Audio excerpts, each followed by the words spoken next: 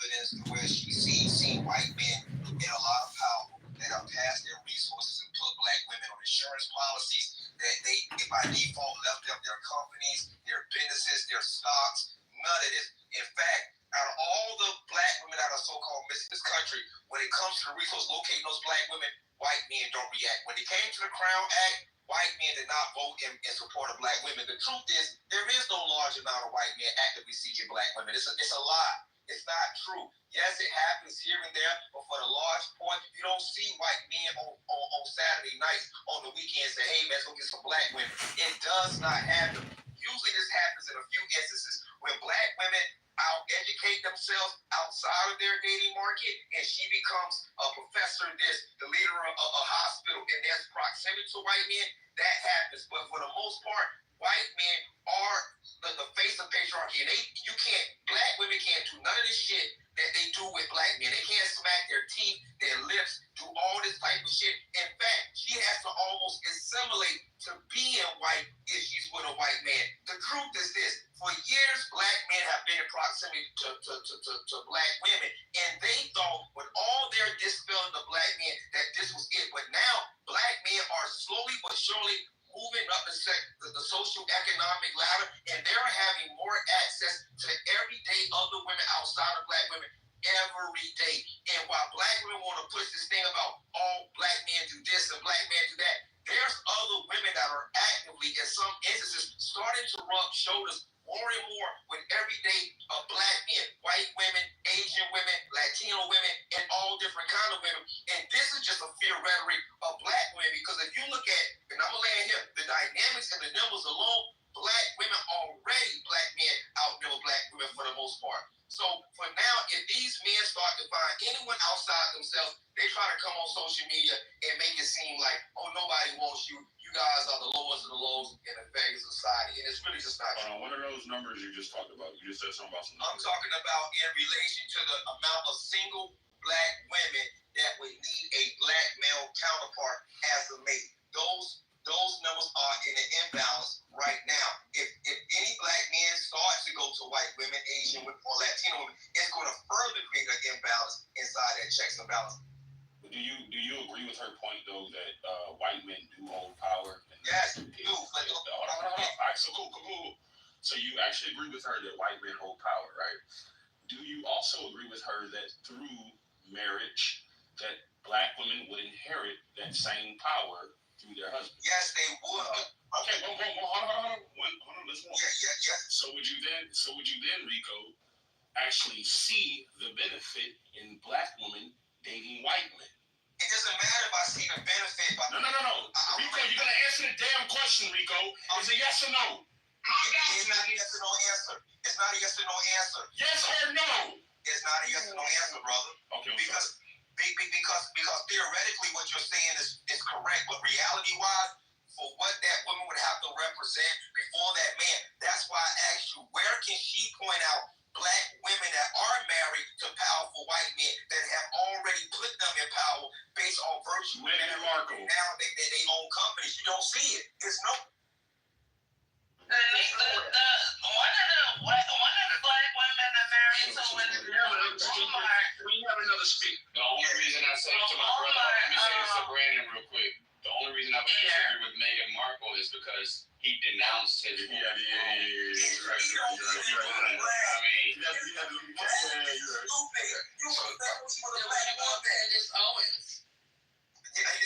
another example. Another bad example. Candace Owens is the breadwinner. She makes more money. What y'all realize is that their complexion alone has more power than you niggas holding your head in any fucking day. So, and that's to say a lot because I'm female. So their complexion holds more power than me too. I get it. But you're not seeing the bigger picture. When a black woman, whenever she does, I know it doesn't happen a lot according to you all, but when it happens, when she goes to the white man, however that shit goes, that power alone, her proximity to that whiteness gives her more power than you can ever have. Even when you decide to marry or get with a white woman, you don't hold that kind of power.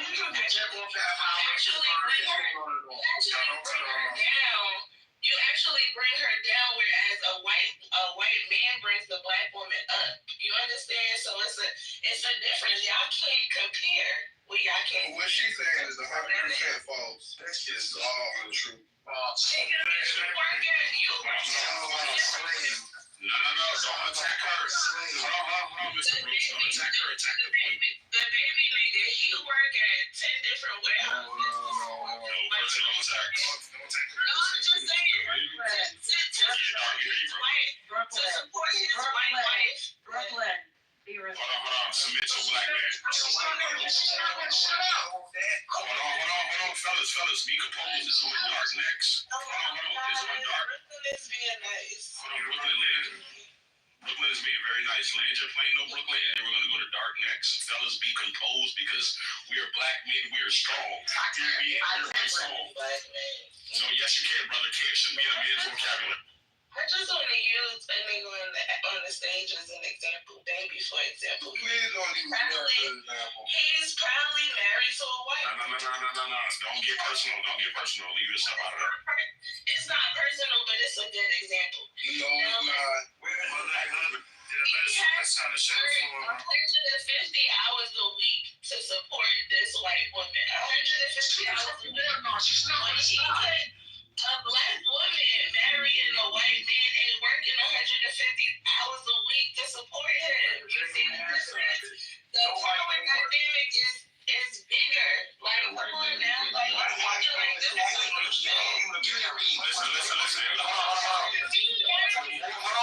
on. The more y'all cut her off, the more time she gets to speak. Y'all gotta be composed. It's on dark smart next. Go I ahead. don't like crackers. I don't like how they smell. I don't like how they look. This is not a me thing. Don't ask me about me, okay? I'm just saying, in general, when a black woman get with a cracker man, she comes up, and y'all don't have that same fucking proximity or power, and that's just All right, cool. I just want to say this real quick. I'm gonna let Dog have it, but I just want to say this one thing. And I actually would agree with her because a black woman who gets with a white man, she actually saves him money because she doesn't get her hair done. She doesn't get wigs. She doesn't lay down her baby hair. They usually go natural.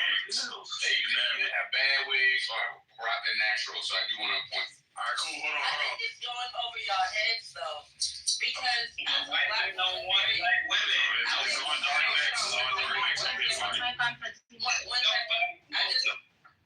I just want to say, right, as a black woman who dates a white man, if she does, however, divorce this white man, especially if he's wealthy and she has kids, she does take a lot from that relationship. She doesn't come out on top, right? That's if you're divorcing. Now, if a black man is divorcing a white woman, Hold on, brother. if a black man is divorcing a white woman, he's gonna lose a lot more than gaining anything. Okay, now name. No. Hold on. It's on dark. Hold on. We gonna let you get in there, brother. Before dark, one sec, Boogie wanted to play a clip. Man, fuck that nigga. Yeah, fuck it. Let's do Go ahead, Boogie. Go ahead. You can go first if you want. Go ahead if you want to. Now I really want her to name some black women who divorced white men and got a bag. Name them. We will. Hold on. Hey, go ahead, Dog, with your point, bro. Go ahead, Dark. She's confusing power with privilege. That's it. She thinks it's power. Power is basically I'm able to make the outcome mine and mine alone. Privilege is easier for gender, easier lifestyle. She don't know what she's talking about, so let's move on. Let's go, Dark. I said, it's funny that you're talking about this because I was just watching an interview with Ari Spears about the same topic. And it's so ironic. I was watching it yesterday, actually, and it kind of correlates with what y'all are saying. Hey, shout out Rico and Ye, man. I ain't seen y'all since season 1, yo. Crazy, man. Long time no see. What's up, lady?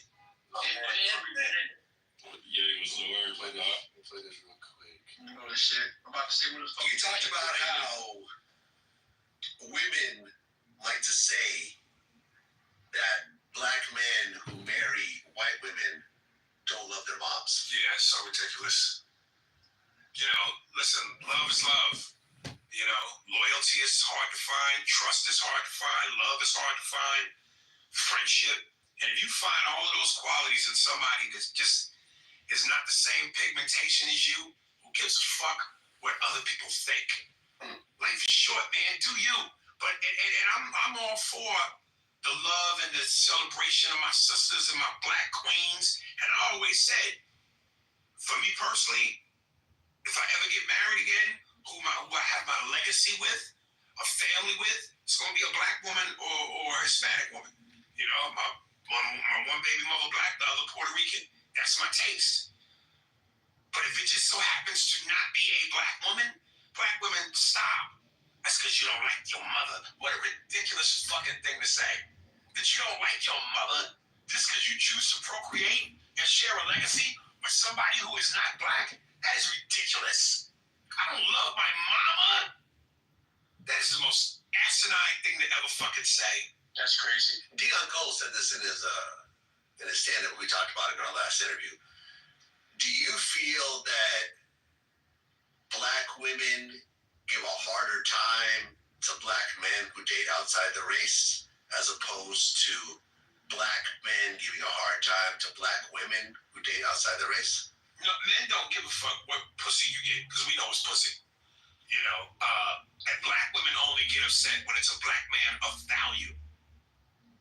You're Denzel, you're Michael Jordan. If you're the I call him Pat. He's cooking. But he was cooking, but he had cooking. I'm gonna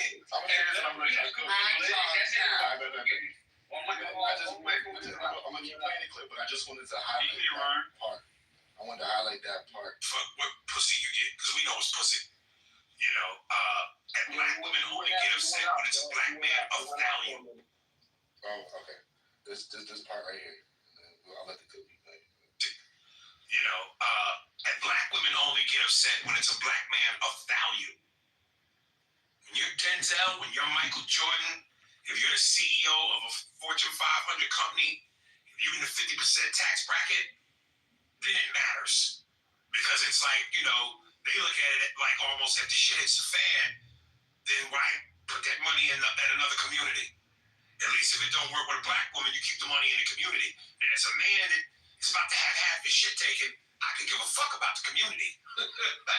Don't take half my shit. You know what I'm saying? I'm not thinking about that because black women fuck black men over in divorce court just as much as white women. True. So let's stop that myth that somehow being with a black woman, because that's another thing they say. See, that's what happens when you date outside your own. Man, please. A black woman will take a man to court just as fast as a white bitch. Oh, yeah. I mean, I don't know how many basketball. So I'll stop that unless y'all could. That man was fucking bullshit. You gotta take a black man with money to I'm gonna put the court. link up top if y'all want to check out that interview. But I know earlier somebody was asking about some examples of what I was talking about with black women winning when they date outside their race. Serena Williams, for example. Eve, for example. They have money already, like Eve, for example. Okay, and so thank you. You're right. A lot of those women have money, and a lot of those men have even more money. So what is the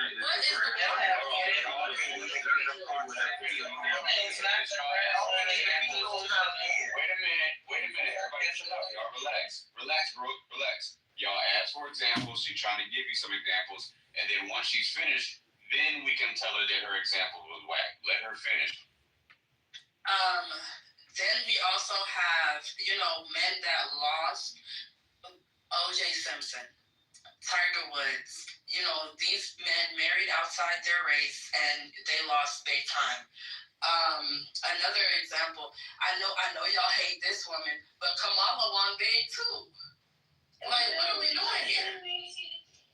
When it comes to Kamala win, how did Kamala win? Kamala is married to a white man who has money too. You name men that the average black woman would never have a chance to be a And a lot of you men are talking about yourselves like that you'll never ask. You keep That was a good point for people. First of all,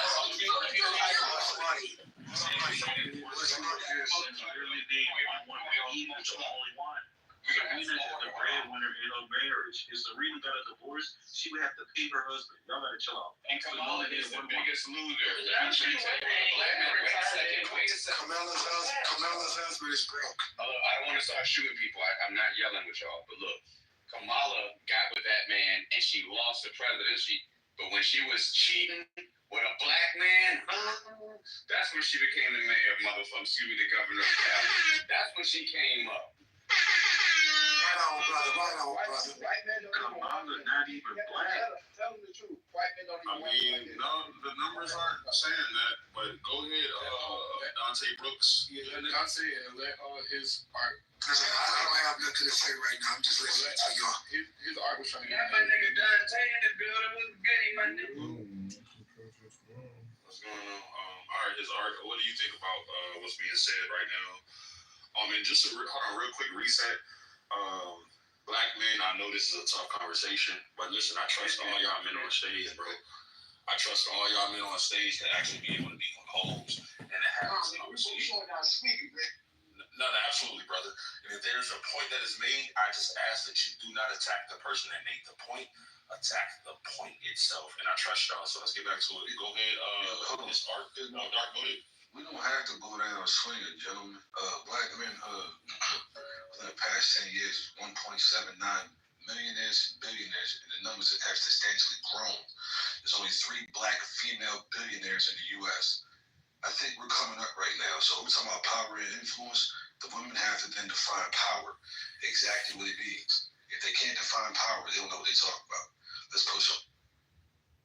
So I got a question. Let me ask him a question. What industries do black men control? I didn't say control. Sports and answer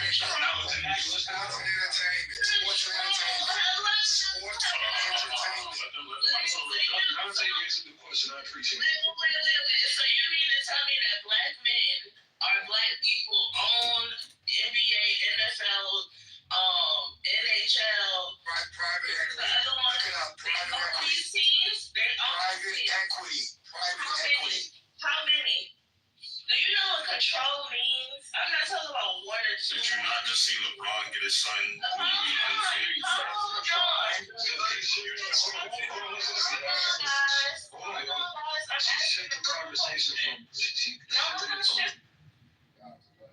I'm not shifting anything. You said that it was all of these billionaires, and I'm trying to figure out, well, what industries do they control?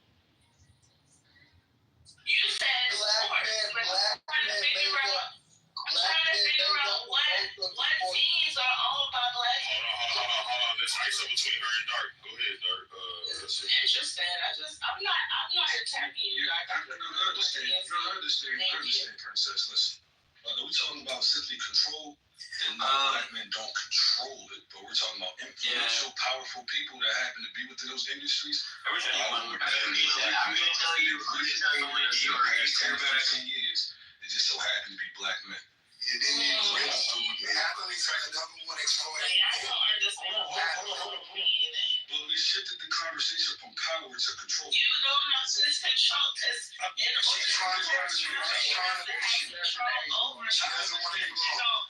in order to have power, you have to have control over something. You don't have this. You don't have control over it. You don't have power. Black men do have control because they make up majority of the team. So without the black men,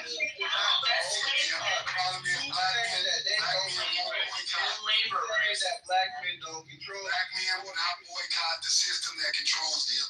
That's the only point she has of power. Those particular infrastructures are racist driven. They're going to block out black people.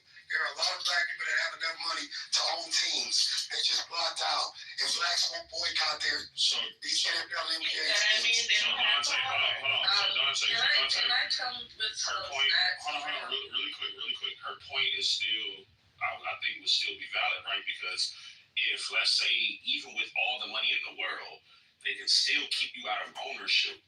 That still means that they hold the power, right? We see that with athletes that have been blackballed, like the Colin Kaepernicks and shit, right? All the talent in the world. But once those white men got together and said, nah, fuck dude, it was fuck dude. Right, so I don't think you all, just because we can say that black men dominate in basketball and in football and shit like that we have that power, because guess what? The moment that they want to get together and get you the fuck out of there, they will get you the fuck out of there. That's all. So go ahead, go for the only industry, the only point that we had was about the money being made. Right? I just want to add some insight for you all. So I looked up the percentage of power, right? Because there's a difference between power and control. Power that black men have in America. Black men in political representation hold 4% of U.S. seats. That is 3 black governors as of 2021. No black men currently serve as governors right now, right? Federal cabinet, 2 of 24 cabinet members were black. Corporate leadership, only 4 black CEOs as of 2023, down from 6 in 2012. Top 25 companies are just 2 black men. That's Ken Frazier of Merck and Al Kelly of Visa. Oh yeah, he is. Then in judicial and law enforcement, 1 black justice, Clarence Thomas, out of 9. Police chiefs, 14 of 25 largest police departments are led by people of color. The wealth gap. Median black household wealth is $24,100 versus $188,200 for white households. Black men face higher unemployment and wage disparities. Entrepreneurship. Black-owned businesses receive 1% of venture capital. Media and entertainment. Black men dominate in sports and music, but hold limited executive roles. Example, only 2 black studio heads in Hollywood. Political takeaways, so that's just that. I just want y'all to remember those things. Well, there's more black studio owners and studio heads now. And you just named just Hollywood. They're more than that. I mean, we can go and do a deeper dive, but I'm just doing the surface level right here. But hold on, Fatty, and that's a great point. I'm glad you brought out all those stats and facts. So why are black women being so mad when a black man goes out and gives him some milk of magnesia? Because they realize that the nigga that they mad at is out of their fucking league in the first place. Well, I think that's black women. No, they're mad because the man that they overlooked has the power now. That's the issue.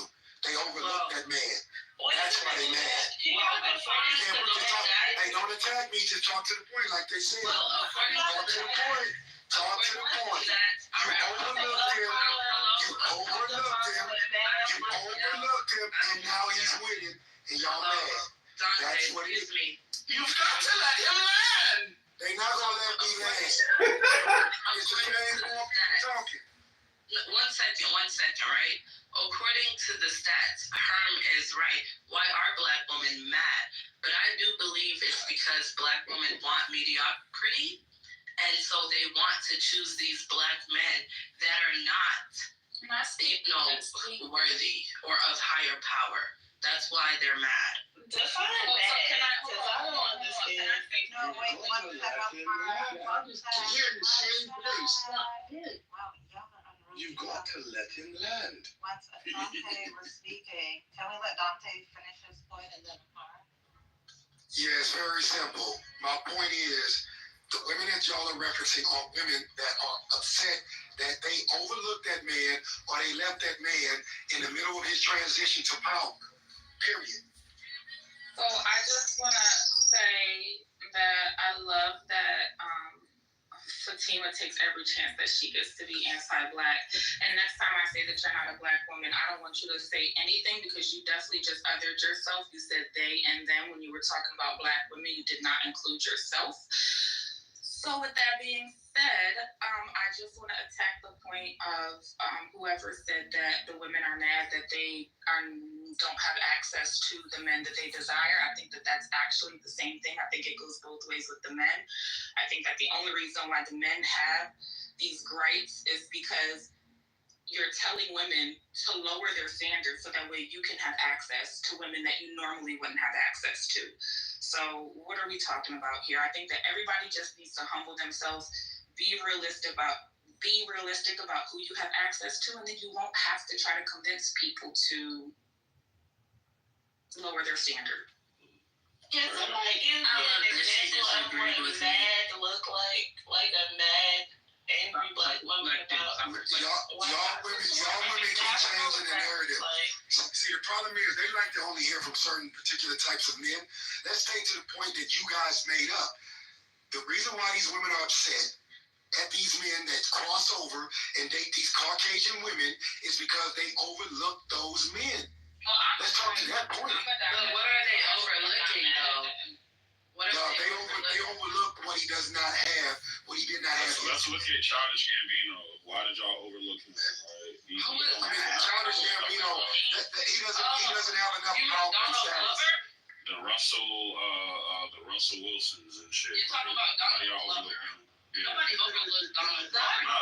So you want Donald Glover? City. He was with Janae. I get it, you guys all. If we're focused on just like money, because the power thing is irrelevant, to be honest, because it's not there, it's not on our side. On average, black men out-earn black women. Black women might be more educated, but if we're looking at the numbers, black men do make more money than black women. So what's the issue, black women? Like, how are black men at the Every race of men make more than the women. Hey man, black women are starting to make more money than black men. Y'all are saying that shit in reverse. Black women are in the banks, getting real money, starting businesses, and black men are lacking. Let's just Men are keep it supposed to make more money than women. But they don't. They're not. Hold on, Dante. So what do you think the solution is, right? When you're saying that, okay, you're saying that black women are starting to earn more, but then you also acknowledge that black men are starting to get their shit together and earn as well. What do you think the solution is so we're not having these types of conversations on Clubhouse where black men and black women can't like coexist and can't be partners and actually, have a well put together household? What do you think the solution is? Yeah, I don't think black men, I didn't say that statement. Black men are not getting their shit together. So they're not. Black niggas ain't shit. No, I ain't saying that. I'm not saying that, but the majority of black men are lazy, bro. They not hustling. They not hustling. Let them cook. Go ahead, though, Dante. Yeah, and I'm not saying this to tear down my brothers, but in reality, man, these black men are not creating shit. We're lazy, man. Look at the ghettos around America. They killing up shit, and a white man is coming in there taking our real wealth, which is our real estate. We don't own shit. Show me where black men are advancing in high numbers. We're not. Bro, women are. Black women are. Let me land, G. You got to let him land, G. They're not going to let me land because the reason why they're going to attack me because they already have this preconceived judgment of me. But here's the reality. A lot of these dudes, man, they don't got shit. They don't got shit. And the problem is they got ego. They will not date a woman that's doing better than them because black men are jealous of black women that are outperforming them. That's not true. That's a fact, bro. Then why you ain't got a woman that's making more than you? It's an ego thing. No. Let Dart and Dante have this. Go ahead, Hey, bro, listen, I ain't trying to argue with no man on here. No, I'm just thinking to the point of what it is. You're not outperforming black women. And black men don't understand that. That is true. Minority black women are more powerful when it comes to the banking infrastructure, and men won't build with black women. That's the fucking point. Let Dart go ahead. Yeah, we outperforming in tech, real estate, finance, construction, business, applications. We're definitely outperforming. What are you talking about? In the number. Hold on. I'm not lying because you can look it up for yourself. I'm talking about you. I'm talking about Dante. Well, the brother, yeah. Hold on, brother. We got it. You know what I'm saying? It's all good. But yeah, niggas are not intimidated by women with money. It's how women act when she get money. It's not intimidation, it's annoyance. Y'all keep trying to use that intimidation word or scare word or whatever. Y'all niggas sound crazy as shit when y'all speak like that. Who are they outperforming? Yeah, bro. Who did black women, number one. Okay, because we're your only competition. What about the other races of men? Okay, races of men too. Hey, right? black men are listen, man. Y'all talking Even about within those same you got to let them learn, G. Hold on. Even within The those computer same can industries. outperform your ass. Even within those same industries, black men are now doing $100 billion deals. They wilding the fuck out right now. Y'all not giving them credit. Hold on, we're not talking about one off. We're talking about a plethora of men. I'm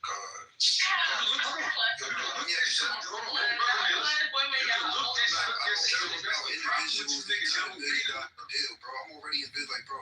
So, dog, tell me, are you in tech? I mean, whatever. What you want to talk about, man? What's up? Brother, you started a conversation. First of all, you said Dante's statistics was trash, right? Then you made a statement about black men as being more black men than women in tech. And I'm asking you specifically, are you in tech? Because if we can't go by statistics, then clearly that means that you can go by like your day-to-day activities. So if you in tech, explain to us what that looks like, right? Because I got a wife that's in tech, my nigga, and she been in tech for like 3 years. And anytime she go on a fucking Zoom call or it's like classes, I don't see no black brothers, bro. None. So I'm trying to figure out where you at in tech. So I'm not. Listen, I'm not saying that it ain't no, but I'm not saying that it's none. I'm not saying that it's none.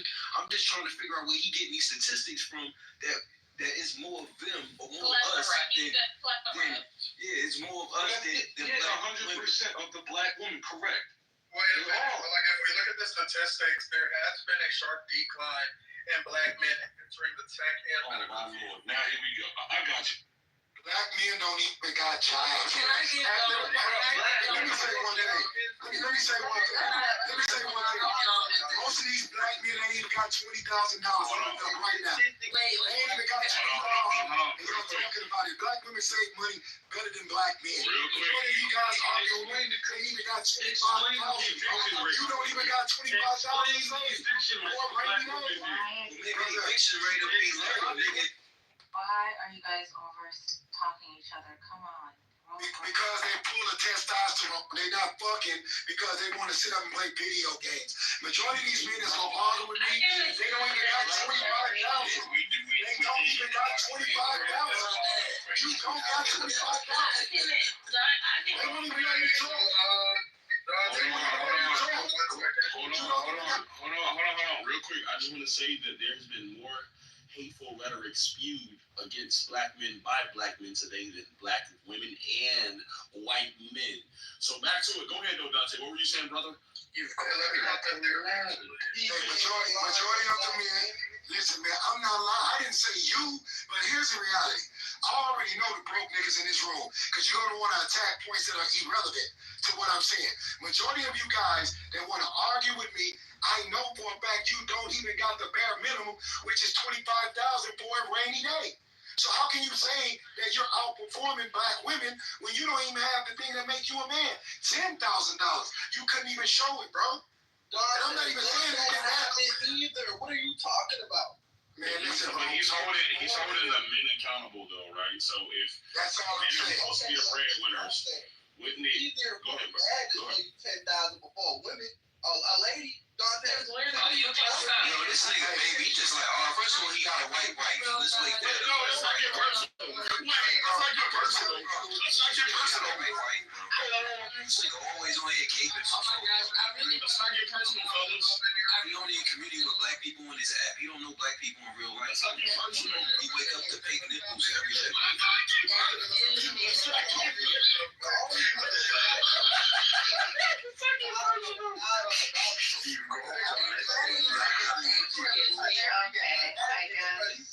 So it's not your personal. Guys, one mic or we'll just start shooting to the goo and bang you up by 2 by 2. This is annoying. Can I hop in here just? I just want to say, can I just break it in real quick? Because the black man wasn't wrong. Because all of you are right? All of you are right in your own points. Black men typically earn more than black women, reflecting broader gender and racial wage gaps. Black men earn 0.94 cents for every dollar earned by the white man. Black women earn 0.67 cents for every dollar earned by the white man. This means black women earn 30% less than black men relative to white male earnings. However, unemployment and labor force participation.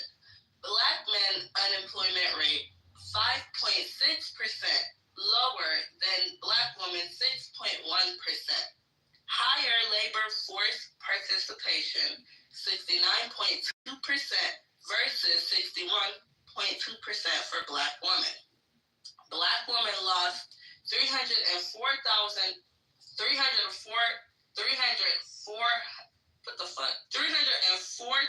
jobs between February through April 2025, worsening their economic position. Black men more likely to work in higher paying sectors like construction, transportation, or skilled trades. Black women overrepresented in low-wage service jobs, healthcare support, childcare, and face a double penalty from gender and racial bias. Black mothers earn 64 cents per dollar paid to fathers, exasperating the gap with black men. Fatherhood often boosts men's wages with the fatherhood premium, while motherhood reduces women's earnings. Bro, can you use some sound effects with this shit, bro? I can't. I don't have a child. It's information. If you have custody of the child, right? When majority of the women do, don't y'all get like between like $5,000 to $8,000 per child? Not black women, no. No? For a child, it's crazy. No, niggas is barely making barely making child support, baby.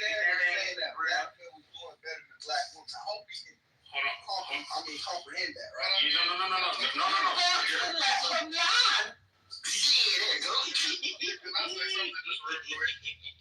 Just going back to what Dante was saying, though, he wasn't wrong whatsoever. If we look at the wage gap between black men and black women, it is decreasing year over year compared to that of white men versus white women. Why is that? We can look at the statistics. Since 2021, black men have decreased in attending and graduating college by 14.3%, while black women have increased by 11.9% in the STEM fields. We're not graduating or attending college as we used to. And due to that, we are seeing the wage gap decrease. And I think that's what Dante was speaking to. Black women are starting to do better than black men. It's not that they're doing better across the board, but we are starting to see that trend of black women attaining their degrees and entering high-paid sectors. Did y'all not ask me that? You got to let him learn, pussy. You've got to let him learn. Because they got to let me land. I think what I'm trying to tell you. Anyways, just like I say, I understand as black men we don't like to hear this, but let's instead of trying to bicker with women, we try to bicker with ourselves and figure out why we aren't attending college at higher rates, why we aren't graduating at higher rates, why we have a 65% college dropout rate compared to a 32% dropout rate for black women. Why are our rates so high when it comes down to the negative aspects, but not the higher aspects of life and things of that nature? Why are we decreasing in college and increasing in everything else? That's an issue. I think that he's actually showing, like, so I think listening to the stage, right, and I'm gonna let y'all get back to it. I think you all are proving a point by trying to compare the men and the women, right? I think that the women and some of the men on stage are saying, no, don't compete with the women. Don't show how you're doing better than the women. Show how you're doing better than the men. Or to the brother's point, speak about how black men can improve, right? Hold ourselves accountable as desk guys. But go ahead. Who's it on? Okay, so We're talking about these statistics. I have a statistic here saying that Generation Z, Gen Z is prospect to be the richest generation ever as a whole. That's the whole generation, the richest generation alive. So when we talking about all these statistics, and I have this statistic saying that the whole generation is supposed to be better than the people 10 years ago. All right? This whole generation of Gen Z is supposed to be better. Okay. However, bro, it's going to be easier. It's going to be easier to get money. Like, niggas, y'all got, I mean, let's be honest, bro. We talk about tech and all this, bro. Like, you got AI. You don't even have to go to business school no more. You can literally prompt AI But he to answer all your fucking questions as like a Yale business graduate and shit. Like, it's no excuse. Yeah, like, it's no excuse for, like, niggas to not get to a bag no more, bro. Yeah, but So, of course, y'all gonna be the richest. y'all have somebody that like we're not You just can't be like we're prompting AI. Let me say this real quick, y'all. Let me say this. Hold on. Let me say this. I think y'all are doing a great job. Let me reset real quick. Shout out Shucks for this room, for this topic. You see the title, Black Women and Rainbows Love White Men, but Shame Black Men for their type, for their preferences. I think we're doing a great job of this conversation, but y'all have to let each other land. Try not to cut each other up, because I don't want to have to shoot anybody, all right? We got the guns locked and loaded, but I want to keep the conversation going. We want to get some folks who haven't spoke yet, haven't had an opportunity to speak, to give some input, but I just want to applaud you guys because y'all are doing a great job. My hands are up, don't shoot. But I do want to point out something to y'all, that there is a demand for electrician and plumbing jobs in America that start at $73,000 a year. So if Black men didn't want to go to college, you can hit up a trade school and get that certificate and start making money off the rip, because there is a high demand for it right now. Let me respond. Let me cook. So look, why is it that Black men have to take on those jobs, right? Y'all always talk about patriarchy, and it shouldn't just be the bulldaggers taking those jobs. Why don't y'all women tuck your baby hairs down off your forehead, tighten your wig down, and why don't y'all get some It's all kind of social media influences that take on blue collar now. Like, that's the new wave, bro. Honestly, like, I'm gonna be able to. You've got to let her land, Jesus Christ. Hold on one second. Fatima responds to everyone. We're now done he was with you, talking girl. to me though. So can I respond? Yes, and then Amara, go ahead. Because I'm thinking Amara is going to tie them lots back and start getting the no face toilets fixing no toilets, fixing no drains, and none of that. She ain't doing that. So I'm saying to get these jobs are in high demand, yes. If Black women wanted to get into those demands, then they could. However, Black women need to be at home to be able to take care of the children, to be able to rear end the house, to be able to make sure that a man has a peace of mind when he comes home, right? And so we're allowing Black men to go out and get these jobs. And it doesn't mean that you have to go out and be the physical plumber or electrician. Then create a company and start teaching others. And the Black woman could be right by your side helping you build that company up. But you got to be able to, start these things, have that initiative, because there's too many Black women at home right now with their babies. I think we're getting the smartest thing. I think we're getting off the topic though, right? The topic is Black women and the rainbow people love white. Hey, hold on, Trouble. I think it was Amara and then it's you, brother. Okay. Yeah, no, I'm saying bring it back around to get us back on track, Trouble. Let Amara reply. And then it's on you, Trouble. Yeah, so actually I'm not even gonna respond to that. I'm gonna bring it back to the point. Me personally, and her, I'm not going out there and doing no hard labor jobs. I'm a kept woman. I don't know who fought for feminism.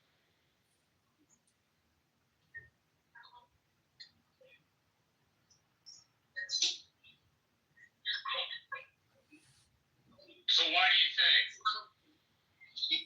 What is wrong with that commercial?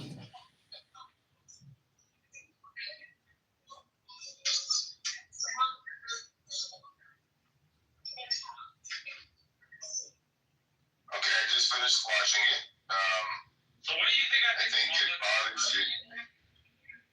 I think you're whoever's anonymous in my room. I don't like it. If you got something to say, get up on the stage. Leave my room and leave it now. What you gonna do? Who's anonymous sneaking and peeking? I don't like people sneaking and peeking in my room. So if I gotta cancel you, I will. I know who you are. You already announced yourself. Sneakers and peekers. I don't like sneakers and peekers. Get the hell up out of my room. Anyway, you don't like that room because you don't like that commercial because of the fact that it paints all illegal immigrants as criminals. No, it's a brown nosing hat. She thought she was important enough to be on national television and had to kiss the president's ass. There's no need to produce a commercial with taxpayer dollars that kisses the president's ass. She can do that on her own fucking time. I think it is so tacky. I think it is like white trash in the trailer kind of tacky behavior personally. You know, I don't understand why I can't figure you out, Marshall. That's a commercial that spreads a message that needs to be spread. You need to let people know, stop coming into the country illegally. I'm sure Trump approved it. And I think you don't like it. Absolutely. For a very petty reason. It's a very good I'm not saying we shouldn't settle. I'm not saying we shouldn't say that part. I'm more pointing that it's a brown nosing commercial and that she wasted money brown nosing the president even though she really didn't need to because she already got it by 50 so I'm very annoyed by that. But I mean it's a small room. So I felt like I could express my annoyance without it being particularly too petty. Right, I just don't think, I can't figure you out. I know you're a very particular individual, but Dr. Adams, if you watch the YouTube clip that I pinned to the top of the room, Marshall thinks that's a commercial that is brown-nosing, should not have been, taxpayer dollars should not have been used to create it. Absolutely. And she should have done it on her own time. They call it a white trash situation. I don't understand this, Marshall. I really don't understand it. So Marshall.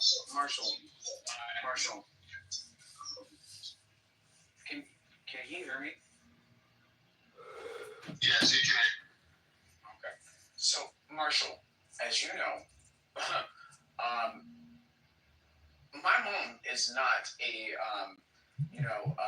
indigenous American, right? And as you know, Marshall, I have family on that side that is serving in Senate. So for me, listening to you talk about illegal immigration and having family members that have been deported, right? And family members that are serving our country, I personally find a problem with the fact that people look at this as trolling. This is not trolling. This is restoring order. Do you understand where I'm coming from with that, Marshall?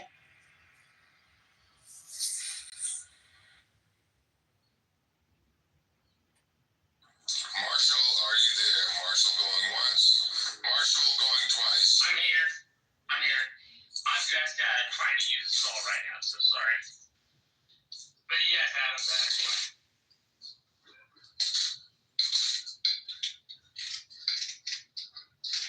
Marshall, have you been to California? When I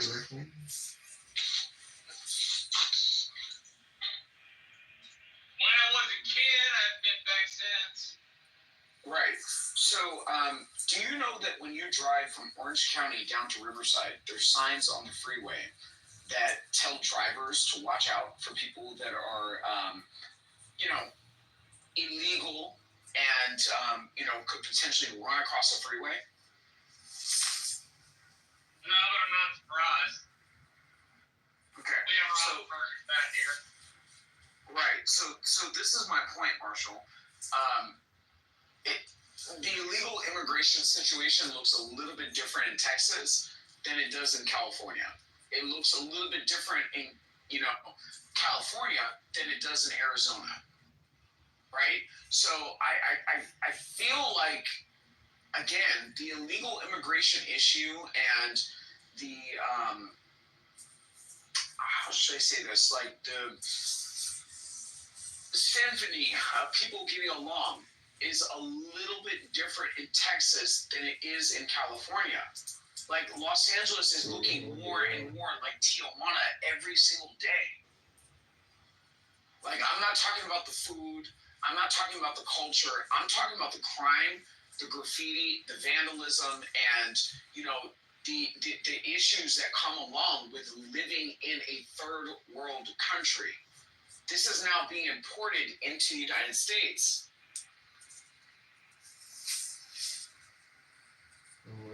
Shit, I can't hear. Like, what the fuck? Hold on, I'm gonna have to come in. Alright, sorry about that.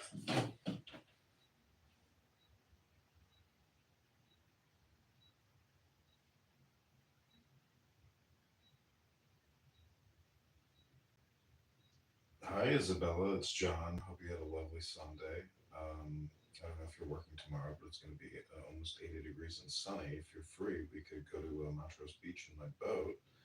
I'd love to see you tonight if you're available. But anyways, hope you had a fun night last night, and I'd love to see you again. Bye.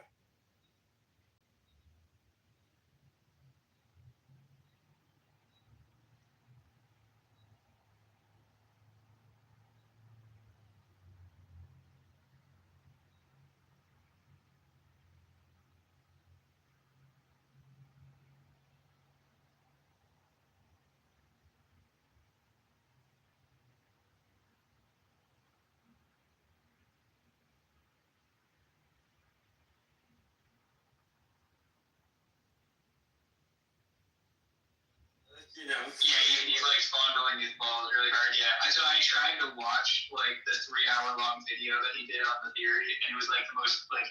I mean, I'm not like a grad level physicist or anything, so of course like I don't like totally understand all these things that are like brought up in his theory, I guess.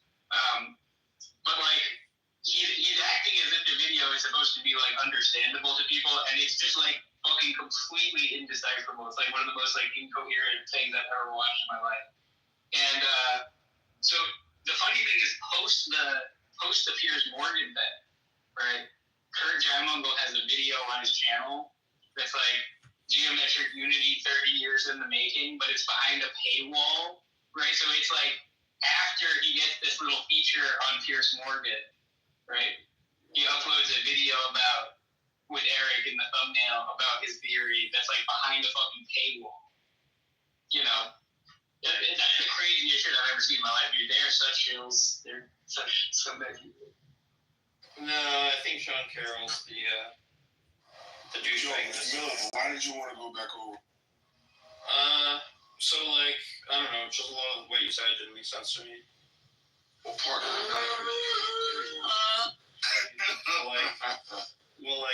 Right, so like when you say, anyway, Sully, what do you think about Millet and concrete is still here? That's like kiss my ass, Sully. I didn't do anything. I'm not saying you should be I'm saying I'm surprised. And smack me.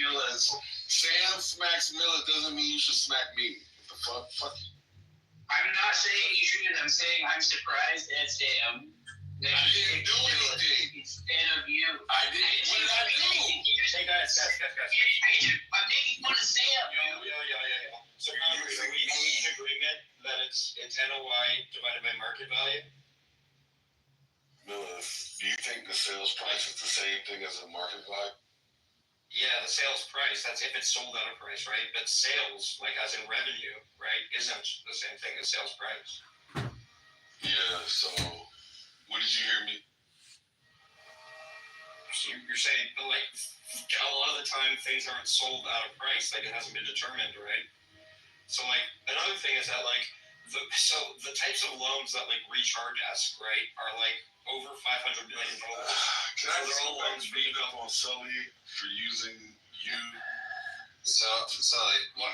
It's because Sam hates you more than Millis. Sam doesn't hate me. No, Millis is theater. Yes, he Concrete was down to let Sleeping Dog fly. Concrete, he was calling you Bigfoot. Yeah, Sam, do you hate me, bro? No, I did not. I said it'd be funny if you You hate me, Sam? You went on a whole monologue about Sam. I said it would be funny if he was, man. Listen, you described it in great detail. Sully, let me explain some things to you. You were right to So what happens? You actually were right. Sully, what happens is that sometimes people play up to the crowd because you've got guests over and you're feeling good. You might have a little wine, so you play into the crowd, right? Doesn't mean that there's some long-term lingering sentiment that exists. Now, he might hate me, I don't know.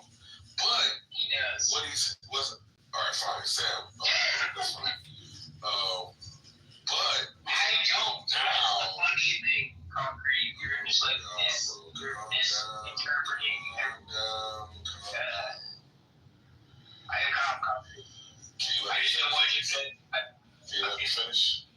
So what you're seeing play out before you between Mills, myself, and Sam is something that spawned earlier today before you were here. It was outside of your presence. So you don't have the entire backstory that we all have, which is why you don't understand why Mills is going down and not me. Okay.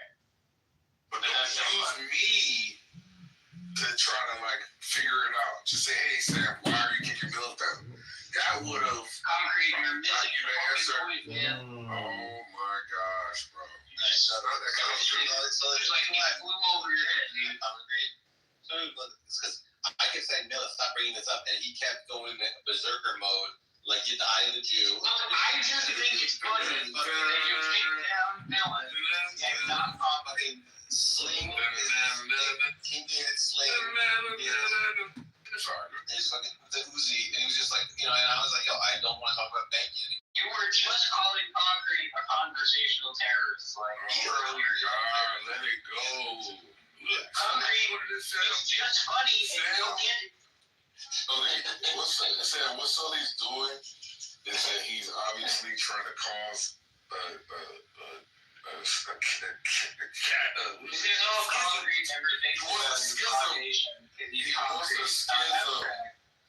He wants a schism between you and I when there is no need for a schism at this moment. I don't even for some strange the whites have figured out divide and conquer along with people accuse the Jews of divide and conquer, but it's actually the white liberalism that they made I'm Irish. Navigate the world without thinking about causation. How dare you? First of all, how dare you? How do you navigate the world in existence without thinking about causation? You just see a bunch of phenomena and you never wonder why. Experience all of these, events, and you never say, where is this coming from? Why is this happening? Mark doesn't believe in causation. He also doesn't think he persisted. Oh, he's fucking, here's the screen against curiosity, Sam, since you were, yeah. You're the concrete monster I got, by the way. Anyway, so, let's go on. Listen, I do love him as a Christian, but he has a very prickly personality such that you could never actually, get close to him in any real way. And that's the sad part about it. He doesn't get the mayor, concrete? Oh, he's fucking one of the best. The fuck? He's one of the best. He's a motherfucking machine. You know how many fucking people Darth has, tutored and shown the way of the samurai to fit what's in the fucking mind? He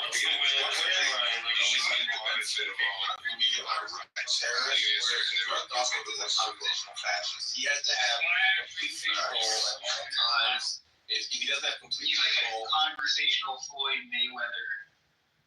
Well, no. He's just. Saying no to that too. He has to be in complete control of everything, or else he fucking starts pissing himself and crying and fucking whining. Whereas Concrete doesn't need total control because he has enough explosive capacity that he can just, can cause mayhem and the. Now Sam is finally realizing Concrete. He's finally realizing, stop being such a fascist. Well, I'm not a fascist. You are a fascist. Are you We're having the intervention right now. No, tell me it back. Wow. Sam is 100% a fascist. Sam has a. What about people who he thinks are arguing for his points, especially? Sam has mixed. He has two different schools of thoughts.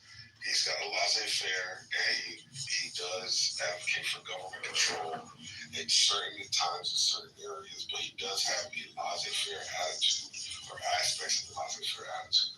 So it's actually a mixed economy. Fucking based. He is an asshole piece of shit. I will grant you that. But he can also let it go and move on. It's not like Andrew, who's like, shit, it has to constantly be. He kicked out Sean the other day. Sam kicked out Sean, and I had to go and console Sean and have a room that nobody joined with Sean. You know why? Because I just I'm gonna just guess without having been there that Sean was being an obnoxious overtalker.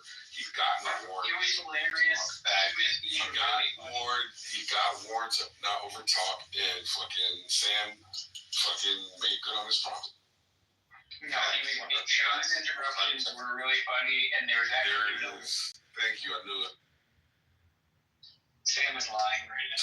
So Sully, do you agree that? You see what just happened there? You exactly predicted what would happen, and then Sully just admitted it without being exactly. Saw through it like fucking glass. You're talking about he was being funny, and you kicked him, and you did not work. So Sully, do you grant that there could be like a indirect warning if, say, somebody else is interrupting, Sam admonishes that person, and then, you know. I mean, I think he got moved down a few times, but thank you. He shouldn't have done. This has come up a million times before. His interruptions were funny. And see, actually, I think the person I had a very similar conversation to this with was Andrew. I think it might have been somebody else, but Sean is hilarious. You have to let Sean get spicy and blow up with people because it's some of the funniest people yelling at each other that you'll ever hear. It's your mind. Sean is no. I have to find this recording, Sam. Remind me to find this where it's Sean and Apollo. It's the most ridiculous shit you'll ever. So I recently started doing a deep dive on the Federal Reserve, central banking. It's so delicious, bro. I love it so much. I can't believe it. Let me give you guys some dollars. What's the mandate of the Fed, concrete? There is no such thing as a mandate of the Fed. The dual mandate. Anyway, there is no such thing as a dual mandate. To keep inflation under control and to maximize employment. Can you just let me go? You're interrupting me. There's no such thing as a mandate for the Fed. Yeah. So conspiracy theory. Can you just chill out, bro? I don't even have any beef with you, man. Well, this is Fed conspiracy theories. Can you just chill? Thank you. It's not a fucking conspiracy theory. Can you explain? Oh my god. Guys, just because you don't like what we have to say, there's still a no interruption rule. It's not a. I wasn't even fuck you. I was trying to get you to play the no interruption rule. I wasn't even listening to what you were. Alright. Continue your concrete about the Fed. So, what was I gonna say? Doing a deep dive on the Fed doesn't mean conspiracy theory realm, because obviously there's multiple ways to look at the Fed, and you can do so in a purely academic, historical way versus a conspiratorial way, or you could combine the two. What I did was I just wanted to look at. You're such a faggot, Scully. What is going on, bro? This is boring. Yeah, you think what the fuck you were trying to argue with Mark about was interesting? You think that was the shit that we needed to fucking hear for today? Anyway, so the point is... We have a hostile audience. You just keep cut the cheese. Is it the Jews to blame? No, listen. You would look at the Fed in this way, or you could look at this way. Or you could look at it as a combination. Shut Shut up. So the documentaries that you want to watch are gonna be The Princes of the Yen, which is going over the Bank of Japan, which is a central bank for Japan, and how that exacerbated their recession and caused like structural changes to the Japanese economy, which was booming after World War II, and then led to their dominance in the 80s, and then obviously the bubble and so on and so forth that led to the recession. I think it was 2000s or 90s into the 2000s, and it just talks about how they prolonged it for the purposes of a structural change. And I thought that was pretty interesting. What did they do to prolong it? They didn't stimulate the economy. Exactly. That's right. So, have you seen The Princes of the Yen? No. I was just kind of like seeing it. Okay. All right. So I would recommend you take a look at it if you were interested in seeing. All right, that's fine. As a banker, yeah, you shouldn't fucking watch documentaries about the Federal Reserve. About central banking and how it affects economies. Yeah. Okay, great. You watch the documentary. All right. And the second documentary, I'm almost done.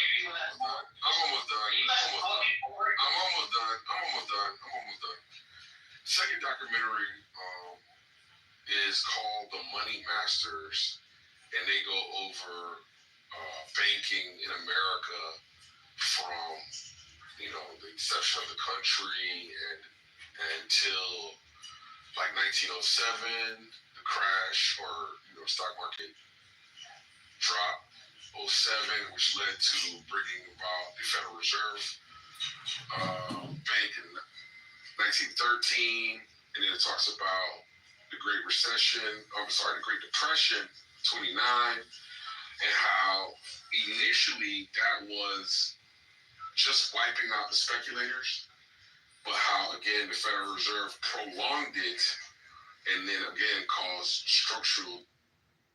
If it is the case that it is a justification present. So you really think that divine command theory is not circular? This is sad. This is really sad. See, that's a separate thing, and that's completely unrelated to what I'm saying right now. I'm saying if it's the case that God says to do this, you don't have access to all of his reasons. You don't either. Oh, that's when that can apply to the fucking thing that he's telling you. You don't have access to the reasons. He could be deceiving you. No, I've already. Yes, he can. I already stipulated that what he says is true. Okay. Your God could be a demon. Okay. How about that? Okay, so what you want is a scenario where there's no question, like we're not even able to think about it. That's what I said from the beginning. And now you're just So what do you think kind of question is that? Is it just a rhetorical? And now you're tripping. What it is it takes the conversation back to where it should be. What the fuck are you doing here? Hold on.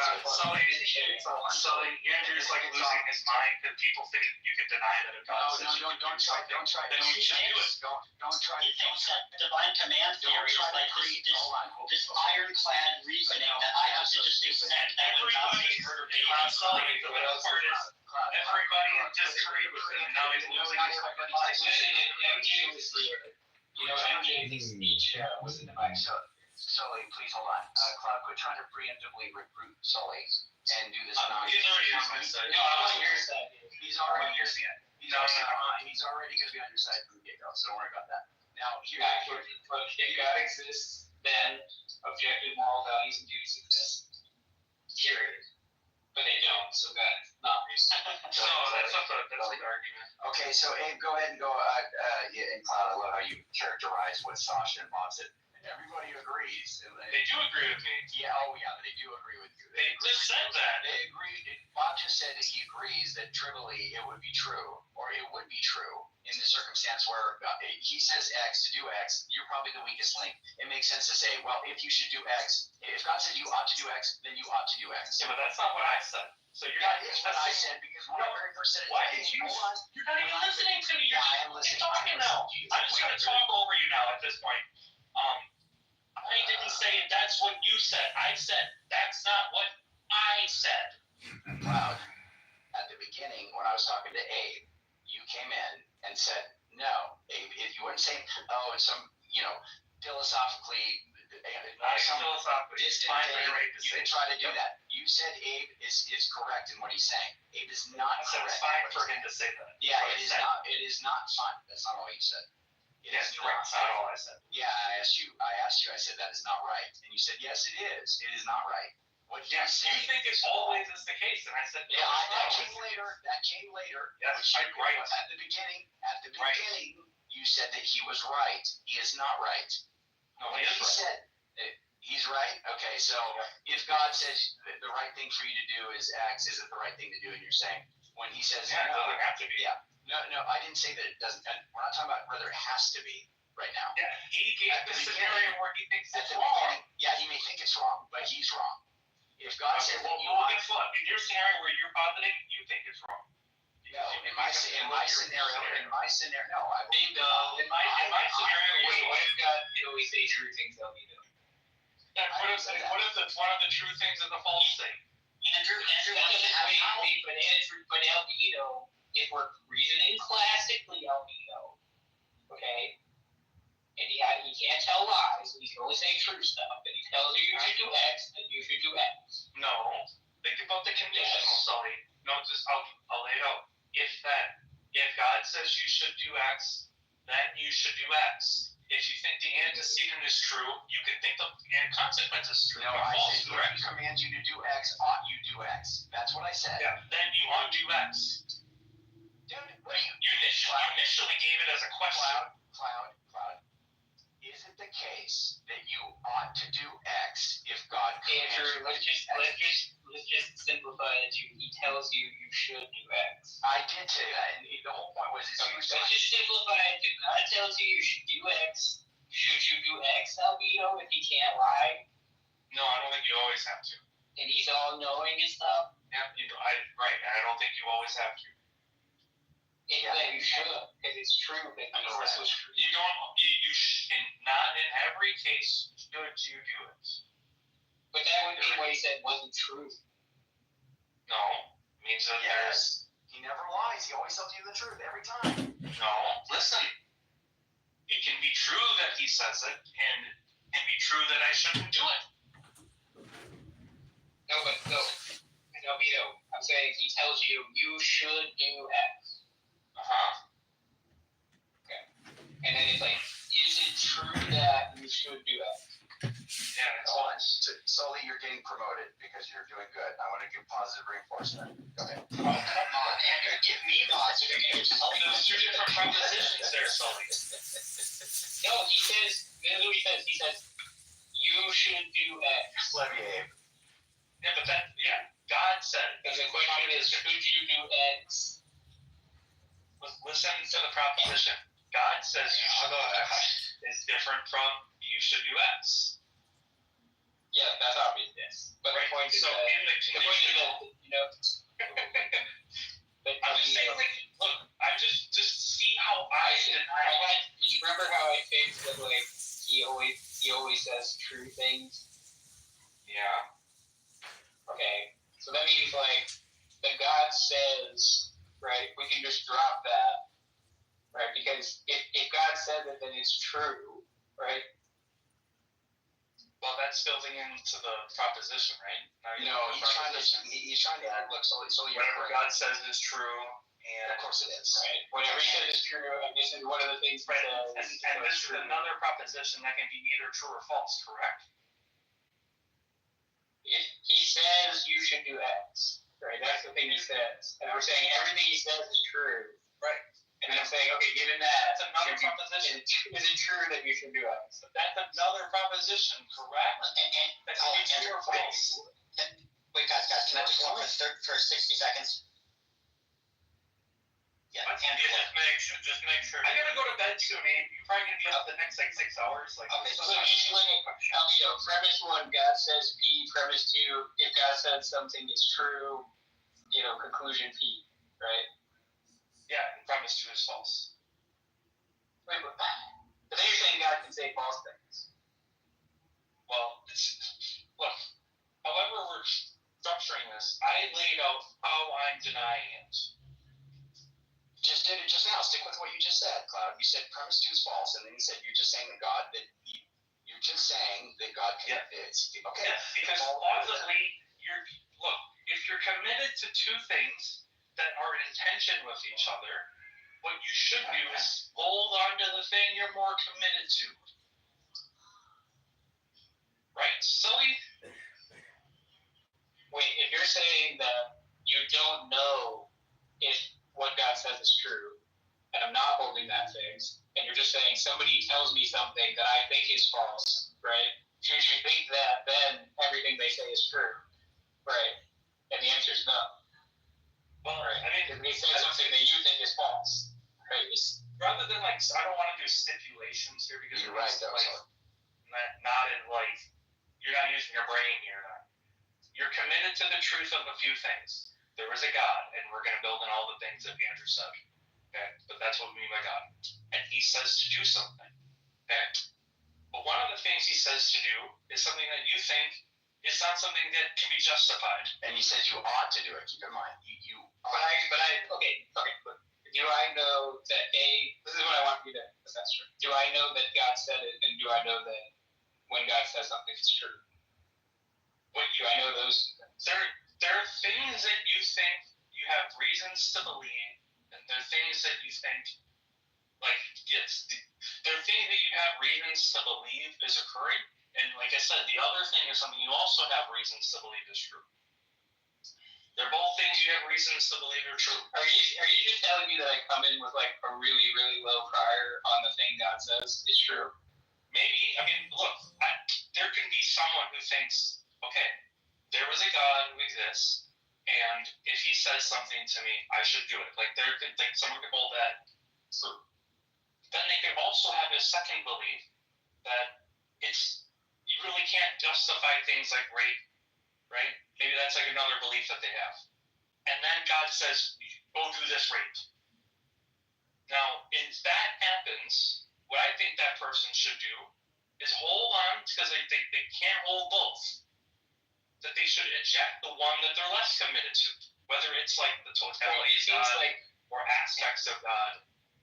The easiest thing to deny is that God said it, right? Well, that's what I think. Well, then, I think that's fine. I think that's fine. Yeah, I understand, but so that's the thing where, in the argument, if you don't, unless you have really strong reasons to think it actually is God saying this, right? But of course, it's a hypothetical you're stepping into, so it's not something in life. It seemed like the hypothetical was that it was for holding fixed that you know that it's God. Yes, of course. And we know He's saying T, you should do X, right?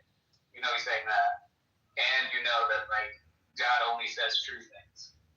Yeah, right. And the rest of it. Am I allowed any other articles of knowledge in this? No, if you hold fixed those three things, tell me whatever else you want. I want to say if you want to bring in whatever else you want. I know that you can't rape. Okay, is it you? So instead of you should X, it's you should rape someone. Yeah, for this case, God says for you to rape, right? It's one of the things He wants you to do. Right. But then, the whole point is that if we're holding fixed that, God says, you should do the rape. Okay. Everything God says is true. Okay. And then also, it's not the case that you should do the rape. Right. Well, I'm just saying. Look, I'm not sure how. And it's inconsistent. Right. It's just going to be inconsistent. Yep.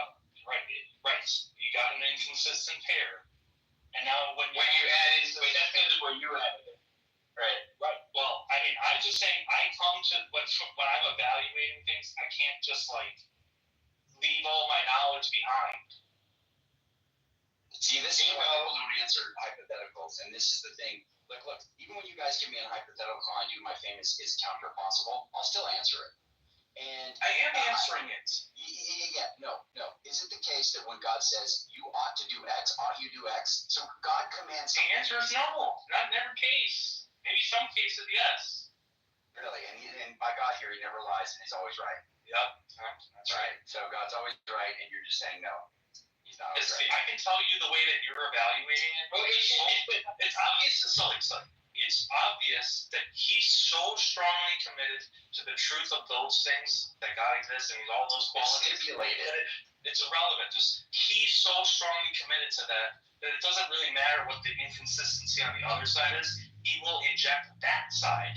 Because that side is not part of the hypothetical. These things are fixed and unchanged. You don't get the change. I'm sorry, you guys hear that? What's that? Not really. Oh, sorry. Just one second.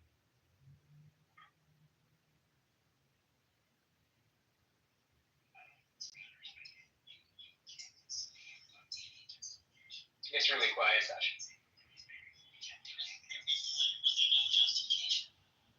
Did you hear that? Yeah, it's literally very quiet. I just want to show you that I'm actually recording. Okay, continue. Sully, can you kick Sully up for violating the terms of service? Unauthorized record in a room. I don't. Andrew just like gave me mods as a joke, bro. Like I don't want to use my mods. I don't want to. You don't want to use your mod. It's not a joke. He gave you mods. He asked to give me mods. I don't want to give him mods, bro. Don't ask me to kick you. Andrew to kick you. Did Andrew leave? He moved to the fucking line. Don't move me to the audience, Sully. Why would you do that, dude? Come on. Don't want to abuse. Don't want to abuse. That's hilarious. Wait, are you not allowed to record here? I don't know. It's like I've been recording physically and I want to make sure this is all fucking wrapped up. Like, dude. So you see what I'm saying? Like, he's just so strongly committed to that truth that it doesn't matter what's on the other side. He'll just check that.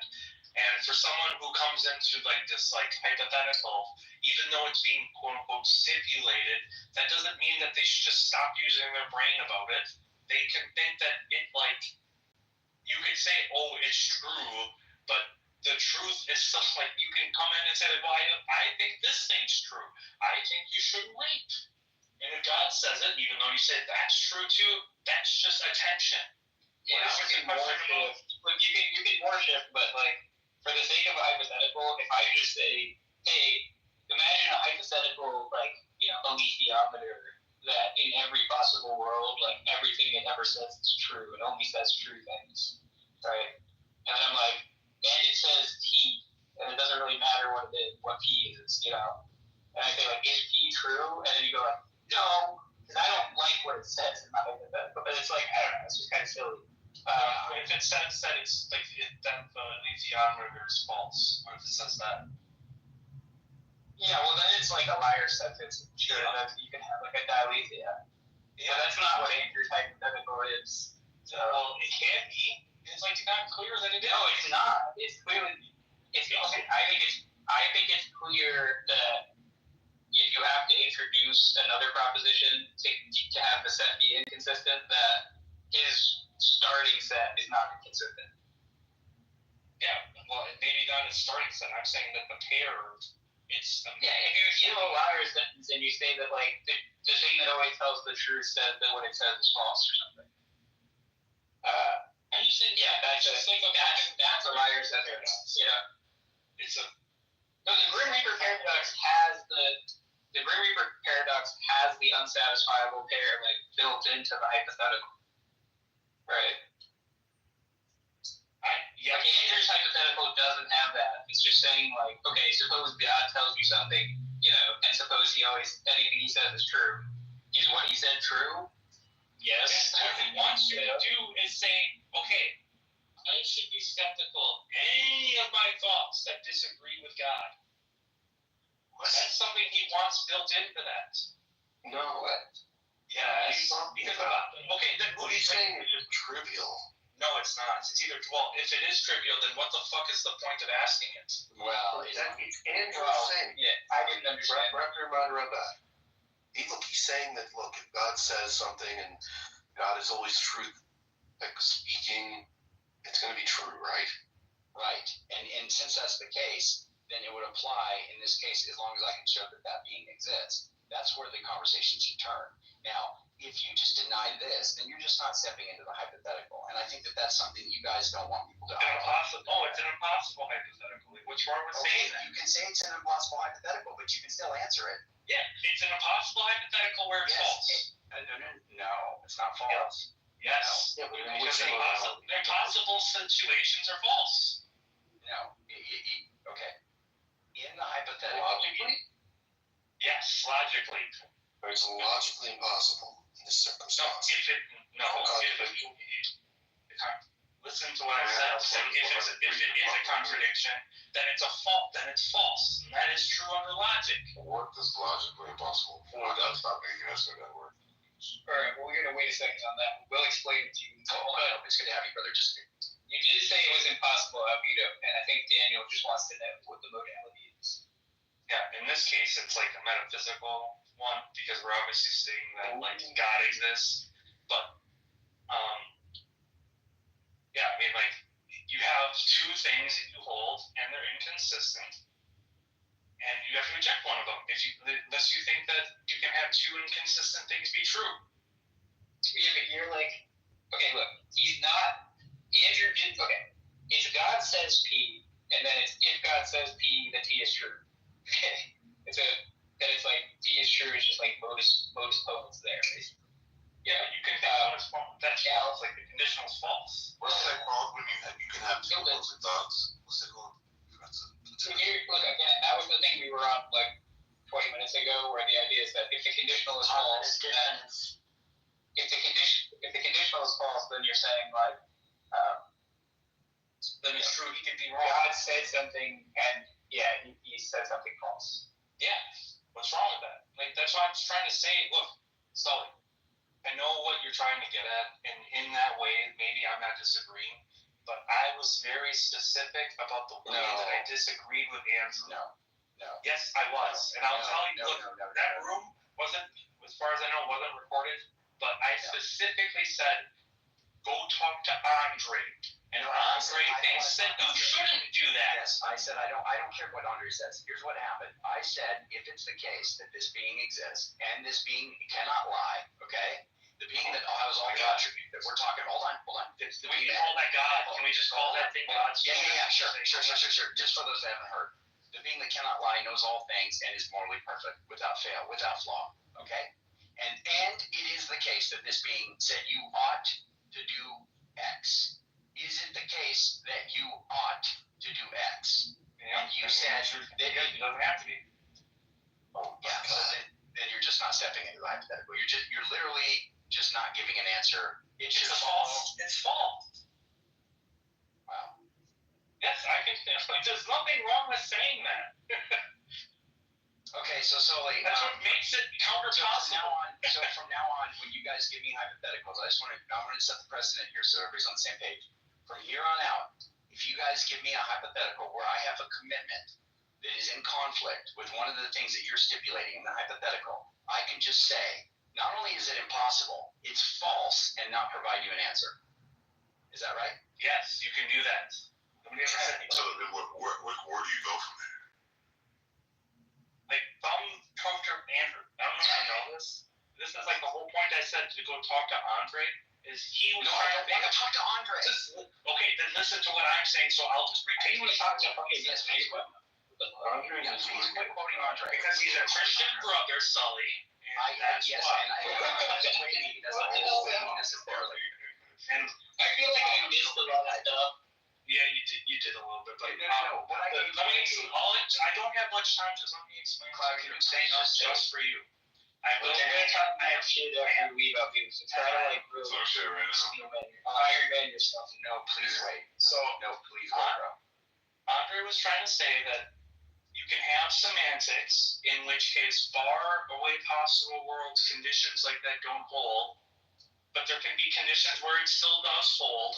So some things you can say in these counterpassable scenarios, it is true. And in other counterpassable scenarios, it is not true. It is false. You can answer either way under counterpossibles. Okay, so Sully, again, so just to be clear, are you going to be Just to fine? be clear, you have to jettison classical logic to do all this stuff, and Okay, cool. So Cloud, that's pretty crazy. And if that's what you're committing to, then obviously we're not speaking the same language. That's so stupid. So stupid. And if that's what you're saying, which is not what you said, if that's what you're saying, then go ahead and be forthright that you're Daniel, don't stir the pot. You're jettisoning. No, I said that's so stupid. Stop, Daniel. You're jettisoning classical logic. Is that right?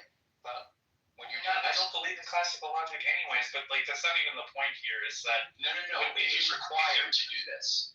Yes, if you use the way that I just said in reference to Andre, Which is what you were saying with Abe, which is not what he's doing, and it's not what he confirmed. I gave you different versions. There's at least two different ways. Listen to me, so I can tell you. Yes, in the way that I just framed it, you don't use classical logic. That's true. I also framed it in a way where it's fine with classical logic when I talk to Sasha. Okay, do it where it's fine, and please present that to Sully. Well, that's the one where you just have you're presented with a scenario where you know that that's God, and he commands that, and you know that it's wrong to do the thing that he commands. And you can only choose one because it's under classical logic, and so you should eject one you're less committed to. Okay, I understand. So Sully, under that, not denying classical logic, then in the future, when you guys present to me a hypothetical, I don't hear any chuckling or giggling or anything. When I just say that I have a commitment that is stronger than this thing that you're presenting, whatever stipulation or element of it that I think, not that. As long as it's in shit, brother. Hold on, Daniel. Hold on. Stop. Toys off the stage. Sorry, mommy. Can you move toys off the stage, bud? So Sully, I hope you're there, buddy. So I was doing stuff trying something. Sully, don't do it. Okay. All right. Just listen. Is it the case that you can say, that I can say in the future when you're presenting this hypothetical that has an element of it that's in tension with something I'm committed to? Is it the case that I can just say, Sully, can I just say, well, that's false. The hypothetical's false. I'm not answering. Andrew, hold on one second. Hold on, Andrew. Can you please continue whatever the fuck, and you and I can get to the bottom of this. And he has to go to bed soon. Sasha's not He has to go to bed soon. Hold on. Andrew, can you please say anything? I will get to the bottom of this with you once and for all. Alhamdulillah. Thank you, Andrew. Okay, look, Cloud, I know you said you're going to go soon. Do you want to make your last point, and then I'll really get into it with Andrew? I think you made some good points. I don't think he's going to agree with you that you're allowed. He has this circular way. He thinks you just have to agree with everything. I'm down to debate, but hold on. No, I know you'll give him help. Yeah, we'll get into the circular debate.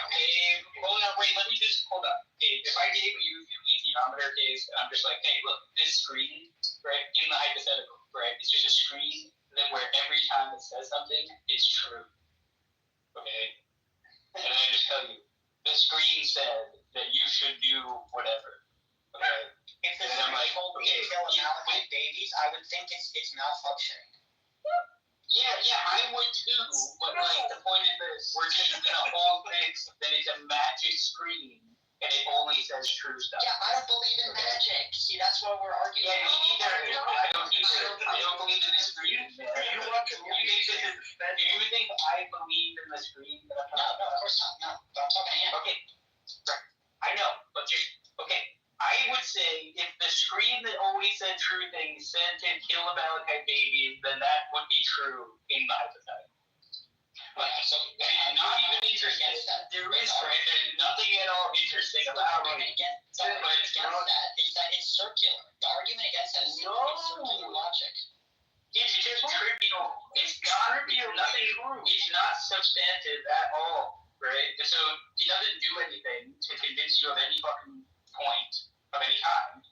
And it's just something you should agree with. Otherwise, you're just spinning your wheels, arguing and tilting windmills. It's a waste of time.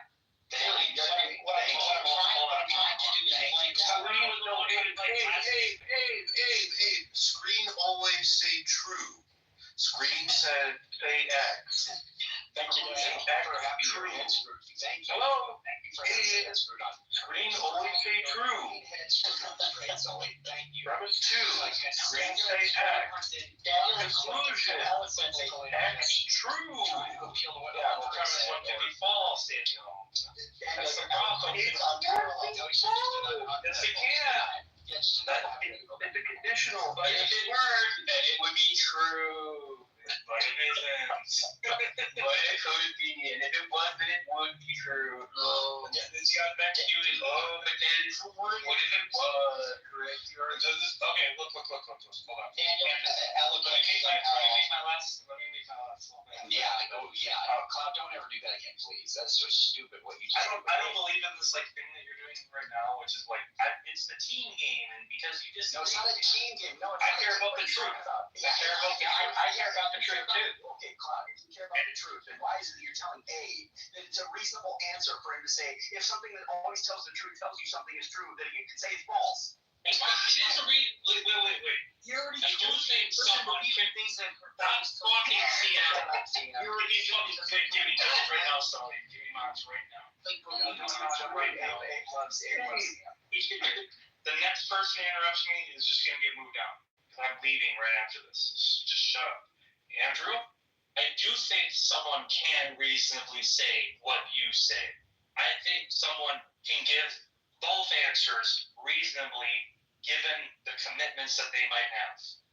I didn't say otherwise. No. I said with Abe, what Abe was saying was false. And he is wrong, okay? Given his commitments, you know he's wrong. And instead of you saying, I don't agree with that. Oh my gosh, okay. It's obvious. It's like so clearly the case why it's like true. Sully, can you look, Sully, I know you're normally against me. And Sully, I know you're normally against me, and I know you love Cloud, and I love Cloud. No, I'm not debating anymore. No, that's fine. You don't have to debate. But if you love Cloud, you tell him the truth. You don't need to say it. He doesn't need to respond. But can you please say, and without denying classical logic, that this is a nonsensical approach, because this literally makes all hypotheticals inert. If somebody stipulates something that you disagree with because you have some fundamental hardcore principle you hold to or whatever, then you just say, or some, whatever it is, then you just say, well, that's just a false hypothetical, so I'm not going to answer it. I do think that you should stop. I think this is a rather trivial thing that, like I said before, nothing substantive is going to turn on this. I already answered that. I said, you're using it in its like acuity sense, but there's no point in bringing it up. No, there is a point in bringing it up. No, there's not. Hold on. Classical. There's not. Andrew, there's. No, that's fine. That's fine. That's why it's vacuous. That's why it's so vacuous. Sully. That's why it's crazy that y'all are having this conversation. I was not making Sully. I was not right. I was not making a case for it. Is that vacuous? It's trivially true that like you always tells you, but it's vacuous. I don't care. That's fine. The point. You understand the point I'm making, Andrew, is that I think Alito should just agree that it's true because nothing important turns up. That's fine. I'm fine with that. Yes, because I agree with that. But the whole thing that I was basically, the reason it matters, the reason I brought it up to begin with, is Abe's like, oh, God said X is bad. And I'm like, well, if God is this and God said X, is X wrong? Is it so bad? And hold on. So the reason I'm pointing it out is to say, well, now what we need to talk about is that being exists. So that was the utility of me putting that forward. Now, if he wants to say, if Cloud wants to say, no, this is a reasonable answer to say that without denying classical logic, then I want to hear it. And what he has put forward, I think, just makes it where all hypotheticals are just basically just rendered stupid. It's just dumb. There's no point in giving somebody a hypothetical wrong. No. I'm saying that your argument is there's different analyses for all of these. I'm making you to wait. Like your hypothetical doesn't build in specific analyses. It just doesn't even build in classical logic. It doesn't. No. You just doesn't. You did not say classical logic. You said it on classical logic, which, by the way, that's just being completely uncharitable and almost borderline. That is not cool, because we're having a discussion, obviously within the confines of classical logic. He's not appealing anything outside of that. No. It is obvious with Dave, and it is for me as well. I deny classical anything outside classical logic. I do not agree. You don't even know what classical logic is. It doesn't matter. You don't even know what you're accepting when you say But he's right that Dave probably. Yeah, I don't think Andrew understands. No, I don't think Dave knows what it is that he'd be accepting. Yeah, but he would be just as obstinate as Andrew on this one. Yeah, no, that's probably true. Yes, that's what I'm saying. So remember what I this is the important part. I did try it, and I don't think I actually even got it out, but either answer hypothetical is vacuous or like trivial, or we can say reasonably that it's obviously okay. Well, I don't know what. Obviously, look, if you're an atheist, the fucking hypothetical is false. It's about God. He's saying, like, in the hypothetical, God says be, and it's like, okay, well, that's not the way I did it. So obviously, I think look, I think the things stipulating are false. I think a Christian can say it's false, Sully. Oh my gosh. Wait, I don't understand. A Christian can say a contradiction out loud. Christian can say, Think about what you've heard Andre. Andre is a Christian, and he says, no, you shouldn't do it. Andre's wrong on things. It's okay. Look, hold on. I just want to be clear that if what we're saying is, like with certainty, that God said it, and also with certainty that if God says something, then it's true, and in classical logic, most code is valid. Okay, then it's true. And you know you can't do it. And you know that you shouldn't do it. If you introduce and you know that he is false, right, then it's just an inconsistent set of proposition. That wasn't what Andrew said. Well, I think. Then how can you even derive things? Well, actually, you're building classical logic. Well, first of all, like, I don't think that comes built in. I mean, first of the way that he phrased it, you're going to try to change it. You're going to try to change it. Yeah. No, I'm not changing it. You literally ask the question. If God says you should do it, you do it? Yep. If which is how this is like just more of your just fucking honesty right now. No. You didn't phrase it in terms of a question. And then you said, well, yes, you are. You're being doesn't matter. It doesn't matter if you're being dishonest? No, it doesn't matter how it's phrased with the way I put it. Yes, no. Listen, I'm going to do it again. If God exists, and it is true that he exists. It is true that he cannot lie. It is true that he knows all true propositions. It is true that he's morally perfect. Yeah, you can say that. Yeah, exactly. This is what I told you. All these things that you told me in this an hour ago. This is retarded. This is like the point that Sasha made to you. Sasha didn't make this point. Sasha didn't make this point. Yes, Sasha understood. Sasha didn't say this my exact words. That's but this is the point that she's making. Well, you're appealing to your champion. You like that? That's what you guys. Yeah. You're appealing to your champion. No. I want to get into whatever it is you want to talk about, bro. I'm totally. Clouds. I don't think it's relevant to what we're talking about. I was getting ready to go to sleep. You're going to bed. But no. I want to, but I don't want you to really draw into this conversation. Okay, but Cloud. If you go on for the next 3 weeks. I put a timer on myself for sure that I'm going to bed at 9:30, which is in 8 minutes. But okay, Cloud, without denying Cloud. I have a lot to say. I just keep waiting to have out to go. I know that. That's kind of why I just wanted to end at a certain point where we just like leave it someplace. Is that fair, Amber? No, they're gonna keep talking to that. No. Okay, so but I want to leave. Can I just get what all right, that's fine. We'll leave it somewhere. Yeah, I have the last word then, because I'm the one leaving. And you're like on the last word, then you'll debate me afterwards. You little Nazi. Hold on, you can have the last word, Albedo, but I want Sully. Hold on, no. I want to make sure. Can you say? Can you just say, Sully, be the voice? I know it's difficult. I said a lot. I've already said a lot.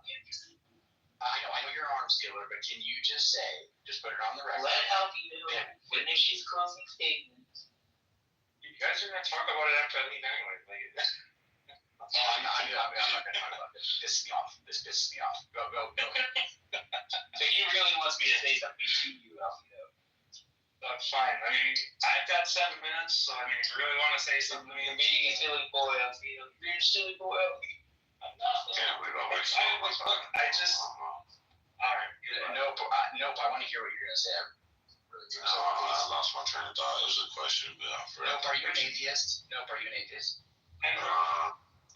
I mean, I thought about it because I sounded like intro. I can't be a believer and atheist, right?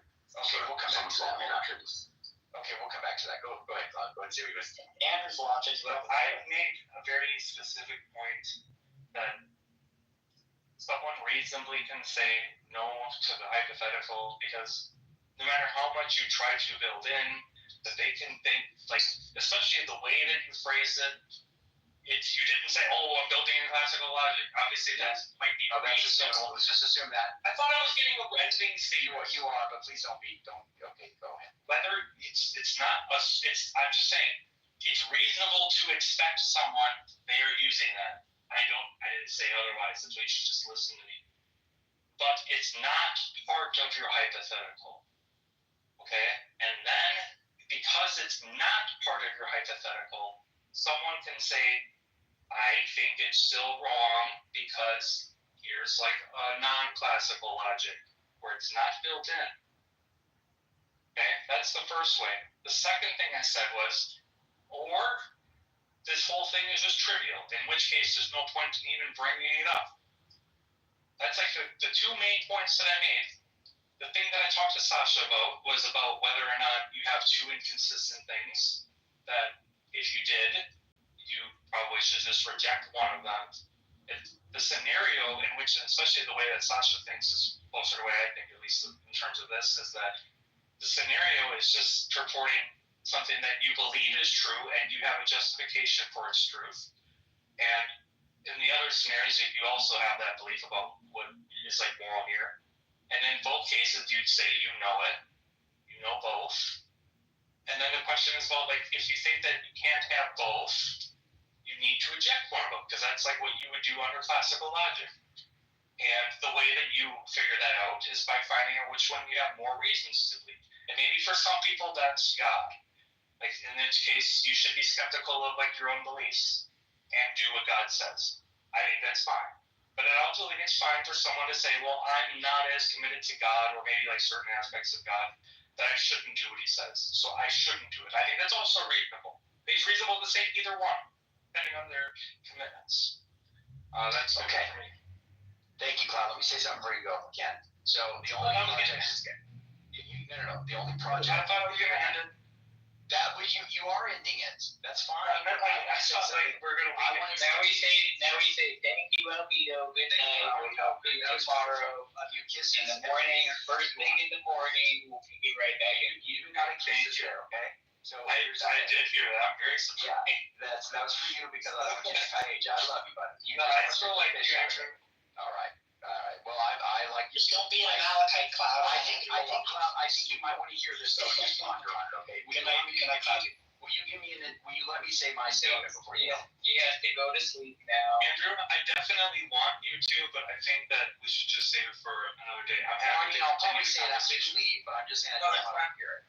Okay. I really do want to hear it, Andrew, but okay, that's fine. We'll spawn the conversation first. Yeah, that's fine, bro. That's fine. I don't want you to get it. That's fine. All right, brother. I respect your patience. I appreciate that you tried. Thank you. See you tomorrow. Good. Assalamu alaikum. Good night, bro. Well, like I get the fish out of here, bro. All right, and here's the deal. So yeah, that's fine. Listen, the only project that he is going to embark on that is going to be failed anyway is the one where he's trying to say that we have two things in tension. The thing about classical logic is already assumed. When all of us are debating and talking with each other and try to call each other out for contradictions, we don't say, oh, well, are you affirming classical logic? Then it's a contradiction. No, we just assume that. Most of us operate by that. Even if we think the true contradictions are possible and all this other stuff, we just assume that. It is just the MO that we have when we are in dialogue. So he should be, and by the way, he never denied it on those grounds. He never said, oh, I'm appealing to something. Yeah, but you know who did, though, is Agamemnon. And he was like, you guys were fighting overhead. Well, that's fine, but I told him, don't. You know who he got that from? I can send you the paper. It's from like a Brandon Reed paper. Oh gosh. Okay. Well, so I was just like, look, if you wanted It's to. about so it's like they have an impossible world semantics for counterpossibles. Yeah. So that you can be a right. So counterpossible. The point is like there's nothing about your hypothetical that's like there's no like strict like logical contradiction in it. You know? That's why I was just saying, look, it's trivial. It's like saying if I have a screen that just says true things, is the thing that says true. Does it say true things? It's yeah. So there's nothing you're gonna be able to do with that in any debate, you know? Like, what's the point of arguing about? I don't know. Well, it's only meant to correct what Abe is. It's only meant to move the conversation where it needs to go. The question then becomes, does that being exist? Because it isn't the case. That's been the question, right? This like whole thing is not anything to do with the question. We don't. You've had a pointless argument about a tautology, and you've been silly. But Sully, for people like Abe though, it's necessary because here's the thing, or at least I think it's helpful. Not necessary, but it's helpful, right? Because if Abe says something like, okay, God in the story, God commanded X. X is wrong. And I say, well, no. Because if God is actually morally perfect and all of these things, right, then if he commands X, is it wrong? He should then say no. And then when he says that, then the question becomes, does God exist? The God with those attributes, right, as defined. That was always the question. I don't know, this is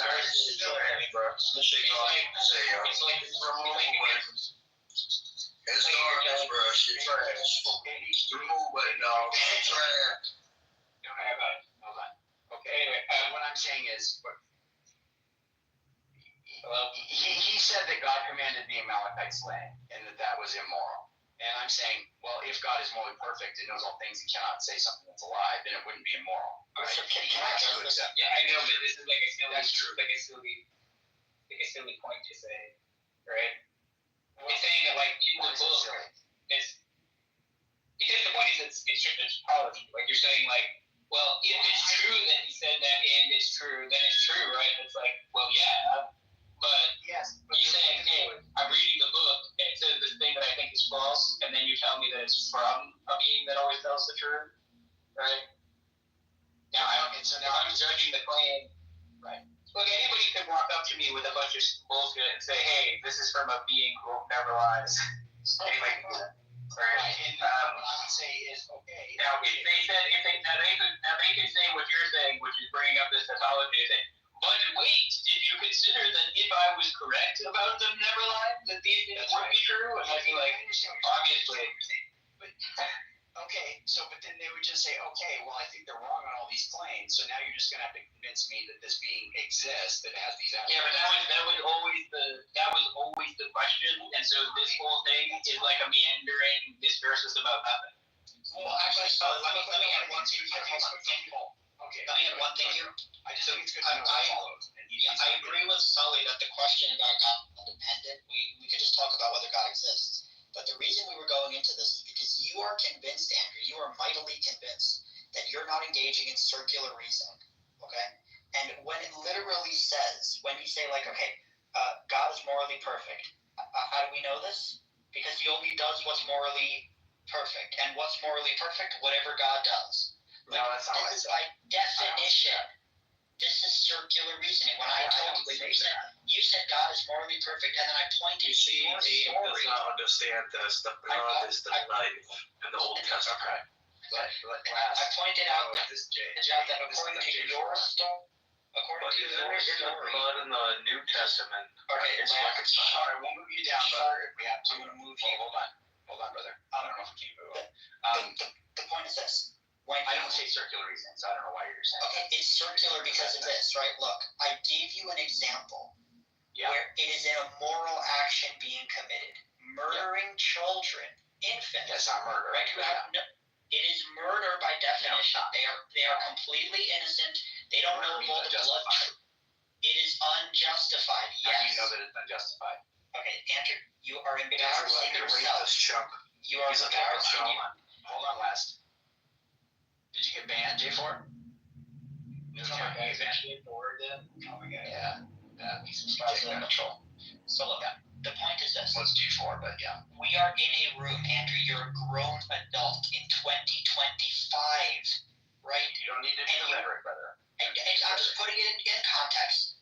And well, when I say it is the obvious 2025. Okay.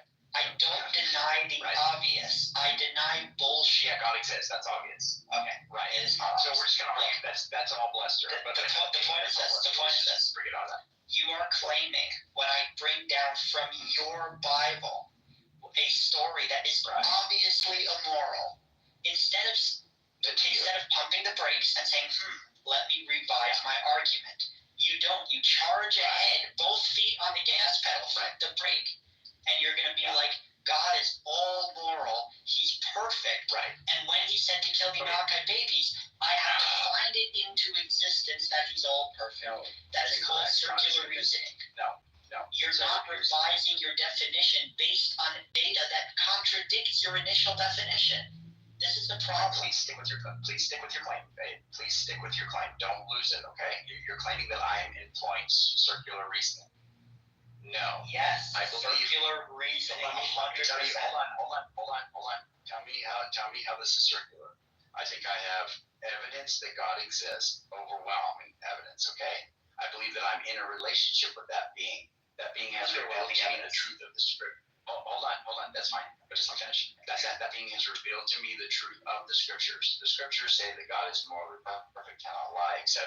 And there's various things that he has done in scripture that convinces me even further that is the case, that he is a morally perfect being, cannot lie, and does what's good for humanity. He has us in mind. He's not doing things out of spite and just being vengeful, etc. Now, literally says God is a vengeful God. It literally says that in the scripture. Hold on. I said just being vengeful. Please listen to my words. He's not just being vengeful. When he does something, he does it for good reason. There are moral justifications for the things that God does. Show me where any of that stuff that I just said is circular. That's not circular. It's circular when we talk about the Amalekites. And when it says, kill the men, women, and infants, right? And I say, Andrew, this is obviously evidence that your God is not morally perfect. And you say, instead of saying, hey, you made a great point, these are obviously brutal, barbaric, genocidal stories from 3,000 years ago. I agree it's brutal. No, don't say you agree it's brutal. If you actually think it's good, it's not brutal by your lights. That doesn't follow. Something brutal can still be good. Okay, let's stick on the morally perfect point. Well, you think it's morally perfect? Yeah, fine. But look, you think it's morally perfect to murder innocent Amalekite babies? It's not murder. Okay, you think it's morally perfect to kill innocent Amalekite babies? It can be, yeah. If I did it, sure. This is a problem. You just said if God did it. Yes. Because again, when you said if God did it, you are remarking on God's actions. You are literally saying whatever God does is by definition perfect. Right, because I'm convinced that he is. And then when I say to you, how do you know he's perfect? What are you going to answer? Reveal that to me. Okay, and how do we know that he reveals the truth? You may not know it, but I know it. How do you know it? I know it because he revealed it. He's the justification. And you revealed it because you revealed it. That's not circular. That's not circular. No, he revealed that he always tells the truth. How do you know his first revelation was truthful? Look.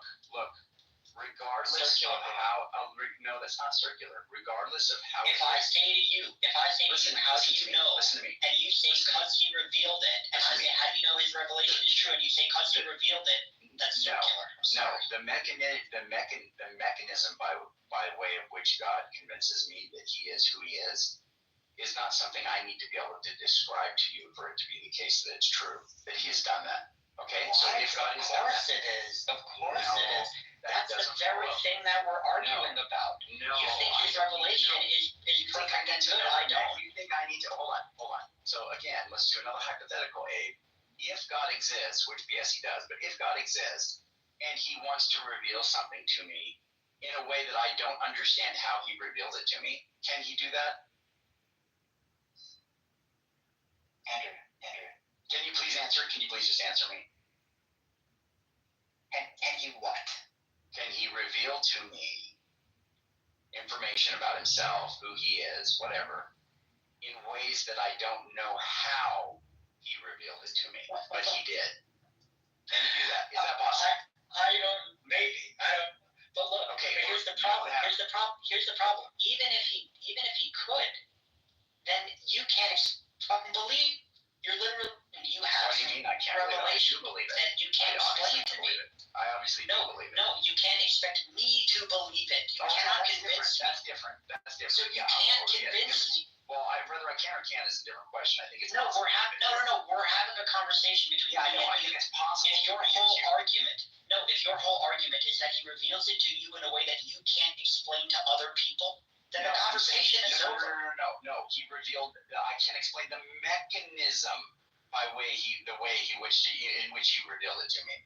How do you know that what God reveals to you is 100% true? How do you know? I don't have any of this incorrigible knowledge about anything. I think I could be wrong about it. So you could be wrong too. Yeah, I could be wrong about anything. Good. I'm glad to hear you say that. So it's possible God's really perfect.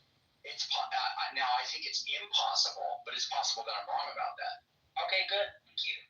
Yeah, but right. But that's not really going to get us anywhere. Well, that's fine. I mean, you can say that's progress. But here, the whole point is, you're saying that what I believe is moral. You're saying what I believe is circular.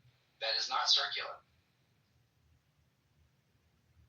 Can you hear me? Yeah, you said what I believe is circular. That is not circular. Okay, if you're saying that you could be wrong, right? I'm glad to hear you say it. All I'm saying is this. It would be circular. It would be circular if when I say, how do you know it's morally perfect? You say, he revealed it to me that he's morally perfect. And I say, how do you know that he revealed it to you? And then you say, well, God can't, or God didn't. You know that for certain. So you can't rely on God's honesty when that's the very thing that's under question. No, but that's not what I said, though. Right? So I'll ask the causal chain again. How do you know God's morally perfect? That's how do you know God's morally perfect? Because God revealed that to me. Okay, because God what? Revealed that to me. How do you know that what God revealed to you is true? How do I know that it's true? I don't know the mechanism by way that I have come to know that it is true. I didn't say the mechanism. How do you know the content is true? No, I'm saying the mechanism for which God convinced me. He has given me convincing evidences. No, but do you know? Not just things that we appeal to. Not just things that we appeal to that you have access to as well. But I'm saying he has convinced me in some way of the truth of the proposition that he is morally perfect and that he does not lie, and that he knows all things. I'm convinced of that. Yeah, but Andrew, how do you know that what God reveals to you is true? Don't talk about the mechanism. Just talk about the content. How do I know that that's true? That when God reveals, how do you know that how do you know God never lies? That's what I'm trying to say. I think that I have good reason to believe it, and I'm convinced that it's true. I don't know. Explaining how I know that it's true. No, you're not following my question. Forget about the mechanism right now. You believe that when God reveals stuff to you, he reveals true contents as opposed to false or ambiguous or unethical contents. Yeah, everything, yes. Why do you think that's the case? He has convinced me of that. Why? Because it's presumably a good thing for us to know him. No. I said, why has he convinced you? Look, I look at the Bible. I will take the parts where God is good, okay? I'm willing to admit there are parts in the Bible where God is fine. That's fine. But there's many more parts in the Bible where God is undeniably bad. So why are you looking at the good parts and saying, oh, God is good? Look. And then the bad parts, you just say, oh, he's probably good there too. This is confirmation bias. No, look. I'm way more committed to the goodness of God than I am to whatever moral tension I might have with some narrative. Okay? So if I see something is it you or me? Because you keep breaking up. Yeah, can you hear me? Yeah, but is it your connection or my connection? I don't know. The internet's... CM, do you hear him breaking up too? I wasn't paying attention. Okay,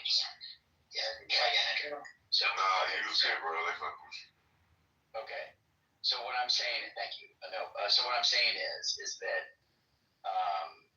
I'm way more committed to the goodness of God than I am to there being any issue with this character based on these narratives. Okay? So all of the ways in which I have that conviction, I don't necessarily have the ability to describe all of that or show you some causal chain of how I got there. But it is the case that is something that I hold to be true. And it isn't a circular, it's not. So wait, Andrew. Do you agree that the way you came to this, did you get your moral intuitions about God from reading about God in the Bible, like the way He acts? No, I got it from God. Oh, okay. So you're not even getting it from the stories in the Bible. No, the stories in the Bible are things that God has said, so that's also from that's God. right. But I got it from God. Yeah. Well, here's the thing, Andrew. Here's the thing. What I'm doing is I'm looking at like the narrative of the people who purportedly, say they believe in God, and you definitely believe that they were like saints or holy people, and they wrote down all this story about how God. I mean, you believe the Bible is true, right? The Old Testament, the New Testament. You believe that God did all these things, right? Yeah, of course. So when I'm looking at it, I'm just kind of using that as like the metric to gauge God's behaviors. And right. For me, it's fairly easy to like just make a plot and put all the good, horrific shit God does on the right side, and then we can try to craft an idea of his personality and whether he's morally perfect or trustworthy or truth-bearing or whatever. It's pretty obvious that list is not one-sided, right? There's going to be a bunch of stuff on the right side and maybe a couple things on the left side. But the evidence is going to actually be overwhelmingly that God is not morally perfect. He did way more bad shit than he did good shit. Well, no, you would only have to, well, first of all, I don't know what metric you're judging that it's bad. But secondly, the stuff that the stuff that he did, you don't have access to all of his reasons. You don't know how everything affects everything. You're not him. So you don't know all of the circumstances. You don't know all of the effects that doing X affects, No, that's true. That's true. But here's the thing. There are some things that are morally unambiguous. It is morally unambiguous to say that killing Amalekite infants is bad. I know that for a fucking fact. Is there ever a reason to kill an infant? Not in the story of the Amalekites. No, in other instances, in extreme cases of like your child is dying of cancer and they're suffering greatly, yeah, there might be justification. But in the case of the Amalekites, no, there's no justification. If they were all demons, can you kill them? No, even if the Amalekite babies were demons, you still can't kill them. Why? You can't kill demons? Because it should have been, if God is so moral, he should have done an exorcism on kill the babies. No.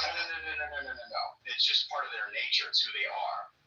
Okay, but no, Andrew, you believe God created them with free will. You can't fucking believe they have free will. No, I don't know. I never said I said humans have free will. I didn't say Amalekites have free will. That's not. You think God created Amalekite demon babies that didn't have free will? Is that what you're saying? Abe, is that possible?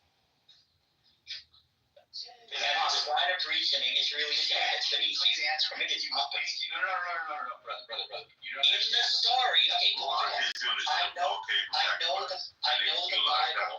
Hold on. I know the Bible better than you, Andrew. Nowhere in the Amalekite scripture does it even imply that the Amalekite babies were demons. You're just making shit up. It doesn't have to. It does have to if you're going to use it as justification for God's decision. You don't have to know. Look, first of all, there are. Andrew, is this how you read the Bible? Is this how you exegete the Bible? Please listen. It's really sad. Please listen, Abe. You're not thinking correctly here. Okay.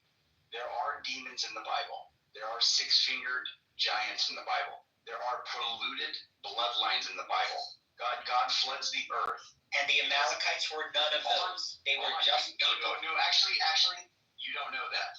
So the whole point is, how do you know that? Okay, really? How do you know that? Because everywhere in the Bible it refers to the Amalekites. He floods the earth and then he doesn't say they're men. Hold on. It doesn't say they're men. Yes, he flooded the earth. It doesn't say they're men. And then he burns it. Thank you, brother. Hold on. It does not say that they are humans. You are assuming that they are does. No, it doesn't. It says the nation of the Amalekites. The nation doesn't mean humans. Nation doesn't mean humans. Of course, they're humans. It refers to a bunch of other nations. The Philistines. No, can there be a nation full of persons that are not human? Not in the Bible. Anytime it refers in the Bible to nations, it's literally referring to people. How do you know that? That's a presupposition. Because you can't show me one example in the Bible when it said nation and something was a demon. Silence. That's an argument from silence. You're arguing from silence right now. You're not exactly a Bible scholar, are you? Yeah, brother, you're arguing from silence. This has nothing to do with biblical scholarship. This is not scholarship. What I know, that's the problem. I'm talking. No. It's not even in that field. What we're doing right now is we're just talking about what's possible, and how arguments work, and what you're constructing an argument here that is an argument from silence. You're saying because the Bible didn't say that they're demons or some kind of hybridized person, because it didn't say it, therefore it follows that they weren't. Andrew, your argument is an argument from your silence. You're saying there's no evidence in the scripture that it literally does not even imply that they're demons. But since it doesn't say that, you're going to assume that it's possible. No, that's not correct. And Converse went through a lot to show that actually it is the case that they are. And the Bible does teach something like that. I'm not even making that strong claim. Tell me the verse. Tell me the verse if you think they're demons. Brother, hold on. You're missing my point, and this is why it's frustrating. It's possible, and you can't rule it out. And you know what else is possible? It's possible your God is not morally perfect. That's also a possibility. Yeah, that's fine. You'd have to show that. No. Look. I disagree that that's possible, but I could be wrong. Okay. Now here's the thing. Here's the thing. You can't say that it's impossible because you don't have grounds in the Bible to say that they are not demons or whatever. Andrew, you don't know it that. says in the Bible the nation. Now, if you're going to say, since it doesn't say explicitly human nation. Well, I think it talks about tribes, but whatever. If you literally wanted to say human nation, it doesn't have to say human. I know. Can a group of persons be a nation? Yeah, of course. Okay, can a person be an angel or a demon or something like that? No. Really? You don't think angels are persons? Where does it say in the Bible? Wait a second. There are nations of demons. You don't think? Hold on, real quick. No. Hold on. Don't change what you're saying. You're telling me that a angel that has volition and will and he can act, has a mind. You're telling me an angel is not a person? An angel is not a person, no. And a demon is not a person? A demon is not a person, no. And God is not a person? God is not a person, no. Whoa. Was Lucifer a person? Whoa. Why is that even controversial? Wow. Why is that even controversial? Talk it out. Theologically, people have argued for millennia about the persons of the Trinity, the first, second, and third person of the Trinity. Now, you must have some understanding of person that is not what has been understood historically. People have understood that term to include something like an angel, if angels exist, for those that don't believe in it. If angels exist, they would be persons. If demons exist, they would be persons. God exists, he's a person. Now, Andrew, what do I have to do in the story and the context to literally show that the Amalekites were another tribe of humans at the time? They attacked the Jews when they left Egypt. Yeah, I understand. And then this was like a blood feud between the two nations. Yeah, but you don't know. Nothing in the context of the story even remotely implies they were demons. It's an argument from silence. The whole point is if I just say, look, I don't know all of the reasons God has, and you don't either, then what you don't get to conclude is that it necessarily is the case that God did something that's morally wrong here and that there's no justification. Andrew, because look at the bubble to yourself. You're literally saying whenever I show you that example of gross violence and brutal physical behavior, what you're going to do is you're just going to say, yeah, you don't know the context or you reason. Like, what if I show you John, who he takes his brother and executes him by throwing him to dogs? And I'm like, dude, that was pretty fucked, right? And you're like, wait, we know Kim Jong might be a deer eater. Maybe he had reasons for feeding his brother to dogs. No, we have good reason to believe. Well, I don't know. Maybe. No, Andrew, no. See, that's what you don't understand. In the context, look, there's no context or pause. There is no context or justification. Even if his brother was committing treason and trying to kill him, right? Really? Even then, hold on. It still wouldn't be justification to feed him to wild animals. Really? You might say you could put him in jail. You might say he could, but you can't justify him feeding him to dogs. Well, okay, it's just completely morally abhorrent. If the situation was such that if whoever his brother was going to, if Kim Jong Un or Kim Jong, whoever the fish you're talking about, if it was the case that he's getting ready to kill a bunch of innocent people, and the only way, say his brother is whatever, incapacitated in some way, the only way he could do something is to let go of some leash or some chain that's holding a bunch of animals to kill him. Okay? Now, if he unleashes that chain... That's not the only way. Why are you saying that's the only way? No. I'm saying if it is the only way, if the person that you're talking to... This line of reasoning is tiresome. Listen to what I'm saying. Listen to what I'm saying. If the brother is disabled, he's bedridden, he has some kind of button, okay? Then he hits and it opens a mechanism that lets wild animals out of their cage. And he knows his brother's getting ready to do something that is going to murder a bunch of innocent babies or do whatever.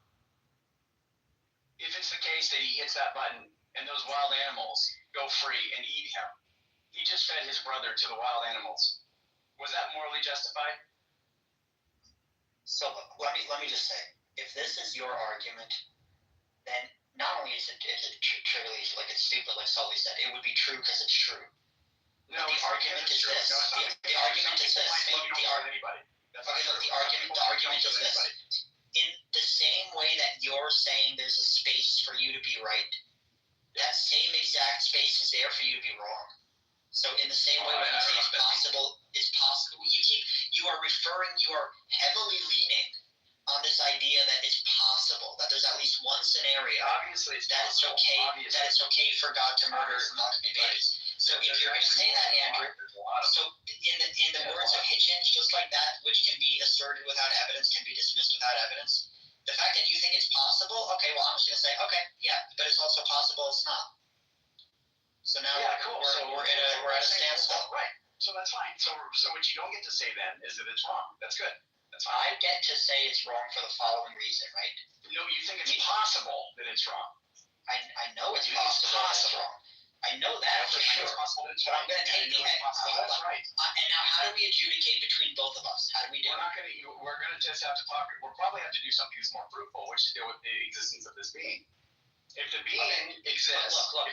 But we can talk about the existence of the being now. But look, from my lights, I'm taking all the possible context that I'm aware of in the scenario of the Amalekites, and I'm saying, wow, this overwhelmingly looks like a human nation, that they were in a blood feud with the Israelites, and not only did God say to revenge them and murder them, which, okay, we could talk about whether that was okay, but then he said murder the women and the children.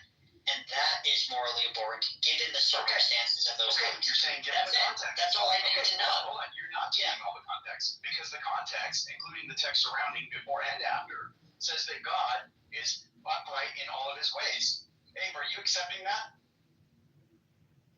Obviously, the God can't be upright in all of his ways. Okay, so you don't agree with that. Babies. Yes. So of the two that's in tension, you think that there's a tension, and I'm just saying no. I don't agree with you. This is what you do. You accept when it says God's morally upright. You accept that definition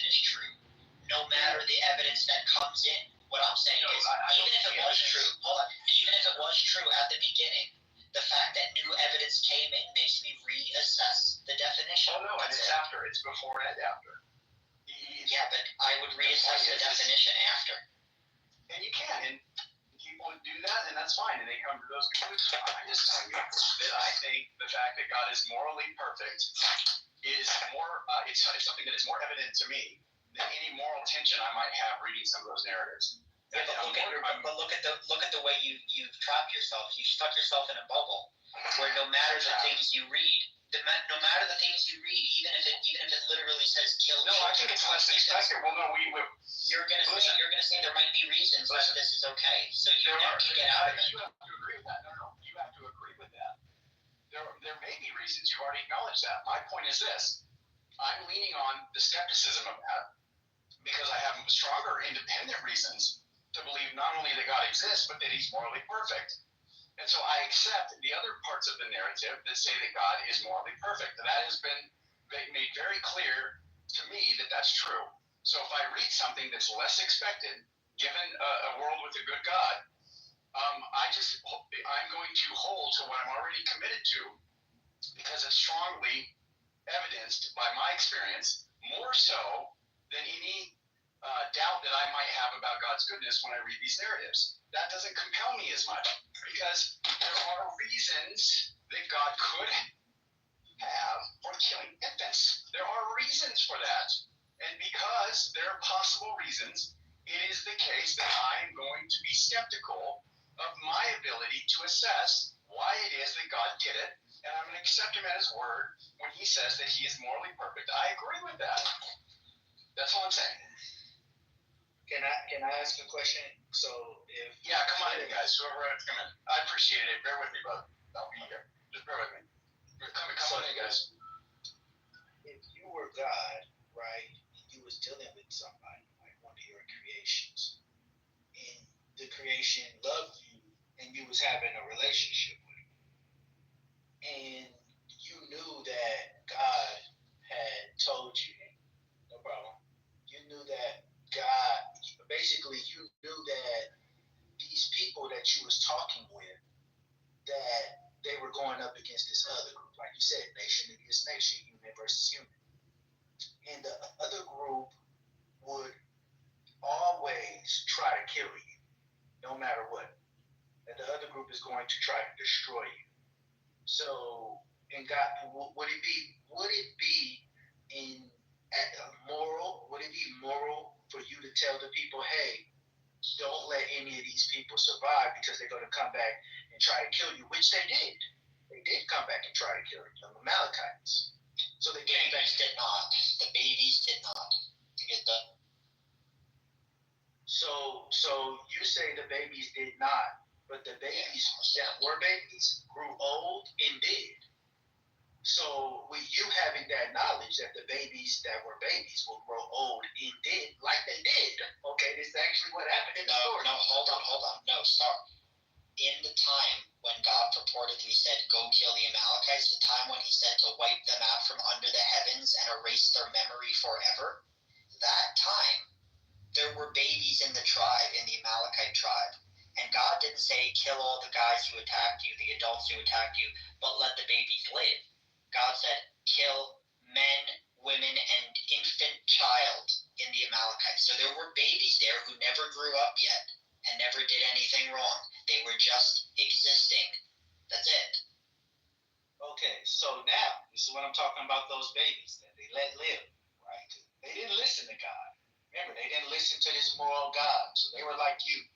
They said, no, forget you moral God.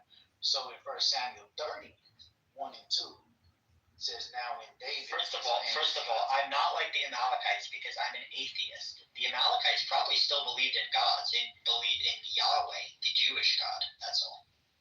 No, you're an atheist, but you are like the Amalekites. You're a prophet. No, I don't think the Amalekites were atheists. Well, I don't think it's right. So you're a prophetist. This guy is too smart for me. Hey, let that man talk. They're talking good. Yeah, so in 1 Samuel 31 and 2, it says, now when David and his men came to Ziklag, the Amalekites had made a raid against Negib Anakin Ziklag. They had overcome Ziklag and burned it with fire and taken captive the women and all who were in it. Now, if God knew the Amalekites would do this, like if you were God and you knew the Amalekites would do this, and would it be moral of you to tell the people that the Amalekites would do this too? Like, hey man, you gotta handle. And I'll tell you how. If God is so moral, what he could have done, just by his foreknowledge, is like stop the Amalekites from doing it, or maybe not create the Amalekites in the first place. Like, he has foreknowledge. He doesn't need to tell you, kill the Amalekites, when he could have just prevented the whole thing in the first place. Well, you say prevent, right? So now you're saying you want, so what you're saying is you would rather have a God that makes all the decisions for you and don't give you the ability to make a decision. No, I'm saying if God exists, he purportedly loves to murder the Amalekites after they attack the Israelites. But if he's that powerful that he can murder people, he could have also just stopped the Amalekites from attacking the Jews in the first place. The question would be, would you want a God that actually, like, if God exists and he created all beings, would you want God to like create robots that only do what he say, or would you want the ability to say no to God, thus giving you some type of sense of free will? Would you want free will? Well, God by definition created us. We don't have free will, so there is no free will. No. Saying no free will means you can't lift up your arm right now. You have no free will. So now let's not put limitations on it. No. Okay. We're not going to get it's getting too philosophical if we start arguing about free will. But the point is this: humans are robots, right? Everything we do is determined by a causal chain of prior causes and effects over which you had no control. When you say you can lift your arm, some people can't lift their arm; they're paralyzed. So they don't have free will to lift their arm. Some people. So but what I'm saying is even normal humans who lift their arm, they lift their arm for various reasons that have to do with things that are not under their control in the past, right? What you're saying is we're not going to get too deep into the philosophy, but there's no free will. So what you're saying is what you're saying is, as a human who does not believe in God, you believe that something is actually controlling every movement you make. Well, it's not something. It's a causal chain of events, and it extends backward in the past, and we don't have control over the initial causes, so we don't have control over right now. I just checked this out. I really just twiddled my fingers right now to see if I could do this. I still have them twiddling. Are you saying stars is twiddling my fingers for me? Your ability to twiddle it's based on your ability to not be paralyzed. You have to have an intact spinal column with nerves that extend into your brain in order to twiddle your fingers. The fact that that set of affairs is in place is not fucking under your control. You could become paralyzed. That's a possibility. Hold on. Become paralyzed is one thing, right? But now I'm saying free will. I freely chose to twiddle my finger. Now, the fact that you twiddle your fingers doesn't prove you have free will. Hold on. If I'm paralyzed from the waist down, I can't twiddle my toes. I can still twiddle my fingers. If I'm paralyzed from the neck down, I can't twiddle my fingers. I can still blink my eyes. If I'm paralyzed from the head down and I can't even move my face, right? If I can't even move my face, I still have a will that would let you know when I'm hungry, when I'm not hungry, or if I want something, I can still want something. All of those things are beyond your control. Yeah. No, well, I can still ask for something. So when I said free will, I didn't say total free will like you're a God. I said a sense of free will. See, I'm glad to hear you're coming around. Well, you guys must think, I didn't say a sense in free will. That was my first position. So what you guys mistake free will to be is being God. That's not free will. No, but you do need robust free will to get out of the moral problem. You do need to your actions not be determined by causes beyond your control in order for you to be morally responsible in the way that the Discourse is. That's right. You're saying wait. You're saying in order I need basically a blanket free will of God. I need the free will of God. No, you just need to have the ability to choose between two other options for you to be able to choose freely between them. Okay, hold on. Wait one second. Between two options. I don't want to change the whole title of the room and go into free will. We can debate free will another time, or if you want to go into it, it would be a complete change of topic. What we were talking about is about God being moral and divine command theory and killing babies. That's what we were talking about before. So you would say, because you brought in a free will thing, I would say this, because you kind of hinted to where that had to be brought out. I'm saying this: if God knew that someone was going to kill all of your babies, right? And of course, God has the power, like you say, to just make the world. I'll make it simple. If God wanted to stop the Amalekite babies from growing up and killing the Jews, he could have done a million other things besides for killing them, right? He could have gave them a new heart and converted them to put the Holy Spirit in them and converted them all to Christianity or something. There's a million things God could have done to stop the Amalekite baby being corrupted, and the one thing he purportedly said is go kill them. So once again, my question was, if God knew your neighbor was going to come kill you, why didn't God just make the Amalekite babies turn into Israelites and accept God? Why didn't he do that? Because you're putting it on God. When God put it on you, you didn't step up. You didn't do what God said. So what happened was the Amalekites ended up coming back. Are you going to answer my question? Are you going to answer my question? The question is, why didn't God, instead of murdering the babies, why didn't he just convert them all to Judaism? Well, I'd love to answer. Yeah, one side sailing. Star, why didn't he just convert them all to Judaism instead of killing them? Well, for one, there was a defying happening. The first defying was that they weren't even going to listen to God. So when God hold on. But God can control everything, right? That's what God said. No, it is not. Wait, hold on.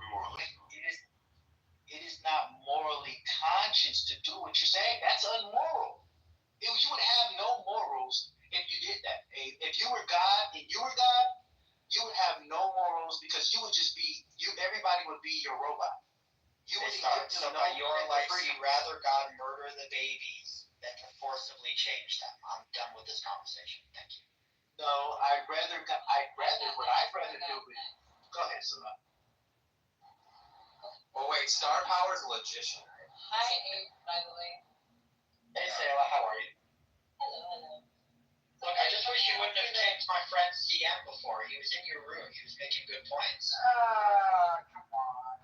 No, honestly, I appreciate Sam. I like Sam. I was just too low energy to combat with trying to speak over him. He just wouldn't stop. And I messaged him and I told him.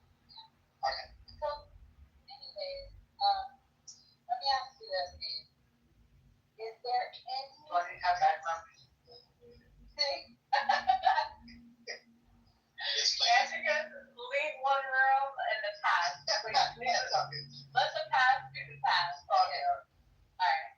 So, Abe, is there any conceivable, is there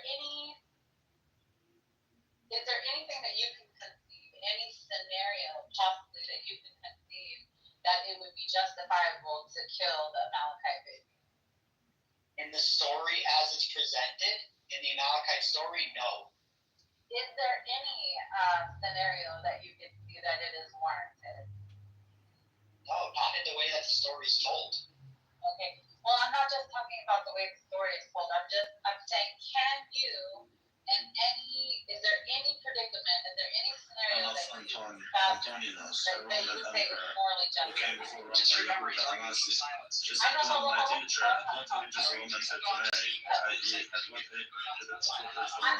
hold on, yeah. Let me set up, yeah. Just let me set it up. Okay, that's fine. Go ahead. Is there any scenario that you can conceptualize that it would be morally justified to kill the Amalekite baby? Can you think of one? No, because like I said, they were If you had knowledge of what was evil and bad, if you hadn't eaten fruit, because again, it seems unfair to punish her for doing something that she can't do, have no was bad. The third question I've raised is why the serpent is there in the first place. If the serpent is this evil creature that's sort of crawling around Eden, why is the serpent in paradise in the first place? Why would God? Would you think it's justified the football kick the zombie off the tower? He wasn't ready, so So, are you? I know, I'm really saying, making like, this analogy right I am, because first of all, I want to establish, first of all, that maybe there is a scenario, right, where you could fathom it. So first, restricting liberty. right? That's And then the second, argument. Yeah, well, there's no real plan for this. But I think there is a good plan. We're shipping people from that came here illegally to South Sudan. Okay, which is a horrible place, and I this guy went to prison when he was 16. Absolutely. Yeah, but see, the thing is the Democrats and the media are saying, well, they're not using due process. The Trump administration is using due process. There's a wide range of what due process is. It may be you go in front of a judge. Do you have papers? No. Do you? Oh, we did catch you with a Mexican passport. Is this you? Yes, it is. Sorry, you're gone. But even court. Okay, so when it comes to due process, people who cross the border illegally or not don't all have to see a judge. Okay, I mean, and as well as people who if you were like for certain you got drugs on you. Yeah, like Border Patrol can do a lot of different shit with you. So it's like if you're you can technically appeal decisions made, but I mean after you've already been deported. But I mean that's a whole different story. I just think that realistically, when it comes to due process for a lot of, and I get where you're coming from, because I know that you're not like a mean-spirited individual, Marshall. They did use the quote-unquote due process bullshit against us. Like it is in a way they're trying to say like,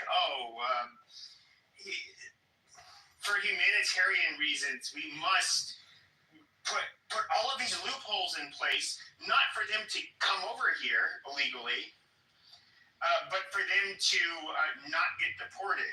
And it's like, at what point do you just say like, okay, enough is enough, just fucking get rid of these people? Because they're watching their voters walk away or be driven away in a van or a plane on a daily basis. I mean, Trump took off with, right? And now they're trying to come up with, there's never any good intentions when it comes to thinking your shit about brown, white, black, become you gotta get out of there. You care less about those people. We have more interaction with them as Republicans. And so they're looking at it as, we're never going to put another election again if we allow ourselves to continue to use so they can look at it and take throw anything that they can think of. And you gotta think about it. Like the one thing about, the Democrats probably realize this is that they had, who's the chairman of the DOC, Democratic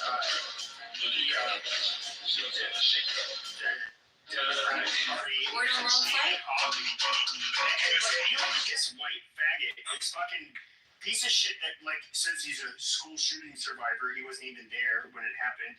But that's another story. But like this super soy caramel piece of shit. No, because you said you could pump. And it's just like who's going to be their voting demographic? I mean, the manliest amongst the Democrats are the fucking immigrants. To be honest, like the hardworking fucking Hispanic people are far more fucking manly than the white faggots they have, working as their mouthpieces. So I do think that it's going to be a problem for them. And did you see the DNC speech from David Hogg after Trump's election? No. Did you watch his speech? It was like a condolence speech. It was terrible. It was okay. That white faggot needs to get sent to Africa to be a fucking sex relief doll for I don't know, somebody. That's all I'm gonna say. Fuck him. The thing is, like, watching somebody like that, the part that the stuff that he says, the femininity, that's one thing. It's like the complete unawareness of where the country is at today, because you only speak to people that agree with you. Like the complete shocking lack of self-awareness for the Democratic Party was what really stood out at that speech and every other Democratic speech in the last 5 months. That's the part that really gets me. I've been, I'm friends with some like pretty, very anti-Trump people. They're liberal or even progressive, but they're not. But these like probably the person I've spent the most time communicating with online in the last few years is actually a progressive. He's a former Marine. He's a veteran. He disagrees with me on a lot of shit, but he's what's really weird is like, so first of all, like he's somebody who's in complete agreement with like this is just such, he didn't use the word, but I'll use the word like faggotry. What, like why are you doing this with like David Hogg? Like you're just asking to lose. Like the guy is basically he was saying he's a beta male, he's a bitch, he's worthless. But I was just talking to him 2 days ago because we maybe talk like every couple of weeks, and he was saying like, yeah, like the most responsible thing you can do with homeless people is institutionalize them. I'm like, holy shit, you're like more right wing than me.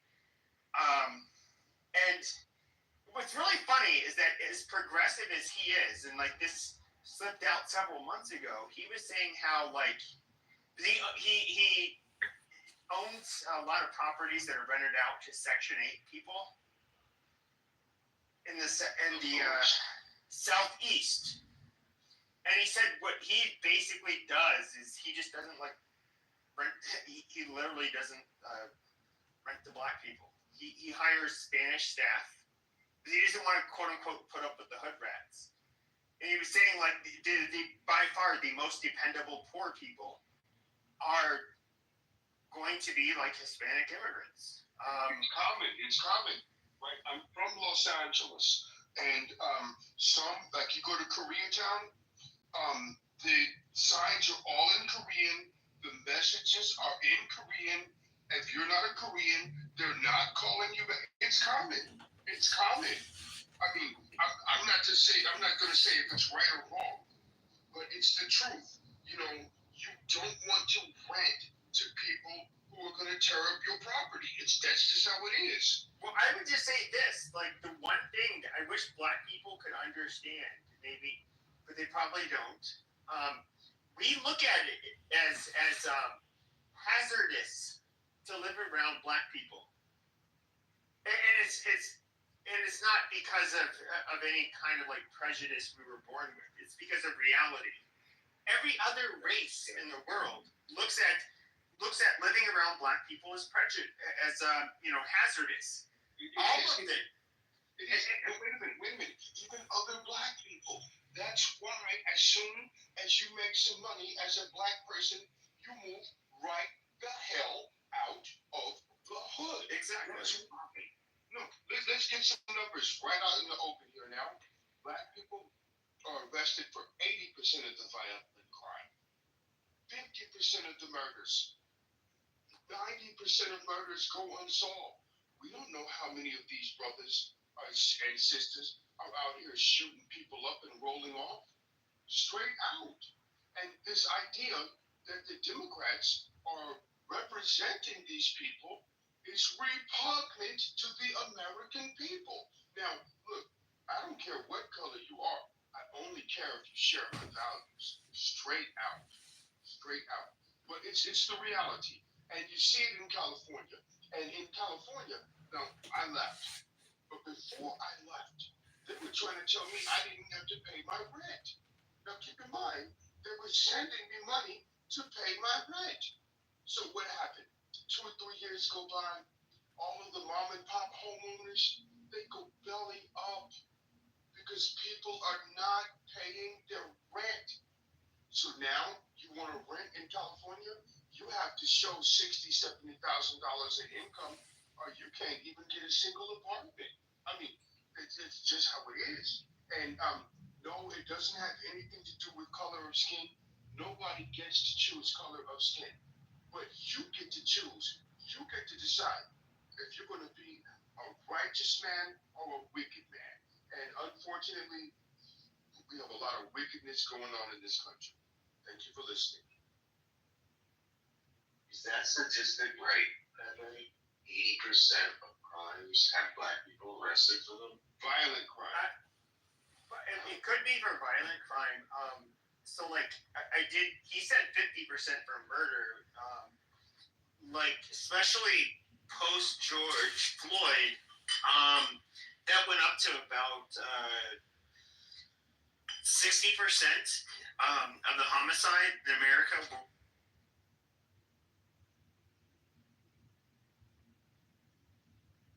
Hey, Pepe, you're in the Matrix, man. Oh, my bad. Can you hear me now? I can hear you now. Okay, so I would say, I don't know if the 80% is correct for all violent crime. I don't know that statistic. When it comes to homicide, it's generally been, around, half of the murders in the United States have been committed by black males. Post George Floyd, it went more to closer to 60%. It would, in fact, I think it breached 60% for 1 year, and so it is a. Here's the thing: it's like what is mind-boggling to me is that they're saying you racist, you scared of black people, you scared. No, like I'm not scared of tigers for the most part. So I'll shoot a fucking tiger, just like I'll shoot one of you fucking monkeys if you try to. Commit violence against me. But with that being said, if the stats are true, I mean, the fact that they always try to, instead of being, the biggest problem with black people in the United States is instead of trying to be grateful, which they are the most prosperous black population on the planet. Instead of that, they focus on grievances and they bitch and whine and complain. They act horribly. They're just a fucking shit show. Now, my personal opinion is that blacks and just like how not every race is the same. I would say out of every race, like sub-Saharan black people have probably the worst distribution of traits like intelligence, impulse control, a propensity to violence, basically anything. You mean Americans in general? Because you're absolutely right. Americans are certainly bad on all those things. Sure. And so I would say that African Americans are not. No, just Americans, right? That's what you mean. Just people of no. They're really dumb. Sub-Saharan Africa. A lot of crime. Americans. Yeah, do you have the stats, Gerald? Yes, Canada's much more educated and commits a lot less crime, so Americans on average are just terrible. Yeah, but if you were to look at how we stack up, if you were to look at how we stack up globally, if I recall correctly, I forget the name of the test, but we're literally white people are about in America we are number 7 in terms of being the most educated. When it comes to organization, you're arguing with a fool. Canada has the population of the state of California. Thank you. Do you know what per capita means, Dr. Adams? Yeah, you're an idiot. Yeah. Okay. Conservatives never know what per capita means. You're literally an idiot. Okay, but America is still committing a hell of a lot more crime and scores worse on IQ and they're less educated. No, but right in America, what you're not understanding is that white people in America number 7 in the world when it comes to how they perform on standardized tests. When it comes to how they have to see the quality of education you had, which of course is also going to be heavily G-loaded that source. Intelligence. See your source for that. Yeah. And so, and the Asians in the United States do very well too. Keep random shit up. There's no study about white people being compared to the rest of the world. It's not even like a country. You're not even black, Jarl. You can look at even black. Okay, census data is taken in the United States. You're not black. You're Canadian, so that takes blackness right off the map. No, they're not. Yeah, there's no Jarl. So when you look at IQ comparison studies, white is the median, not median. White is the comparison group. So you will look at, and they will be right, non-American. What about American white? Say, so, but when you talk about crime, when you talk about Asian supremacists right now. That has nothing to do with anything. But when you talk about crime, again, I'm going to, first of all, if you removed all of the crime committed by black people, this country, never mind that. But you're going to have to remove the black people too, right? Have you done that? If you remove all of the crime committed by black people, and the United States has... Nobody in America is stopping black people from going back to Africa. So again, nobody in America is stopping any of these monkeys from going back to Africa. I am mid-sentence. If you remove all of the gun violence committed by black people, the United States has less gun violence than most other European countries. And that's it. That's just number one. Let me say number two. Again, I brought this up last night. I will put it in the chat. Look at my PTR picture, 2017 to 2021. This is assault, violent assault. White people committed 371,000 assaults against black people. In the same time period, black people committed 280, I can't read the numbers because it's small, but it's like 282,000 violent crimes against white people. It's true. Now it is a huge disparity, and if you want to go by per capita, Jarl, we can do that too, because I will put a link in the chat. And for everyone who will look through it and see the little note that says, oh, you can't take this number. You cannot use this for any serious comparison or something. That's a footnote only for Pacific Islanders. It's not for the whole study. Can I say something real quick? The confidence, it's 95% confidence with the black and white. Maybe upload their music from their rooms or their TikTok, stuff like that. Yeah. Marriage. In other words, to marry her, and he married her. She was taken in marriage by him. Would you does it mean consummation as well? Yeah, because he got betrothed her when she was born and then consummated it. It doesn't matter if he did or not, because it tells you other places that you can fuck her before 11. So you can basically, it doesn't matter. It doesn't matter. According to the other rabbi, what's his name, Rabbi Meir, it's okay. Oh my God, Mikhail had to get a new PTR. I'm in a new account. Hooray!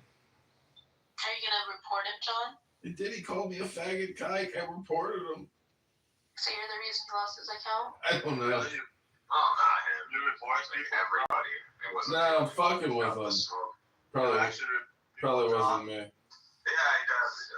John, I love you, but I didn't take you for a faggot, man. Oh. And he goes around telling people to report. You don't have to like someone to. Oh, I go around telling people to report you, huh? Yeah, you are. No, I don't go around telling. I reported you.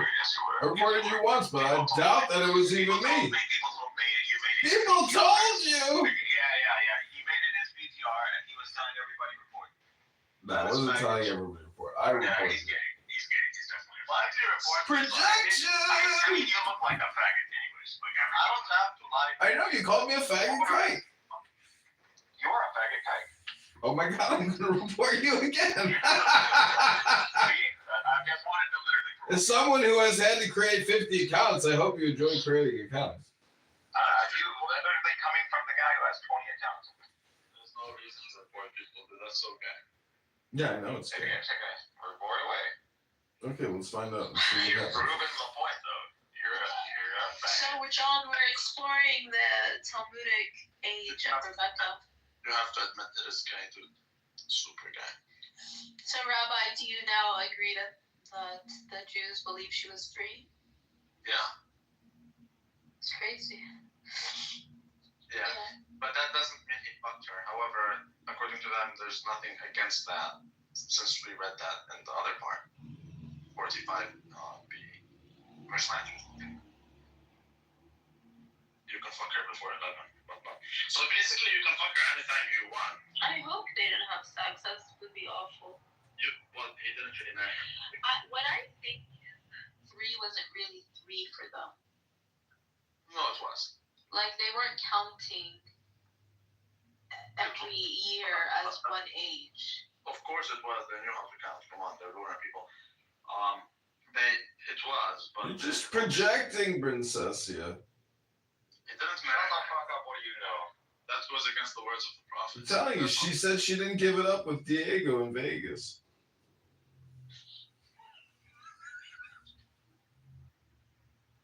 Yeah, this is faggot shit. Okay, PTR. Pretty damn wild. Don't worry, I reported you. I reported you too for calling me a faggot kike. You're a faggot. Okay, then we'll find out if the report works. Dude, the report ain't gonna work. You need like all the people to do it. John, I never commented one way or the other about what happened between Diego and I. Reporting only works when you have a following.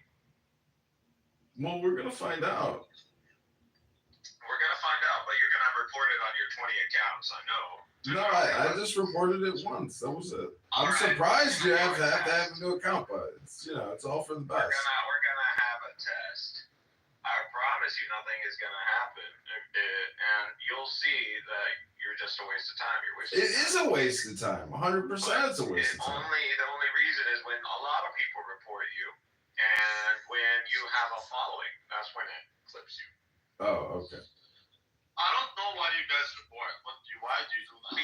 Just because I want to. This is the dumbest shit in the world, and I just want to make the point that it's a total waste of time. I block people. I don't block anybody. Reporting someone is gay, dude. It's 100% gay. You're doing it. I'm a faggot kike, according to Mikhail. This is what a faggot kike does.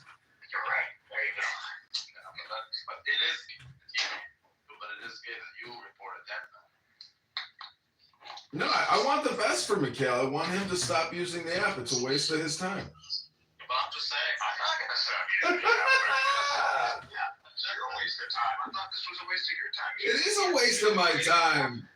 Then why are you here? Why exist? Because I want to remind people that it's a waste of their time too. Because I'm a nice person. This is what good people do for good people. They remind them this is a waste of your fucking life. Would you be a nice person to yourself and stop wasting your time? I am. This is me rewarding myself with me doing good things, charity. I'm running a charity here.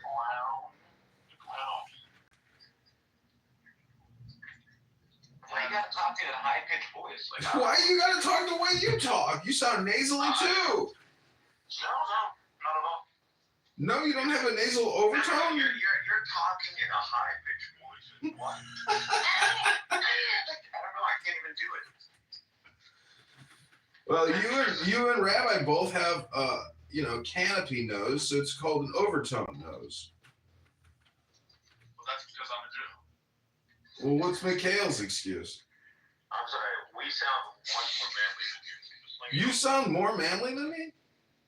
Absolutely, Well, all right. If that's your opinion, though. Princessia, what do you think? Who has the more manly voice out of the three of us? Diego.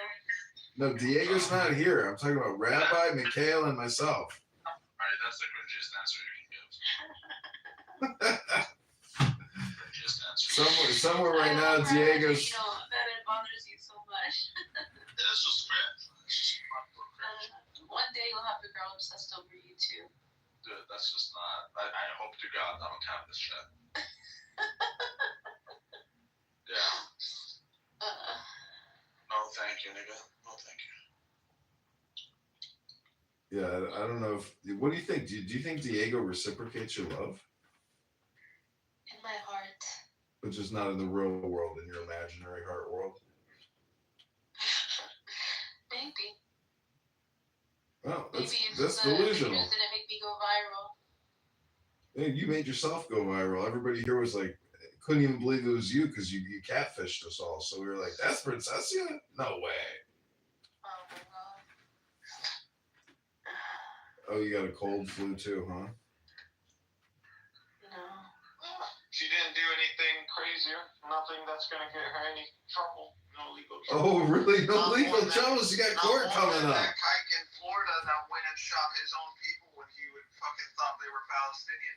But none of y'all made a Did you see the video of the IDF soldier that shot the Palestinian guy who converted to Judaism? Did you see this fucking video? I saw that video. That's fucked up.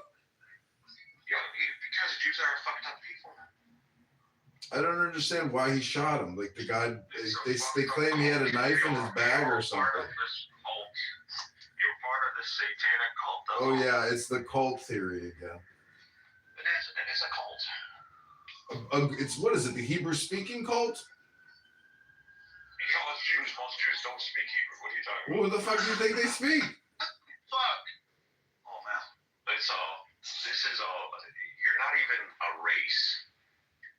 You're one of the most diverse ethnic groups on the face of this planet. What are you talking about? What are you talking about? I'm not even Jewish. I don't mean a lineage. I don't mean a lineage. Ethnicity is a culture. That is understood. I never understood how Jews can claim that they're the same people. You're not from the same lineage. The majority of you, you're as diverse as the Turks.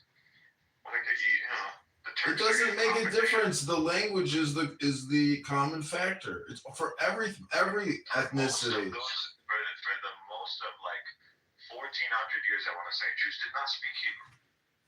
Actually, 2,000 years, majority of Jews did not speak Hebrew. That's right. That's right. They did not speak Hebrew. Well, what were they speaking? Continental language, Aramaic mainly, in the East. Well, then Hebrew just went out of style. Hebrew was spoken in the temple, but that's about it. Not even in the synagogue, so it's practically a dead language. So it took somebody like Migzed to resuscitate the entire nation. Unbelievable. Reparations and Patriotism. Well, that's literally what that's going to do. Resuscitate the entire nation. So Migzed is responsible for the genocide. I gotta say, I saw some videos. It's so fucking bad. It's so fucked up. You know, it's so fucked up. No, I'm not going to get me wrong. I love Migzed, but like that's what I'm saying. Like, he's an idiot.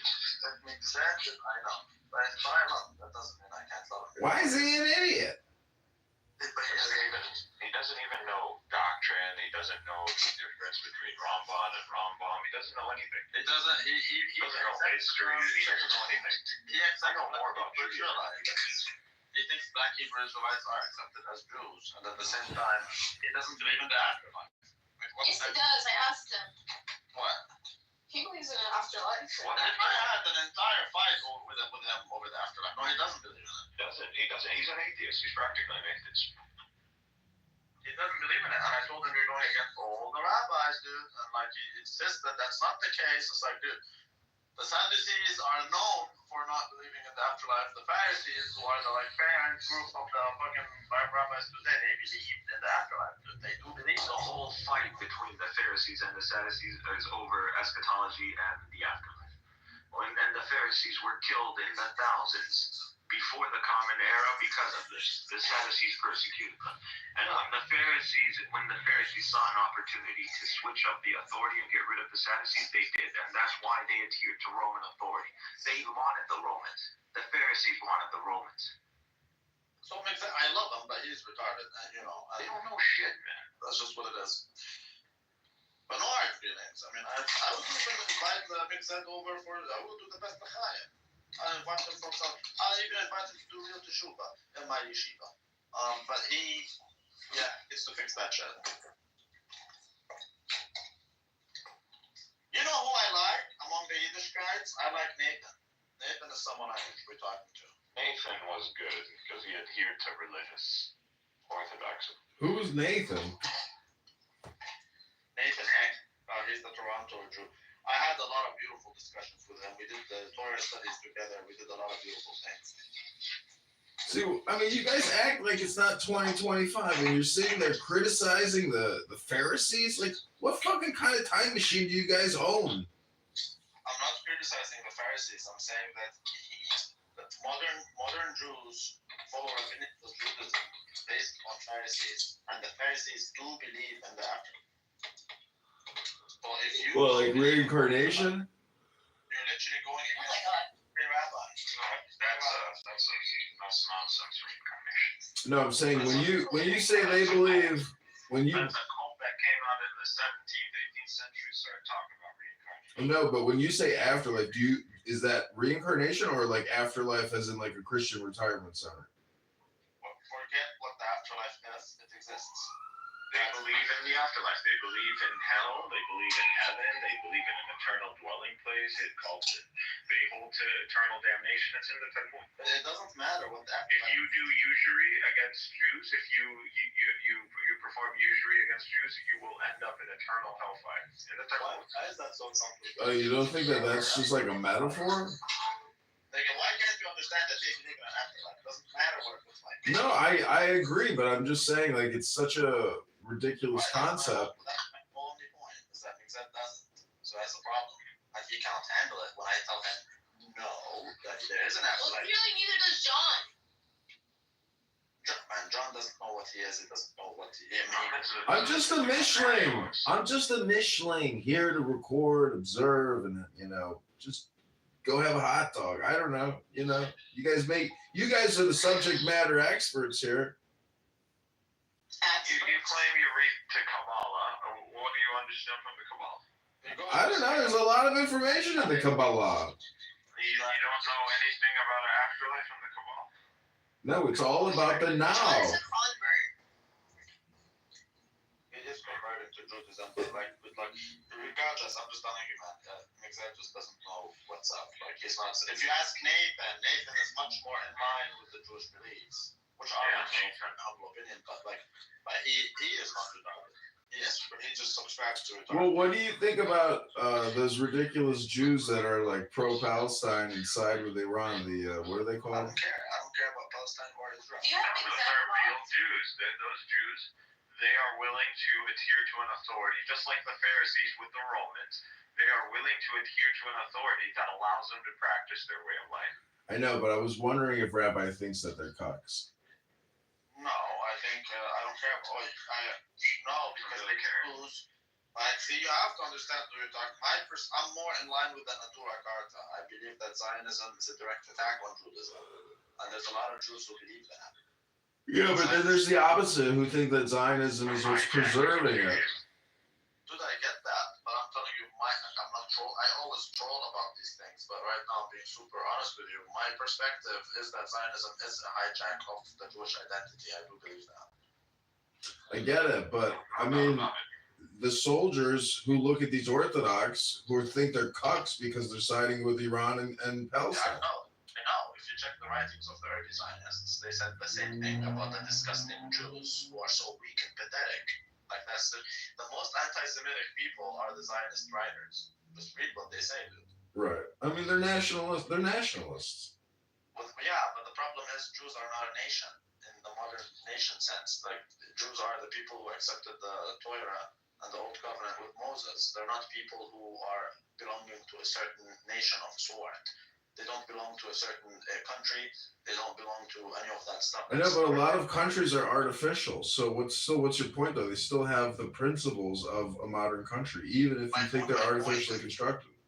My point is that this is a hijack of the Jewish faith, turning it into a sort of modern nation type of idea where it's not about Torah, it's about some sort of fake ethnicity where they're not really even part of that ethnicity, and it's just it turns the Jews into something that they're not. That's the issue. Well, I mean, that's like saying people who go to Comic-Con aren't entitled to go to Comic-Con and do whatever they want to do at Comic-Con. I just don't understand why you're wasting time. I know you're not wasting as much time. I'm just saying, if it's all fake and bullshit, why spend so much time talking about how it's fake and bullshit? Because the whole concept of Israel is a religious concept to begin with. That you are turning it into a secular national concept is a hijacking of the very concept. You are changing something. If I take Islam and I say, well, now I made a country called the Islamic State, and now I say to be a Muslim, you just need to be a citizen of the Islamic State. I know you. Then you're just hijacking Islam. That's all you're doing. I know you. You are hijacking Islam if you turn it into like if you say you have to believe in Muhammad to be a Muslim, that is a hijack. Just like if you I'm using an analogy with what happened Judaism and Zionism. That's Oh, I know. You're so anti-Semitic. It's the same thing for. I'm a Semite. You're not even a Semite. It's the same thing for Christianity. But if you say I'm probably white, you're probably white. Really white. I am white. Okay. It doesn't matter if you're white, if he's a nigger. It doesn't matter. All these things don't matter. What matters is that you cannot separate the faith from the group. Whether it be Jews, Muslims, Christians, doesn't matter. It does not matter. You cannot be a Christian who doesn't believe in the crucifixion, resurrection, and etc. You can't be a Muslim if you don't believe Muhammad is a prophet. You cannot be a Muslim. You can't be a Jew if you don't believe in the Torah. No, that's not true. Yes, it is true, dude. No, it's not. That's the one. The exception is true. Oh, but it contradicts itself. How are you going to believe in something that tells you how you became a thing? The only thing about the Jews because it's ancestry. It's like an ancestry. It's in the Bible. Yeah, true, but you don't have to be still a Jew. Wait a second, please.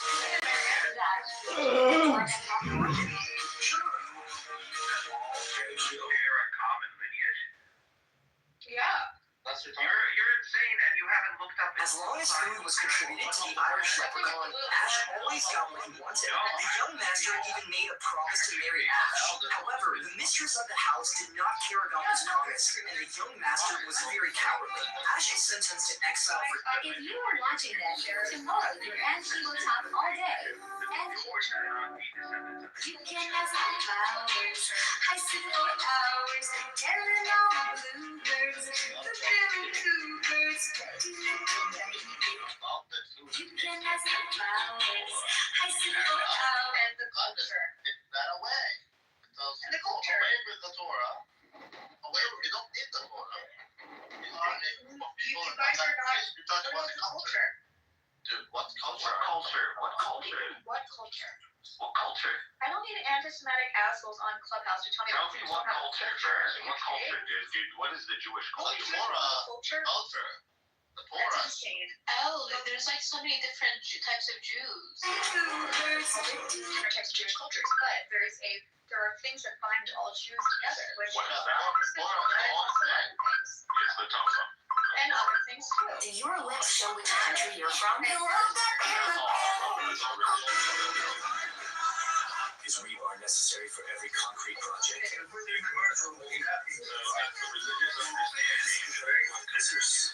A residential sidewalk? Do you need rebar? No. Rebar heard it? It's a great product. Exposing illegal tricks car insurance companies use to profit from you. Number one, they are not allowed to ask you for your race.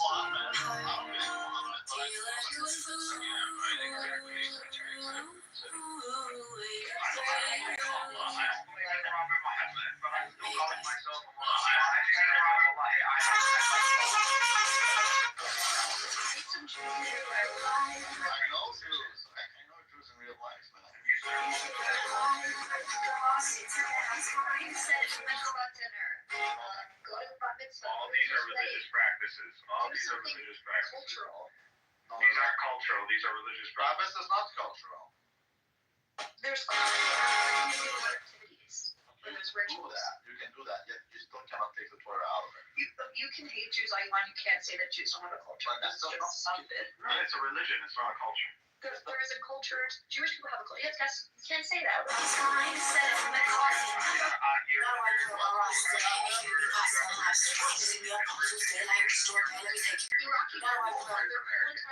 own cuisine. What culture? What food? What about Iraqi Jews? And their food. That's Iraqi culture. That's Iraqi culture.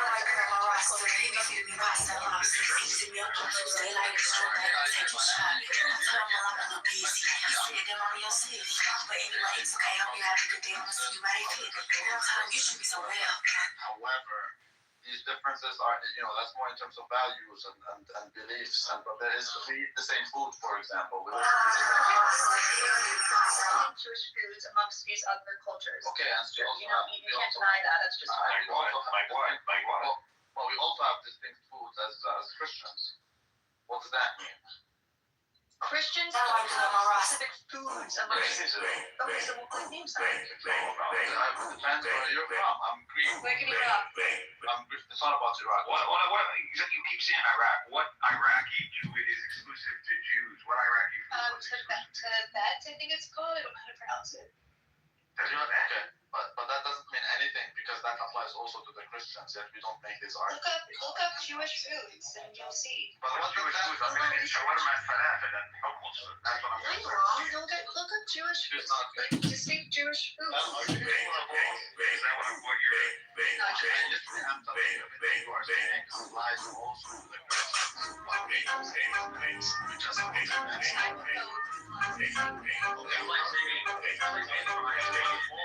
Is black culture, fried chicken, much more.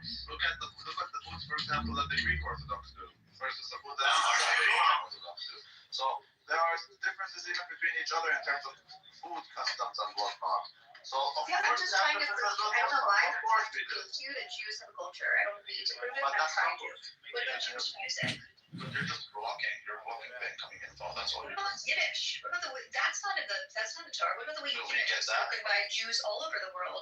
That's an Ashkenazi Jewish. She's not. She's the language. That's culture.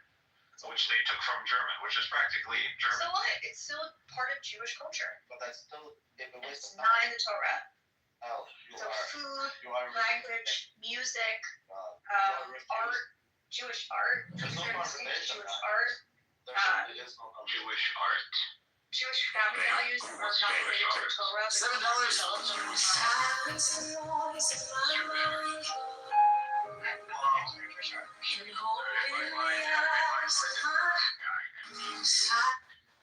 He created some art. What is that? Art or Jewish art? You need to talk to an art expert. I won't. Yeah, but that's not how it works. They're saying, okay. I also know Christian artists from Jerusalem. But Christian, that's religion. That's what makes Judaism different. Judaism is solely a religion. No, I just said it's not. But I'm telling you that's what you want Judaism to be. I'm disputing that. No, I didn't. Anyone that has gone through we're not gonna have. In history would agree with this. Let's just not talk about it. Okay. If you're unable to talk about it, let's just simply not talk. I am talking about it. I don't think you like it.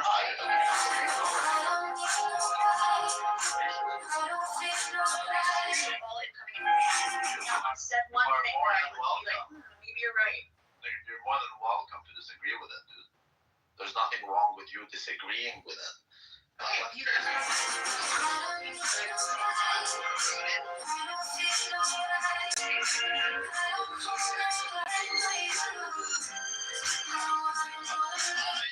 know Christian artists from Jerusalem. That doesn't mean this art is Christian. Now you insist that when a Jew does it's not Jewish art. If a Jew is an artist, artist and he does it, whatever, musical, painting, etc. That's not Jewish art. That's art done by a Jew. Huge difference in this, like these two statements. Huge difference. So listen, I don't have enough knowledge on art history to really speak on this topic, but I that's not hurricane. you know, I feel like McDonald's. Like if you don't Neither of us, I feel, are, don't credited enough to speak on No, I am. art, but I'm sure there are distinct Jewish aspects to art. I am Characteristics too. I am 100% confident about it when I say it. Sinek, do you know? Talk about Sinek. Yeah, of course. Hurricane. Okay. Her music is actually McDonald's music. No. Okay. That's music by a Christian. That is Arab music, that's Arab culture. Exactly. So that is it. So you insist on coining it as Jewish art, but it's not Jewish art. As common ground, I'm not sure we can have a convo. Okay, let's go back to food since art is a little quirky because neither of us the really know anything about art. the same thing. Let's go back to food. Okay, then explain tabit, an Iraqi Jewish dish made only by Iraqi Jews. How is that not part of the culture Then of explain Jews? burbara. Explain the burbara, which is a Christian dish, but that doesn't mean. Okay, so then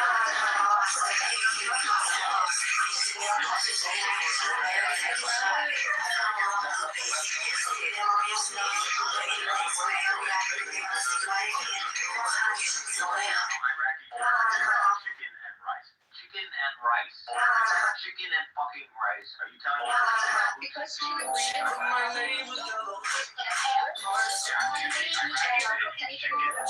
What you think you're the Jews in Iraq? it's the way of cooking it. Look into it. Read it the next one.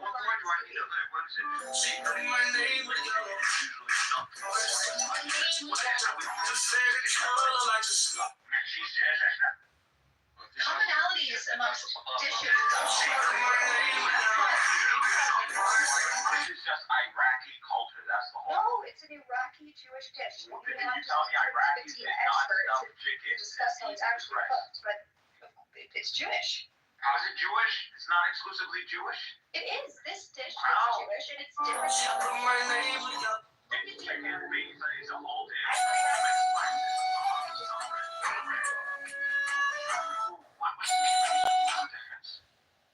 You'll have to ask an Iraqi Jewish grandmother. Okay. Doubt you'll ever come across one, but if Thank you you. do, ask. I would love it if you can check the link about.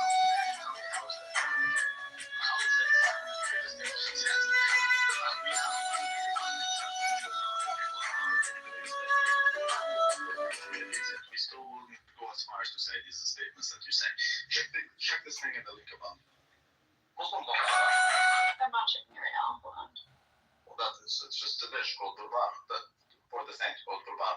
So check, that is a dish we have as Greeks, because the Greek Orthodox. The Russian Orthodox don't do this. So we have differences like that with other Orthodox Christians. Muslims don't have this.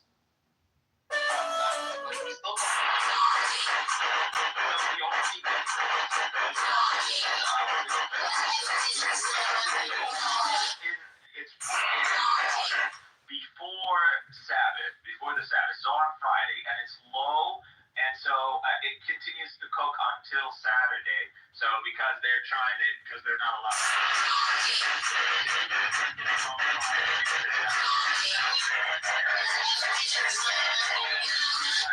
Still cooked chicken, still rice. So if you look into, we still have other dishes very much the same. Basha, biryani, timam. So all these things are Iraqi dishes that involve pretty much the same ingredients. So we have much bigger differences because this thing above is not a different. It's not waiting more to cook something. It's an actual full-on different dish. There are tons of Jewish dishes. That was one I mentioned that I thought would be a good example. It is a good example, but you just because you think there's.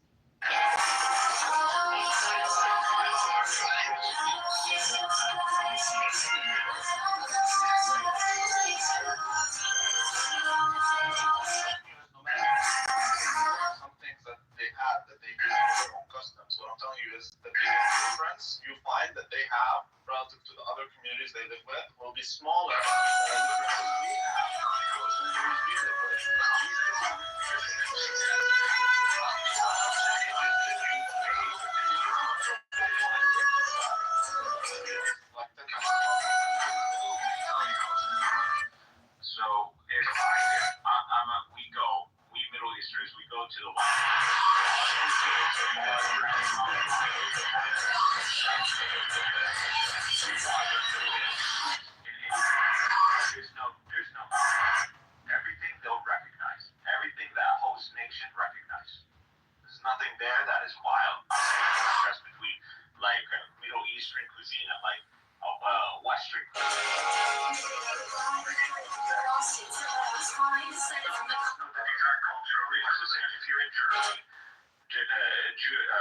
Jews, Ashkenazi Jews, are pretty much Looking at the flowers, I see for hours, telling all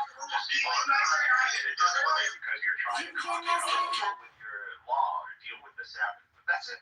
See, that's the problem with Jews is that, well, not Jews, that's the Zionism bit, because Jews don't really believe this shit. That's just the Zionists who are most Jews, unfortunately. But they turn Judaism into that whole nationalistic thing, so we cannot be Iraqi. Right?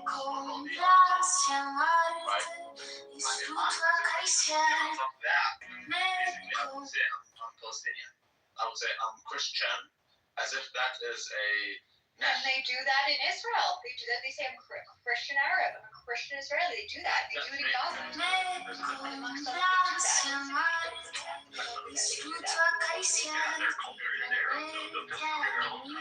understanding what I'm saying. Yes, there are differences between us and Muslims and Jews. But we are not a nation. So I don't have a problem saying I am Palestinian because the way we dress, for example, that Palestinian food Msakhan, we have Msakhan, my mom does Msakhan. I am Palestinian and I am Christian. The Jew doesn't Iraqi. Have you ever felt less Iraqi and he is Jew. It goes on and on and on. And turned it into something that is free. And now, no, the Jew is not Iraqi. He's a Jew. The Jew is an Iraqi Jew. That's Jew is how they identify. It goes on and on and on.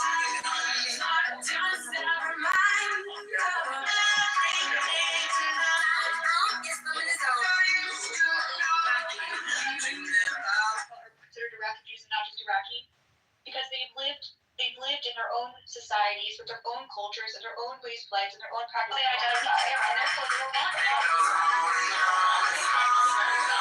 their practice of Judaism. Every other place that I'm not saying all of the Iraqis. I'm not saying that.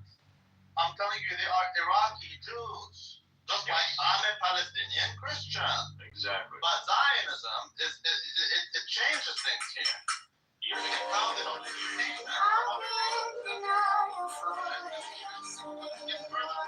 and the idea of Jew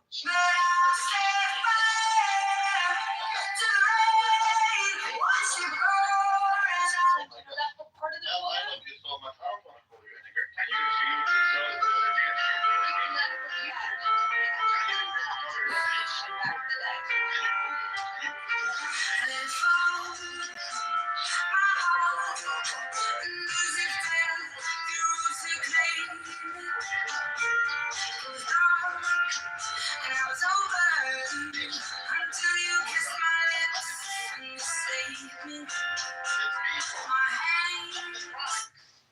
people. It's not the area of France or whatever. Come on, let's get real here. Rome, where were the boundaries of Rome? Rome isn't limited to the city of Rome. Turkey was part of Rome. Therefore, they were called the Romans. As a peoples, it always referred to peoples. Flags were always banners of it wasn't flags of Google it. The modern state. Google the definition by Max Weber. Google it. they identify.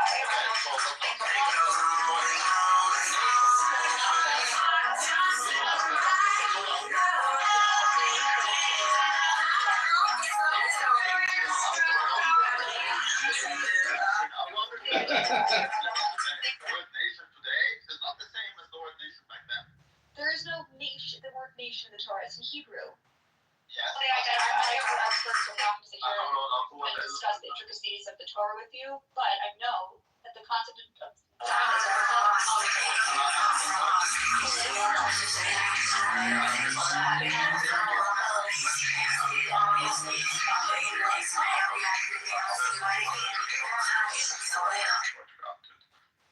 It's just crazy. I mean, it's not that hard. If you have an American Christian, you have a rabbi, a Middle Eastern Palestinian Christian. Are you gonna say these two are part of the same nation? Fine, you always tell you the truth every time. And they're about their nation.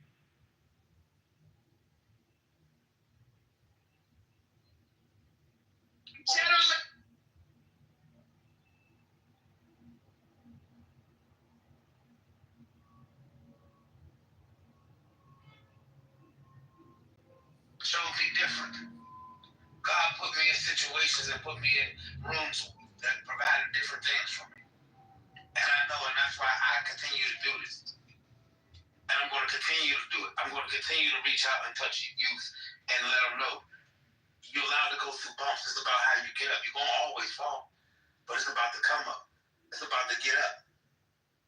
That's what everybody's watching for. They know everybody's going to fall. But when everybody's looking, they want to see, can you handle the adversity to get back up? Let me add one more thing, if I may.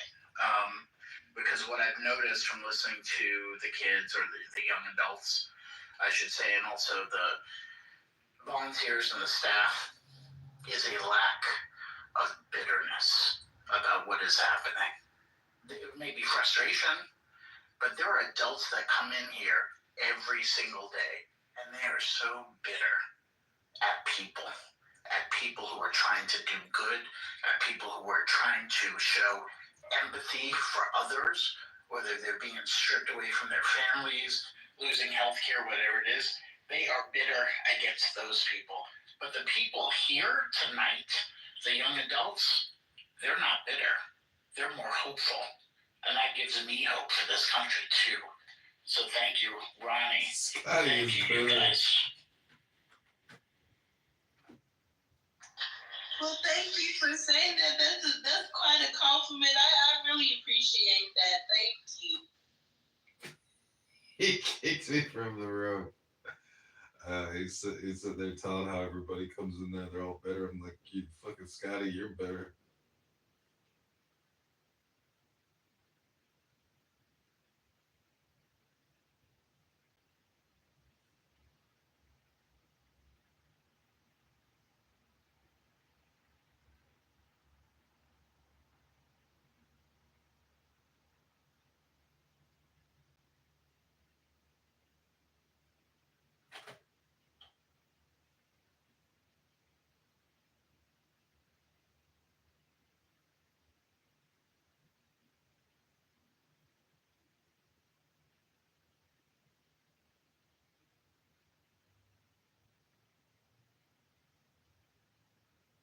Stop.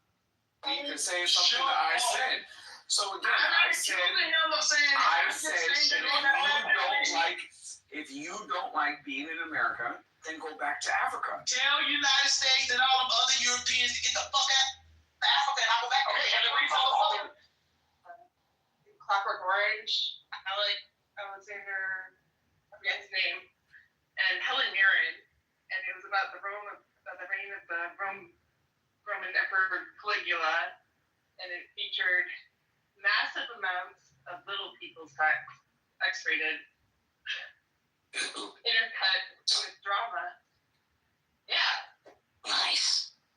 And then lots of really like violence, like multiple people getting their heads caught by a thresher, and like a bunch of Roman noblemen laughing.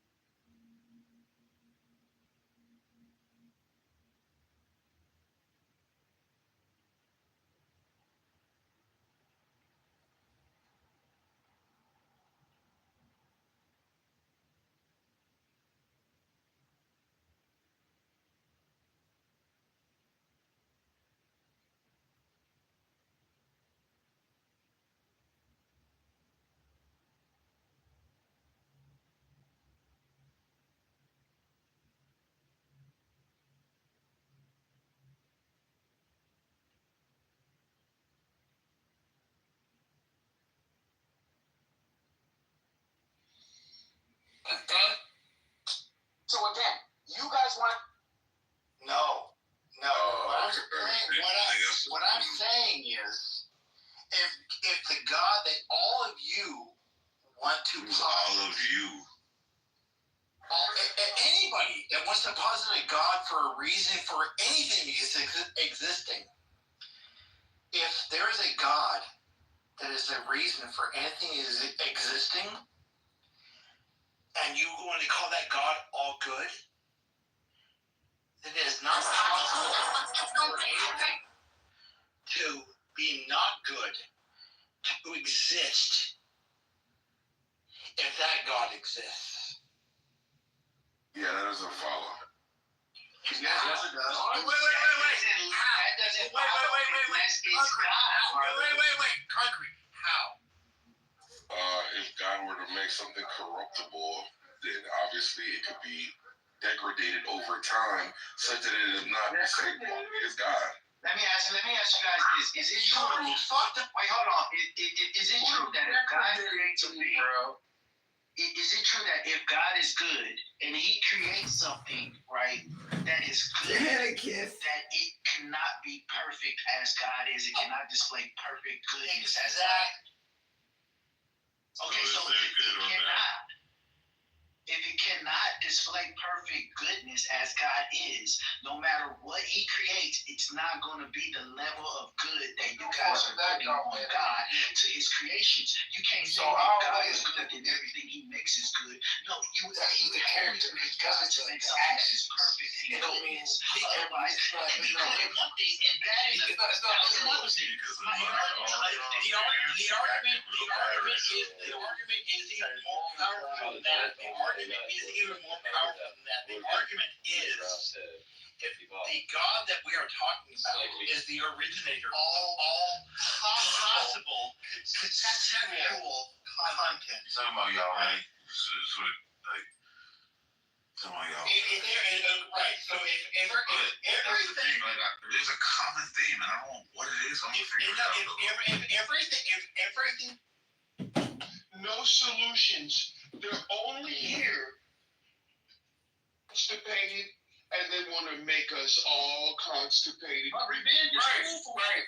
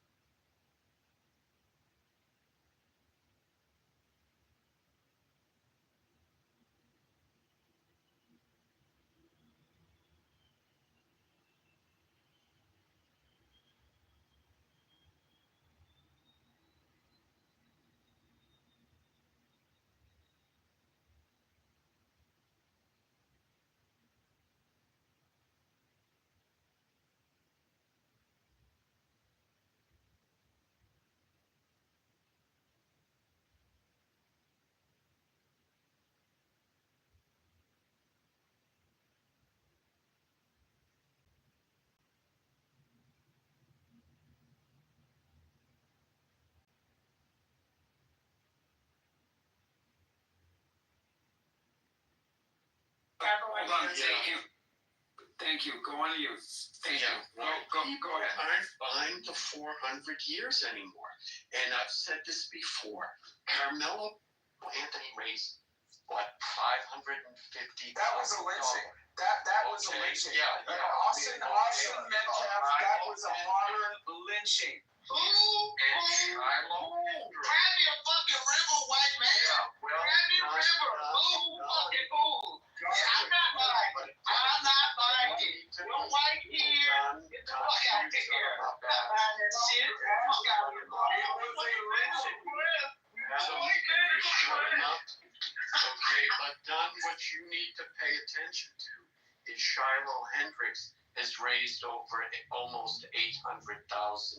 That just tells me what America's always been. I'm not shocked at that. That's who you are. I'm not shocked.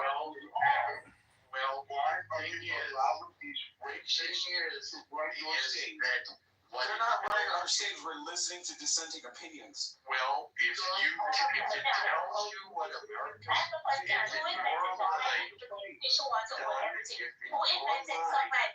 Was it the black man or the white man that said something like this? The black man said this. I can't be Which man wants to argue with another man and say something? Who made that? Who invented that one? White man? Wait. Okay, listen, Cool Runnings. Okay, chill out. All right, go out. That tells you, thank you, Dr. Adams. If that tells you that that's what America's been all about, and slavery in America was the worst thing in the world, well, thank you for the compliment. That means Americans. What are you talking about? That means Americans. Done. What are you doing? What are you doing? That means is America was the best country in the world for slavery. And do you really want to fuck with those motherfuckers? Okay? Yes, because that's the assignment to want to know. So they're not even white. I mean, you're talking white, so they're not even white. Okay, if you really believe that, I don't believe that. You know, that is But, I don't believe that. But this whole Wait, hold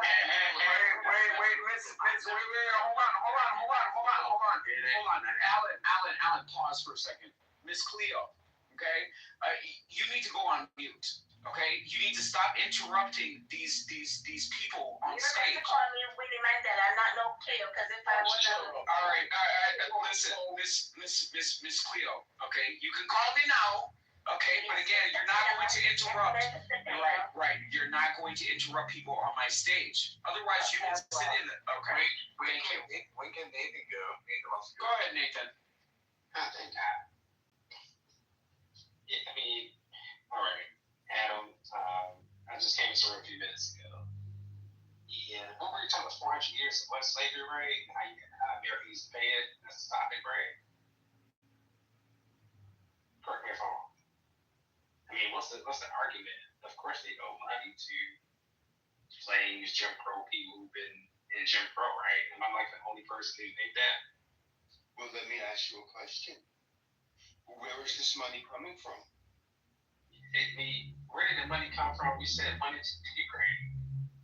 Well, where did the money come from? You have to speak of that. I mean, it'd be honest. I don't say something. We can talk about Ukraine. Okay, so Dominique. But I asked you, where is this money coming from that you think you deserve? I had that one viewer and yo actually still believe. I'm asking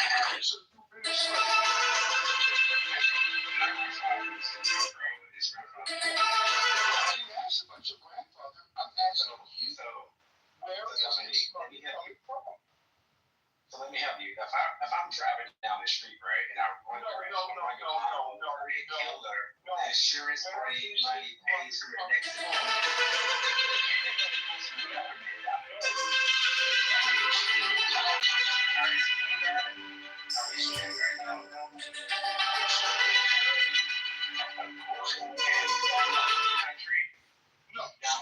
taxes. Don't black people pay taxes? We all pay taxes, Dominic. So that means I have to pay you. That means I have to pay you. Your broke ass that can't pay me. For work that you've never done. That means I have to pay you. Hold on, Dominic. What you're not going to do, Dominic, I'm defending you right now. What you're not going to do, bro, is you're not going to insult a veteran on my stage, okay? I'm talking, Dominique, I'm defending you, okay? So again, you definitely don't sound like a veteran. So at the end of the day, Nathan, you're not going to sit here and disrespect somebody who fought. This is my kingdom come.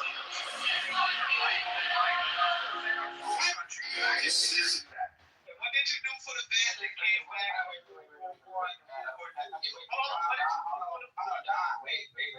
Let me say this. Both my grandfathers on both sides of my family served in World War II. This is my kingdom come. When you feel my heat, look into my eyes. It's when the demons hide. I didn't serve. My daddy served. So again, at the end of the day, Operation Desert Storm, my daddy served as well. My daddy served. At the end of the day, you're talking about some shit down the road.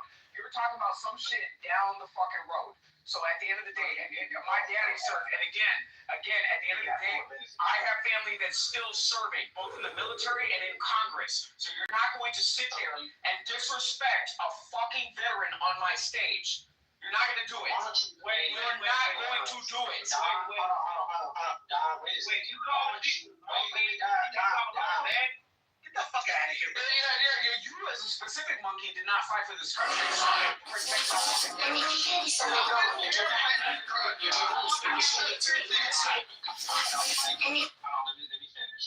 So we supposed to protect veterans, which I agree, right? Then we all give them popping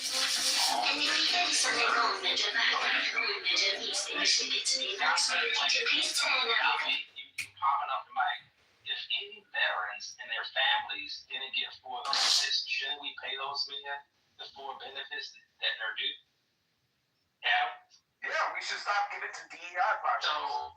So why don't we put funding from HBCUs and let's pay the veterans? Okay, so let me repeat. So no.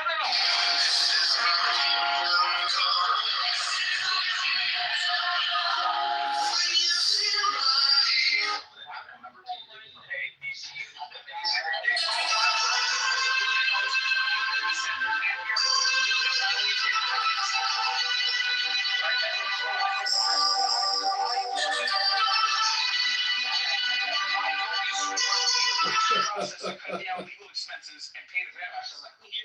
If you have selective, no, I don't have selective hearing. You're not getting a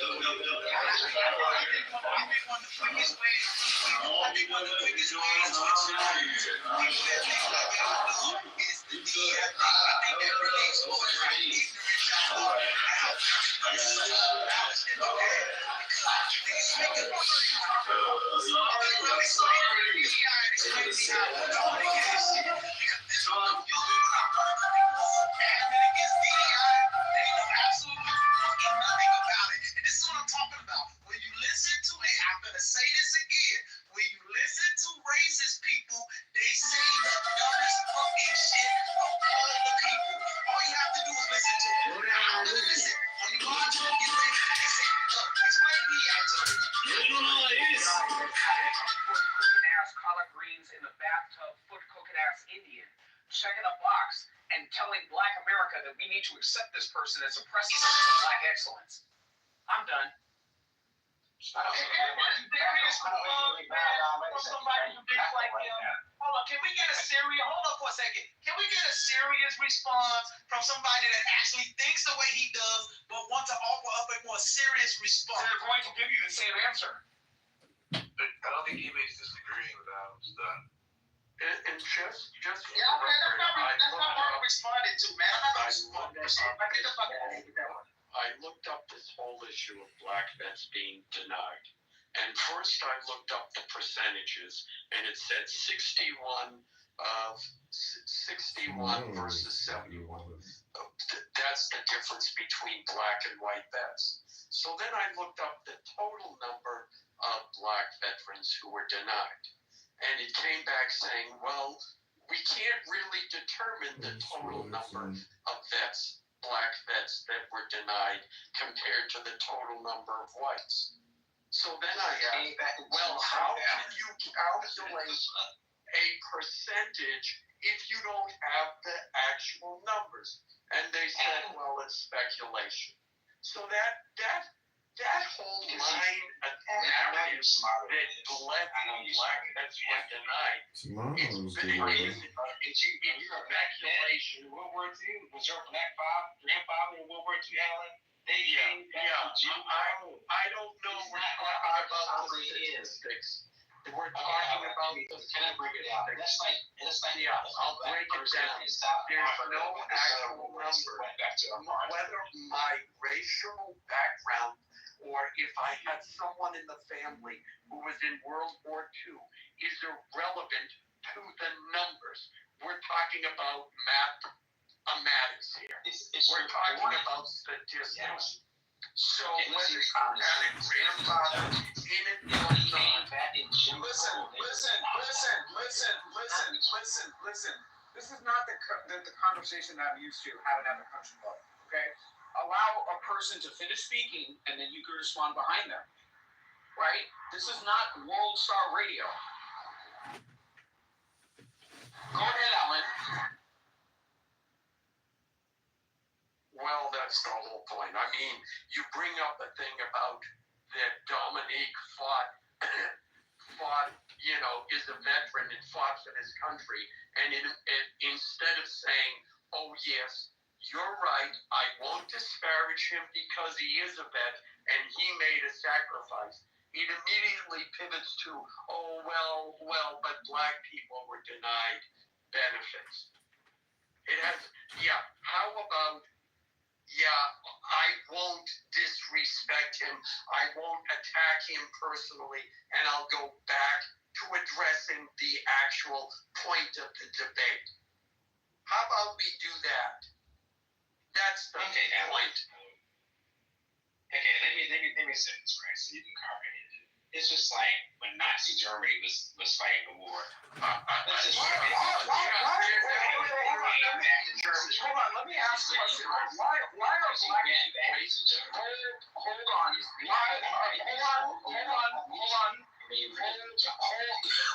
Hold on. Why are black people so preoccupied with Nazi Germany? Can you maybe give me some type of insight as to why black people are so preoccupied with Nazi Germany? I'm saying that we are. Well, I mean, you have Kanye. No, it's really not, because you have a Kanye running around in freaking clan hoods and swastikas, and for some reason, Black America thinks that this is the answer. This is the answer that we heard. So you have a black person doing that thing that you just described, and that turns into black people in general. Typical white motherfucking bullet talking point. Oh, here's a black person doing something. Who's a white person? It's for all black people. Who's a white person? Whatever. I'd like to know. You think like them. I'm calling you white. Hold up. You think like them, so I'm calling you that. Because I started college at 15, and I actually, made something of my life, and I actually articulate American English. That makes me a white person. No, you have talking points, like what you just said with Kanye. That's a white talking point. Oh, no, it's not a white talking point. That is. This idea that a lot of black people follow Kanye. I have you know that a lot of black people think that dude is batshit fucking crazy. What are you talking about? You know nothing about the black community, sir. Why don't you just sit down and think of foreign white? Sit down and take African American history, sir. Take a course in African American history and learn yourself something. All right? And listen to what I took courses in African American studies. So again, at the end of the day, you're not going to have your gotcha moment that you think that you're going to have. It's not a gotcha moment. I'm just telling the truth. There's one quick thing about World War II. You do understand why you up here with all this patriotism, and that's a person who fought for this country. You need to respect them. You do understand. You're fucking right. You damn fucking right. Because again, if it wasn't for the sacrifices of veterans, your monkey ass would be sitting on a fucking ass in a free country. You would be speaking German or Russian or probably Arabic. So at the end of the day, right. I got you. You fought for the right, so I can swing around and treat. Hold up, sis, I need to say this. Hold up, sis, I need to say this real quick. You fought, and you go right ahead, sis, I promise. You fought for the right, and I can swing around in trees in America. Okay, I understand that, but you do know that. So stop throwing bananas at white people. That's all you're asking. Wait. Stop throwing bananas at white people. Wait. I want to say this. You do know during that war, when America was supposedly fighting the enemy, Germany, this big enemy, okay, in the mess hall, to POWs from Germany can sit in the mess hall with American white soldiers and eat at the same table with them, but black American soldiers couldn't sit at the table with them. So this is a white man honoring a white man. So you can miss me with your patriotic bullshit, because at the end of the day, you motherfucking white folk will fight amongst each other. I'll give you that. Listen, I will pay for your ticket back to Africa. I will gladly pay for your ticket back to Africa. If you are so upset,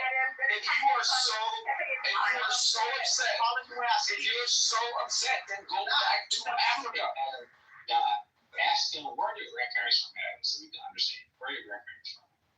Antarctica. Don't fall for it, Dr. Adams. Hi, this is John, Dr. Adams. We've been going at this for quite a while. If you could put me in the queue. Thanks, Dr. Adams. So you ashamed of your grandparents, right? You're so ashamed you couldn't even tell us. What a waste of time, Dr. Nathan. Come on.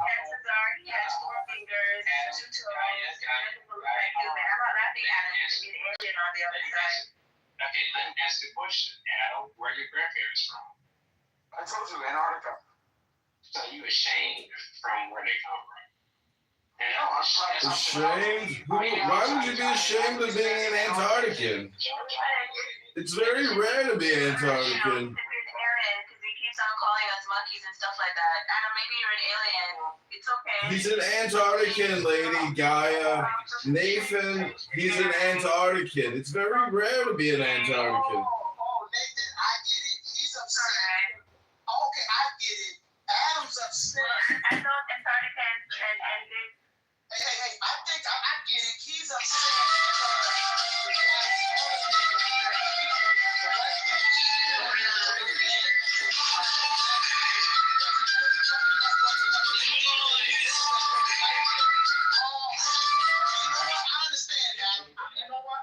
I'm sorry for you, man. Examples, and then once you see what you need to learn who you're talking to, where they come from, their history, their lineage, right? So we can learn where this stuff is coming from. I don't think you want to go down that road. Yeah, I just did. You're too ashamed to admit where your family. No, I just don't want to be accused of owing you reparations. No, it's really pathetic. And you kind of examples, and then you did lose skills to think that ED pills feel. Of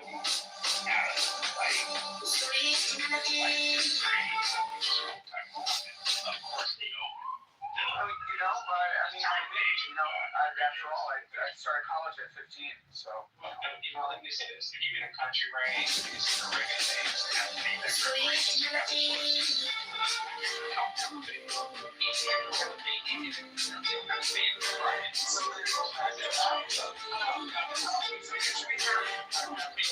If you don't want to pay the debt of $27 billion right now in this country, you can leave. Anybody can leave and go to a different country with no debt. You can go. You can go back to Alaska, wherever you come from, Antarctica, Canada, wherever you want to come from.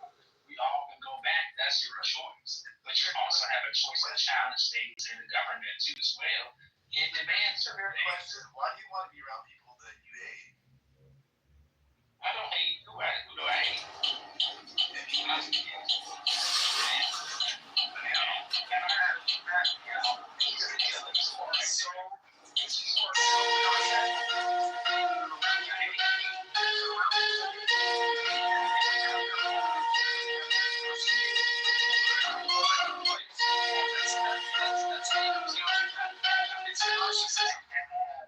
You know what makes me feel pain? When a small content creators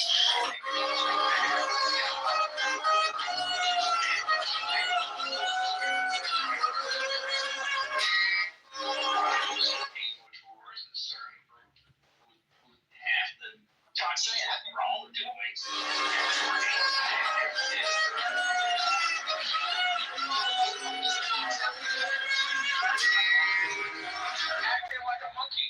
So if you're throwing bananas and performing like you're at the zoo, I'm going to call you a monkey. Between a black person and a monkey. Okay? There is a difference. There is a difference. A monkey is a black person that doesn't agree with what you say. That means you're projecting. Like the guy Matt said, you came on and said they're narcissists and they really hate. All I've heard from you is hate. I've done nothing but state facts, my man. I don't hate you. Monkeys are my favorite animal. If I could own a monkey. Man, don't you know that Dr. Adams runs a comedy show? This is a comedy show. You falling prey to his comedy routine. He's a fisherman and you just a fish. He's a spider and you just a fly in his web of despair and projection. Antarctica is one of the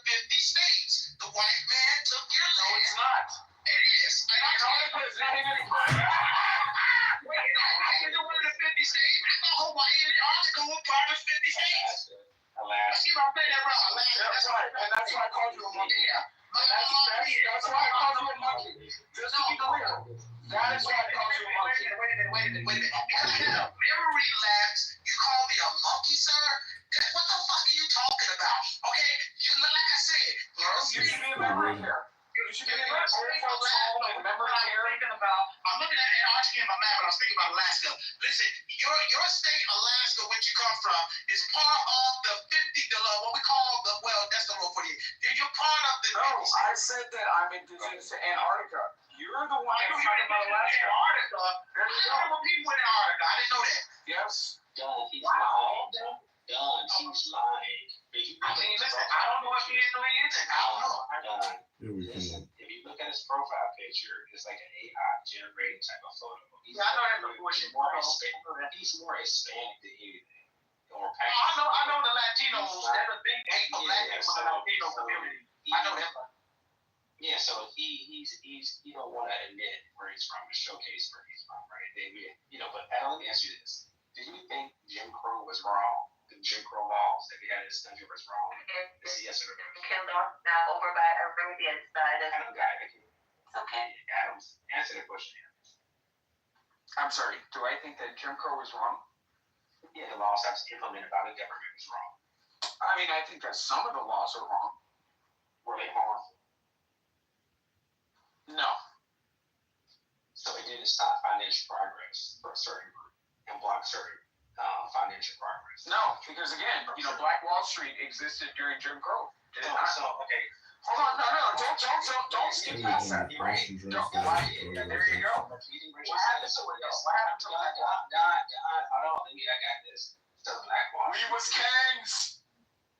That Black Wall Street did exist, but compared to the rest of America, it still didn't really make a big dent in wealth. Total overall, it was like an oil field in Texas, right? It wasn't like a big state where we had all this oil and diamonds and mining. Come on, bro. Let's be for real. I mean, I don't know. Okay. I don't know. My great grandparents on my black side, they were all in college around that time. So, how am I lying? You're lying. How am I lying? Adam, you're lying. How am I lying? He's a Latino. How am I lying? He's a Latino. Black, Spanish, Asian. What the hell? This is crazy. I grew up with all black people here in Atlanta. I know black people out here, and you're not black. And it's kind of. I don't live in Atlanta. He is black. I don't live in Atlanta. I don't live in Atlanta. He's telling other black people that they are. It's crazy. Yeah, I just said you did. That motherfucker ain't black. We don't give a damn what you say. That You kind of sound white. I don't know what you're talking about. That motherfucker ain't black. They don't care what You know what's crazy? Both sets of my grandparents, great grandparents, A lot and grandparents, people do that too. all college educated. Isn't that crazy? My grandfather's college educated too. What is that supposed to mean? Great. Conversation. Unfortunately, sir.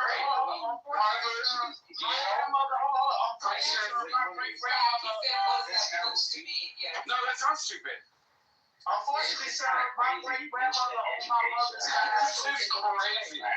This is so crazy. I'm actually not making stupid comments. This is wild. Making a comment to illustrate your stupidity. And that's really sad. If you're college educated, right, and you can't comprehend what reparations are, where it came from, and how it's implemented, then it's a scam, and it's actually illegal. It's illegal. Reparations are illegal. Why waste your time? They're illegal. They're illegal. The Equal Protection Clause, 14th Amendment. So why don't you refer back to that? Why don't you refer back to that? I have a few in my family. So again, I have a few in my family. Thank you. You don't even know how. So let's talk about the fact that reparations are illegal. Who was it? Dude, you sound crazy. Fat, ugly. How are they not illegal? Racial. when you talk about the equal protection clause in the Constitution, when you okay, so that white people are paid, white people need to be paid reparations as well. This is absolutely insane. This is crazy. I don't know what's happening. I don't know what's happening. Like I didn't know the EBT office was open on a Sunday.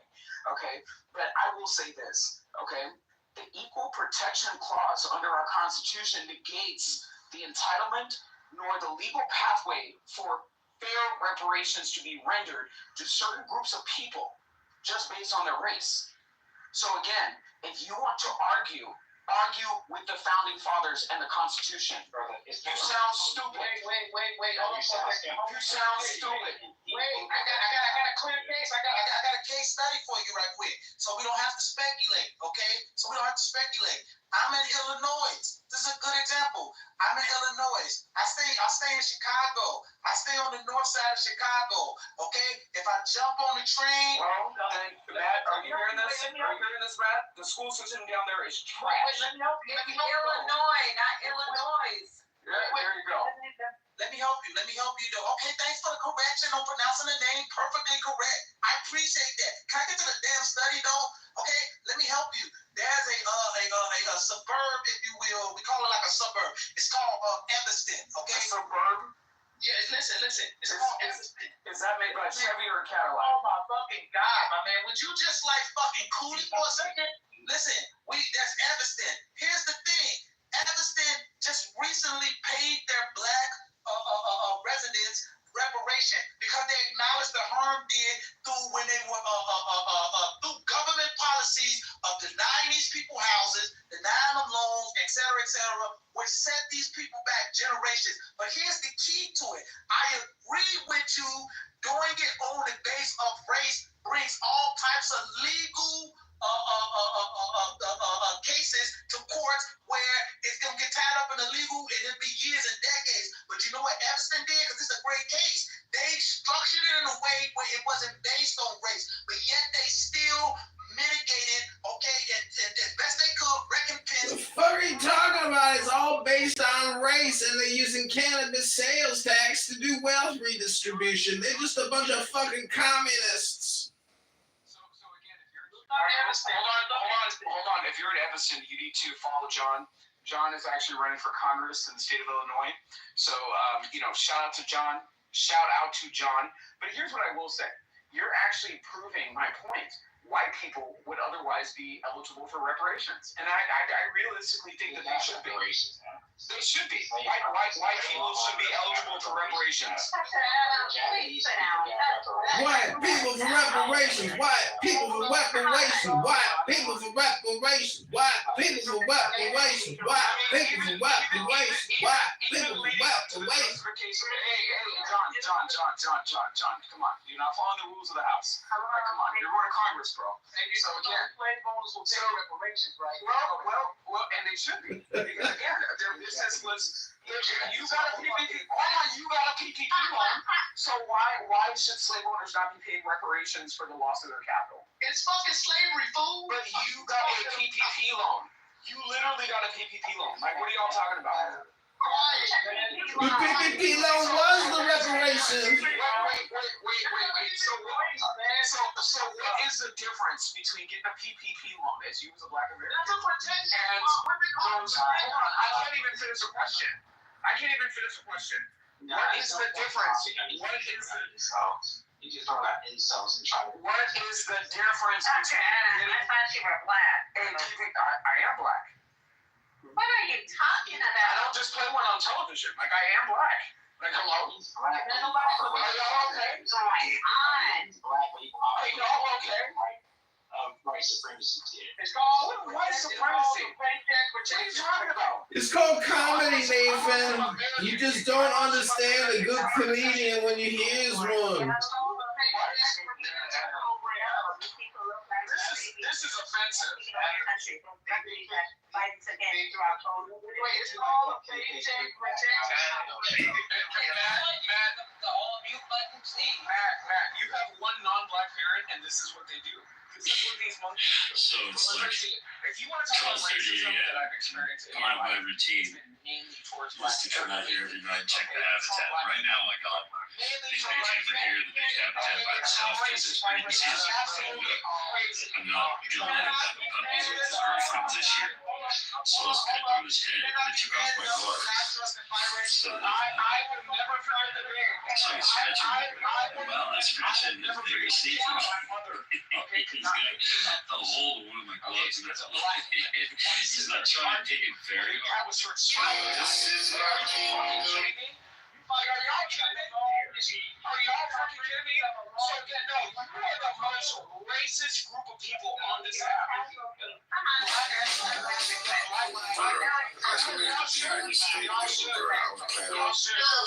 actually still believe in gravity. Just walk on a wall, man. Just yo, Again, has the battles.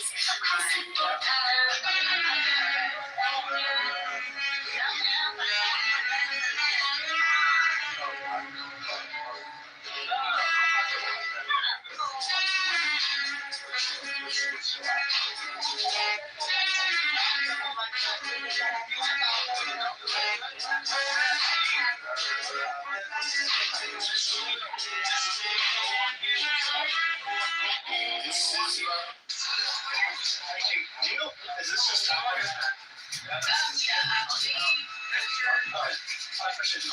we're testing it and finding out right now. Okay, so this is somebody else's favorite restaurant. We're going to use this big water test right now to just see how bad the water is. It might be good, actually. Okay,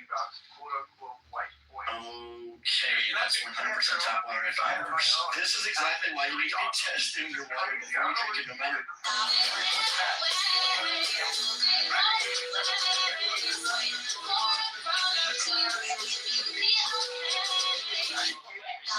Here's the perfect way to manage your time. If you ever heard of the 8+8+8 rule, distributed, here's the perfect way to... But it's not our problem that y'all all had the same talking points, though. So you can try to act like, oh no, we have independent minds and think differently. But Here's the all perfect y'all way to talking manage points your are the time. same. Have you ever heard of the 8+8+8 rule?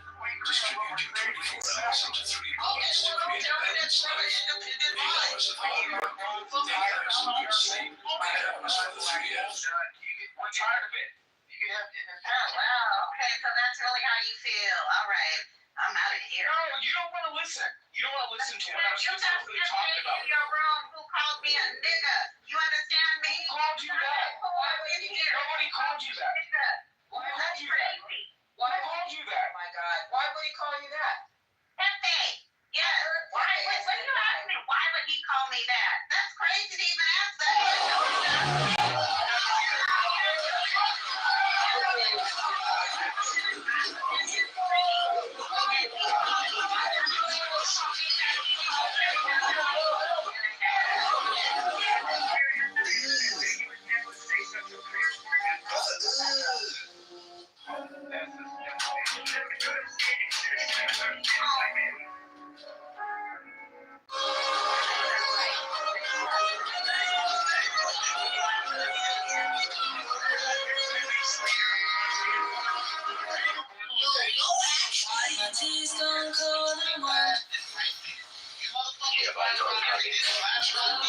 What you're not changing, you're choosing.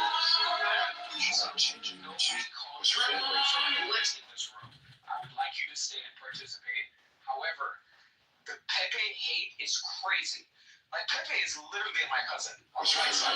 What you're not changing, you're choosing. You got something that's thinking about it, you're not changing your relationships with God together. First of all, hold up, let me say something. Dr. Adams, I never said he called me that in this space. You gotta listen. I just want to be sure. No, There was a lot of people interrupting you. There was a lot of people interrupting you. So again, I did not hear the full extent of what you were saying. No, he did not call me that in this space. He called me that in another space, his own house. So, yes. Why bring it up in here? And he's on mute. Yeah,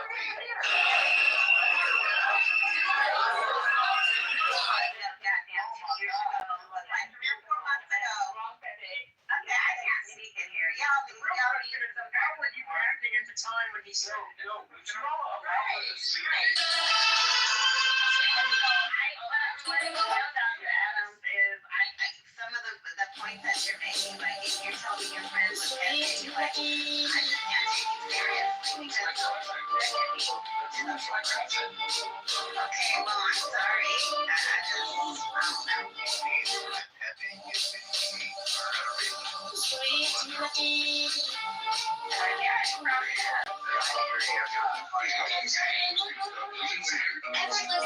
If you press that button, you will receive $1 million. Watch your son. They don't know.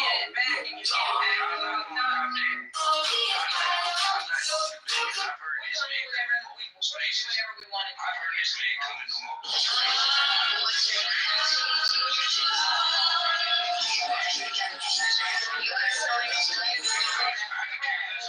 I can care less about getting removed by the fucking room.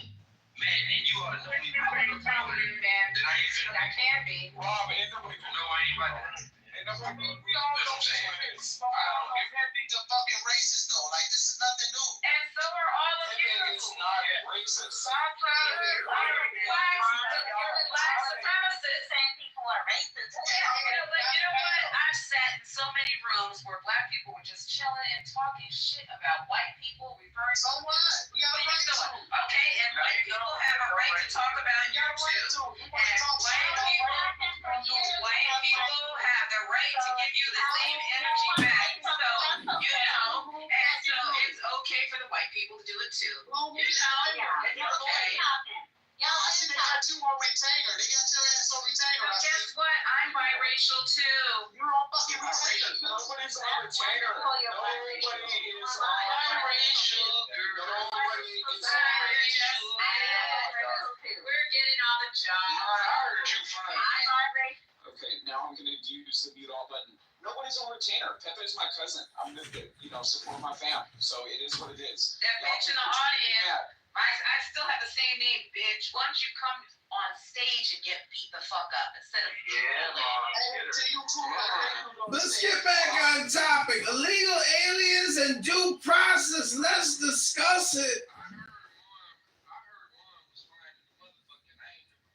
She just spoke just now. And bring your ass on stage and don't be a fucking Trump. Bro, I ain't Trump in the audience. Bro, I ain't no black weed, bro. I agree with you, Nathan. I agree. What is this room about? Let's not focus on mine. Rob, what kind of problem do you got with the illegal aliens and due process? Let's discuss. Mon was finer than Cassie back in the day. I'm just gonna say that. Throw it out. I heard she's still fine. Mon. Yeah, Mon is still fine. Mon, I've been trying to get Mon to go on the Beverly Hills Housewives, but she won't do it. That's what the word on the streets is. She's finer than she was when she was younger. That's what I done heard. Wait a minute. Flattery will get you nowhere. There are two biracials on the stage. Do you kiss dogs in the mouth like your white half does? See, look, man, this is what I do. I do something that I rarely do. And guess what? I put raisins in my potato salad. Okay, so at the end of the day, yes, I do. I do. And when I go to Subway, I ask for extra mayo. Okay, so I tell y'all, listen, man, this is not a gotcha moment. Potato salad from somebody that made Northeast Texas. I'm talking about Northeast Texas. That's the only place you should be eating potato salad from, man. And tonight, I'm gonna try to do something different. Instead of attacking y'all, we gonna find commonalities tonight as Americans. And we ain't gonna just shit on each other just for one night. Cause that's what I'm saying. That's what I'm saying. I don't like you either. But again, you know, at the end of the day, just for Americans. I ain't got nothing in common with a cracker family.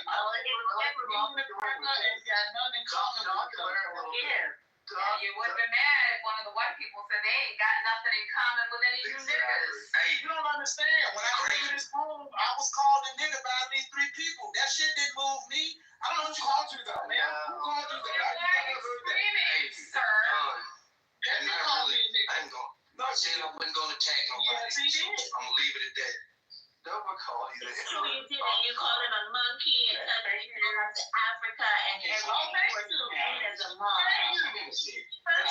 That's not the same as the N-word. My thing is, a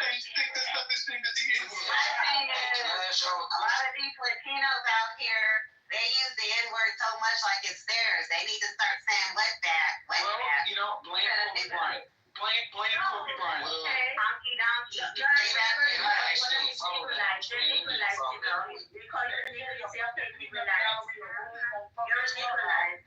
The peanut gallery. Come on, Rob. You love me, man. Come on.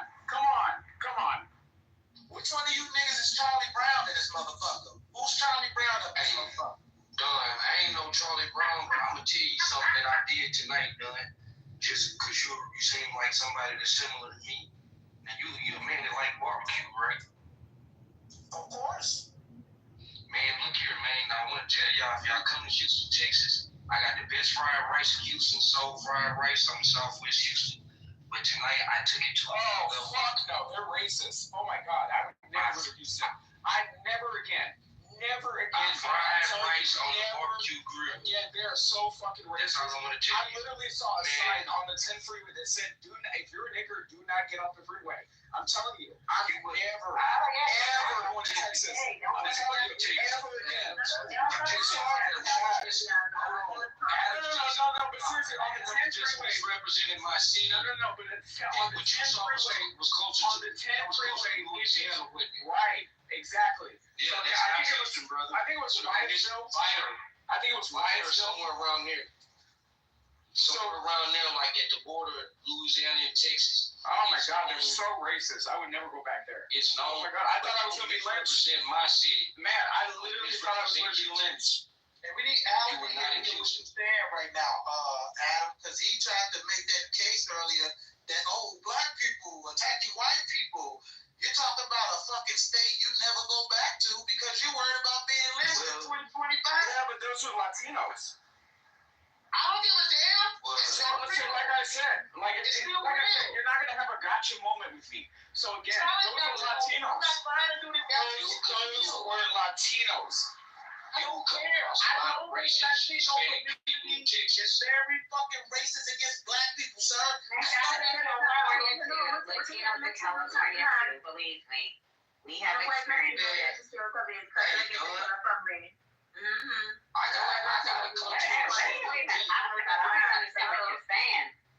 I got a controversial. Y'all talking over each other. One mic. No, I got a controversial opinion. Seriously, most black people, when I said this to them, like they gotta kind of give me a chance to explain. But take away historical treatment of each other, of the groups. White and black Americans got far more in common than we'll ever want to admit. Even the racist white folks and even us that's wild, whatever. I'm gonna tell you, and our commonalities are things kind of simple. Food. You think about this. Out of all the groups in America, you have Asian markets, you have Hispanic markets, you have African markets. Now you might have grocery stores that are in the white community that might have a few different things in some of the grocery stores in our food deserts. But we eat the same food. We relatively pray to the same God. We definitely speak the same language. And I had this thought before I even came on this app. This app reinforced the last one that we got a very narrow-minded worldview. And I'm saying this as black and white folks because we have a view of American exceptionalism. And we tend to think that we better than everybody else. Like, that might be true, it might not. We are better than everybody else. There's no thinking. I wouldn't say that we're better than anybody else. I would say that our country, the idea of our country, I would say that that's what I was about to get to. The idea of our Constitution, the idea of what America could be, yeah, it's great. You see it in the fact that people is dying to get over here. But the realities of America is not the same for everybody. It would be unfortunate. So is that I land on this. And a lot of people in this room, you guys, I've heard you, and again, I'm not attacking people at this stage, but I've heard y'all discredit plenty of black people's legitimate concerns about being an American and being black and an American. And it's unfair to discount these things, and it's actually un-American. I'll land on that. Well, you know, I have wait. James, hold on 1 second. I'm gonna let you speak. I'm guilty of that. And I'll tell you why I'm guilty of that, Rob. And I'll tell you why one of my frustrations with Black America is the lack of accountability, right? And the shift as far as the trajectory aim of a lot of arguments in Black America, mainly not geared towards equality, but more so geared towards revenge. And that is some shit that I'm not with, especially being a mixed race person. So I'm guilty of that myself. 100%. As a man, I can take accountability for that, and I'm telling you why. Stop lying. Let me say this. Hold on, James. Let James speak. Go on that. Yeah, but I was going to tell you real quick, then I have a brother that talks very similar to you, right? And he asks the same question, why don't people take me seriously? And the answer is you cannot expect old white ladies and old white men or just regular white people or regular people at all in general to accept the way that you speak and act culturally as something that it has nothing to do with you being Black as the reason why you are down or et cetera, et cetera. It has to do with the way that you present yourself to the world around you. Look at me, for example. I could talk like you and it wouldn't do fucking shit for me, but instead I talk like this, I wear a suit and I display myself with intention, with purpose, and that gives me success in life. If you do the same, you will also have that success. So are you saying because my accent? No, hold on. Are you saying because my accent that I don't speak correctly or something? Well, I have a question. Do you think with your accent that you should be hired inside, like, let's say the governor's mansion? That when we go on one of your no, I don't think this retarded shit he talking about. Now see, this is let me say something. Are you serious? Let me say something. Real quick. First off, the fact that you guys have decided to weaponize language and weaponize somebody's accent. No, don't pretend that all Black people talk like you. They do not. I just told you I have a white brother that sounds just like you, and he's in the same disadvantage as you with his. Okay, so again, we're not going to sit here. I didn't say I was disagreeing. Hold on. Okay, we're not going to sit here. We're not going to sit here and pretend like people that carry their words do not have a different position in their outcome in employment. Okay, we're not going to pretend that that's not the case. Let me say this: I ain't never had a problem getting a job. And to be quite honest, none of you are paying me. Neither have I. To quote unquote change how I need to speak. Yeah. So I'm not going to change how I speak, especially in this. Rob, he's talking about general. We're not making. No, because I think. No. Rob comes into every space and always got an opinion. It's just true that language in America has been weaponized against Black people to the point where Black people even do it to themselves. But this isn't an issue of language. Weaponization of language. And language are two different things. If you study linguistics, you would understand that Southern people actually speak closer to how language would be spoken. So you would know that then. So anybody that would speak like that. Wait, hold on. That shows the ignorance on your end. Okay, hold on.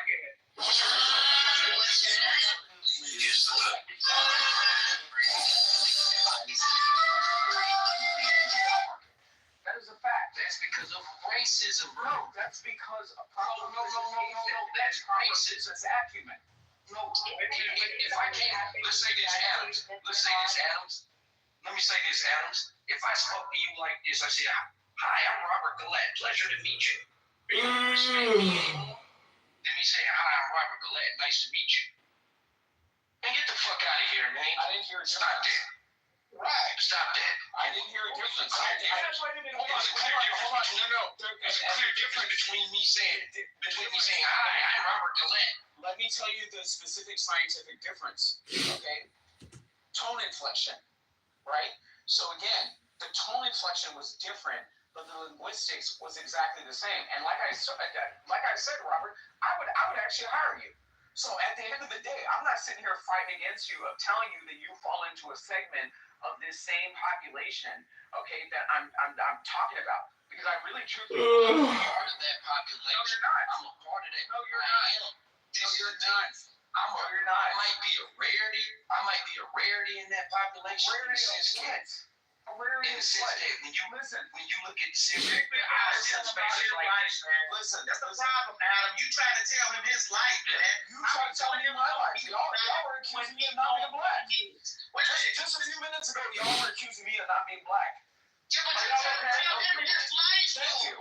So again, at the end of the day, Down syndrome has wanted to be a cop since he was a kid. He was sworn in as an honorary police officer for the day.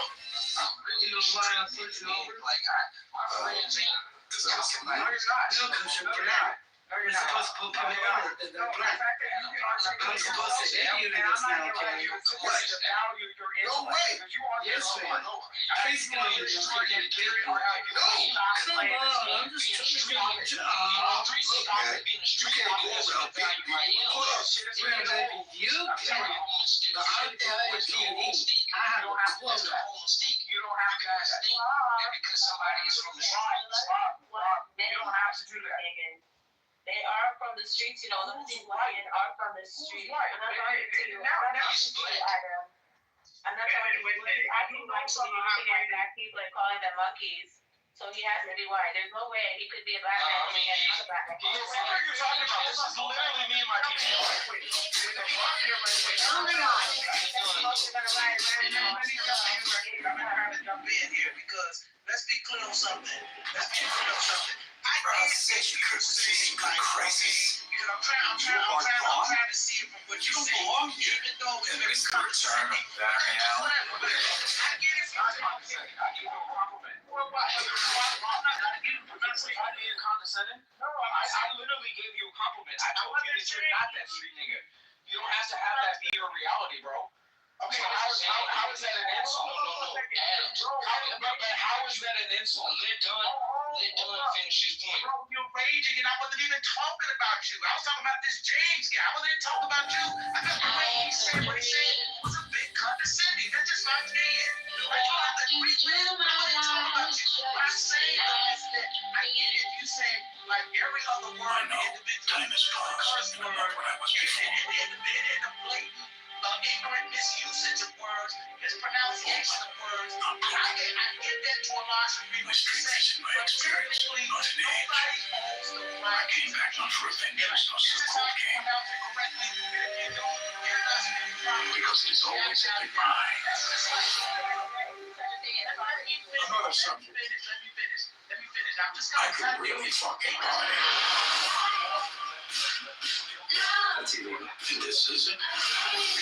What else you got?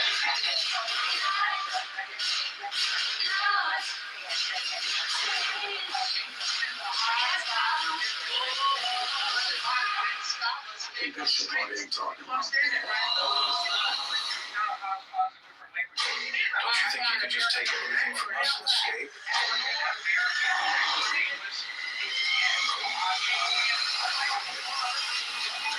Holy shit.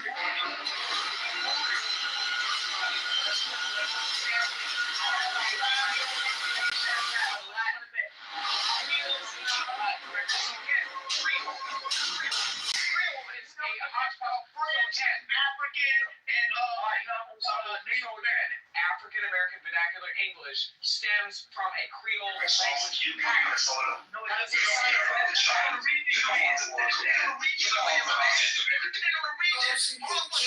English is a. I'm just talking about the fundamental language, not all of the other languages that pull words from.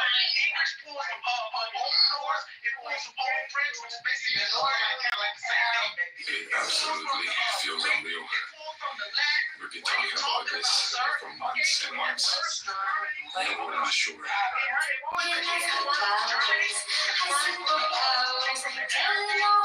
This is insane. Actually, that's a really good idea, Kelly. I talk a lot. Actually, that's a really good idea. That's a fucking Greek word. So It's not an American word, it's a Spanish word. Actually, that's a really good idea, Kelly. What can I say? I talk a lot, so I've learned to just tune this off. Colony. Stop getting down with the semantics and shit, bro. You getting too you know what the fuck I'm talking about. What I'm saying is that English is a hard. No, I don't know what the fuck you're talking about. Look at my fucking profile. Say I got. So again. Say I got. So again. You're sitting up here saying, oh, now you're hold on, Miss Cleo's gonna tell me how to pronounce my name on my profile. That's crazy. I had to tell you how to That's crazy. That's crazy. Call me Gia, but it's No, I called you Miss Cleo. I called you Miss Cleo. Call me now. Bomba clutch. Yeah, I can tell you exactly your future if you want to. If you want me, I can do that. I got Crash Out. I can tell you your future. Come on. Mine now.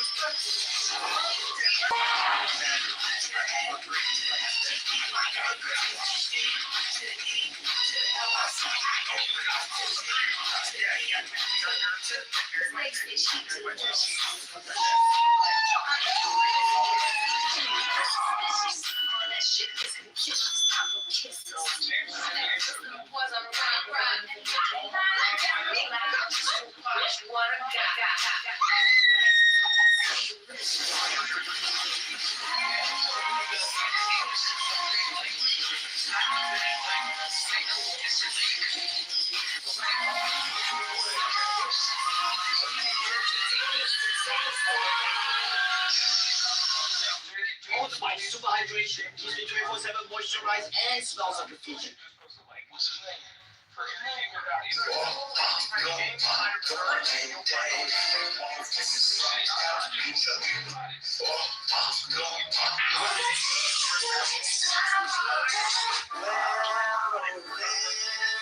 tell you this, James. I applaud you for defending your life because I do the same thing, man. Ain't nobody tripping on it like that.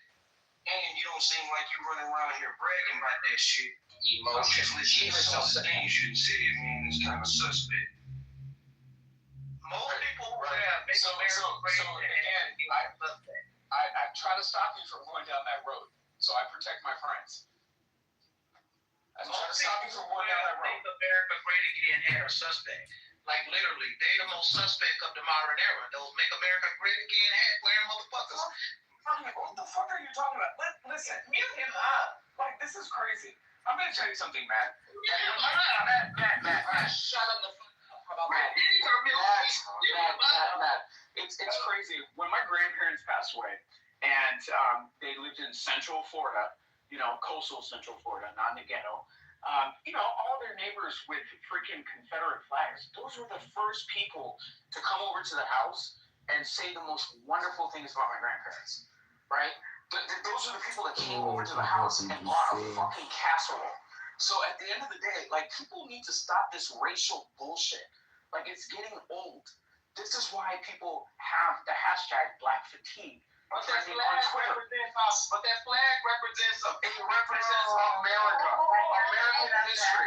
It represents American history. It represents American history. That flag represents treason, and it also represents a group. It represents treason.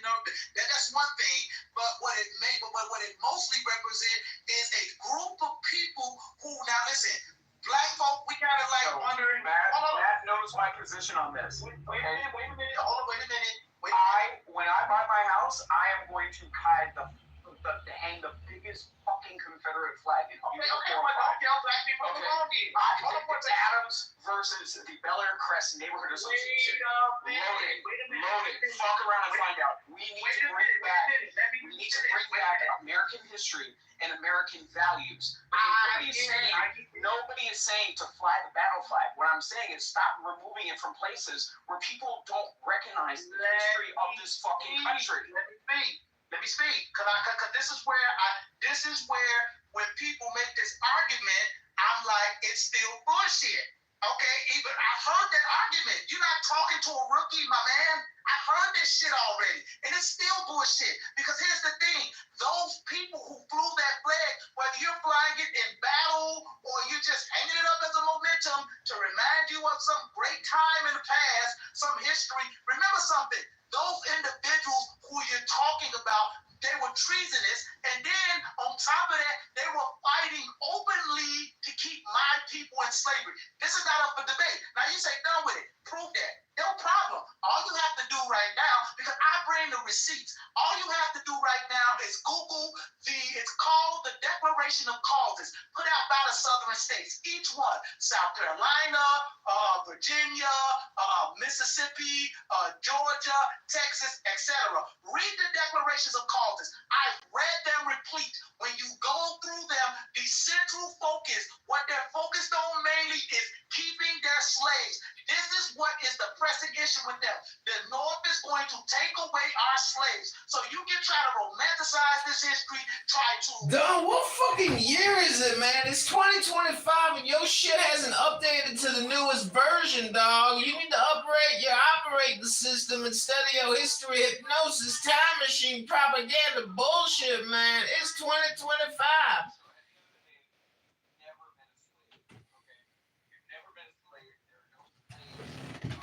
The African-American slave trade still existing today.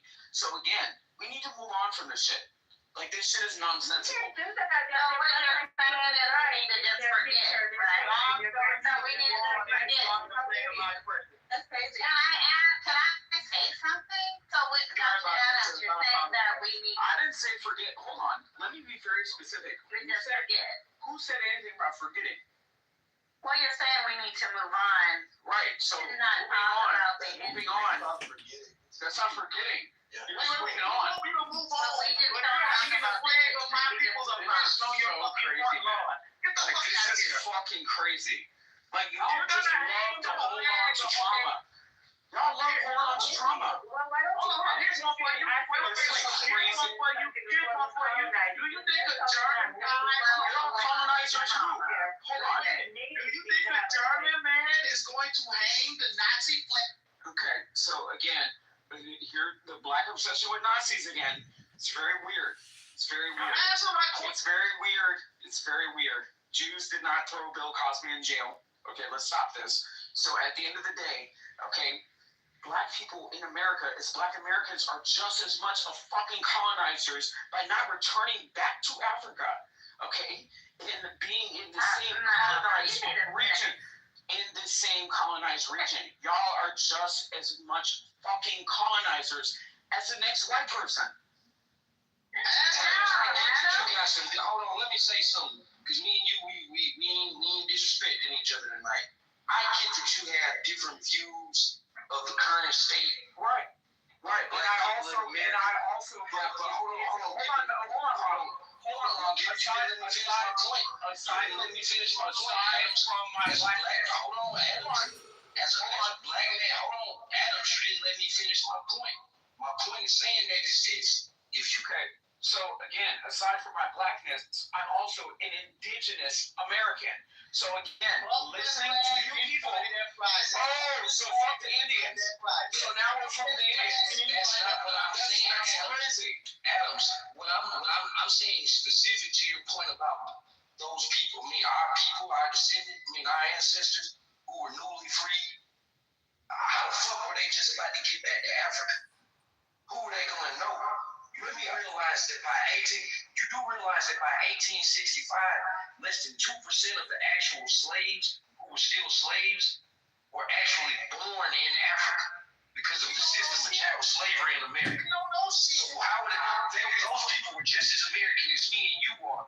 Those people were just as American as Robert E. Lee, just as American as Jefferson Any motherfucking abolitionist at that time to suggest that, that's fine. And I'm with you on that. My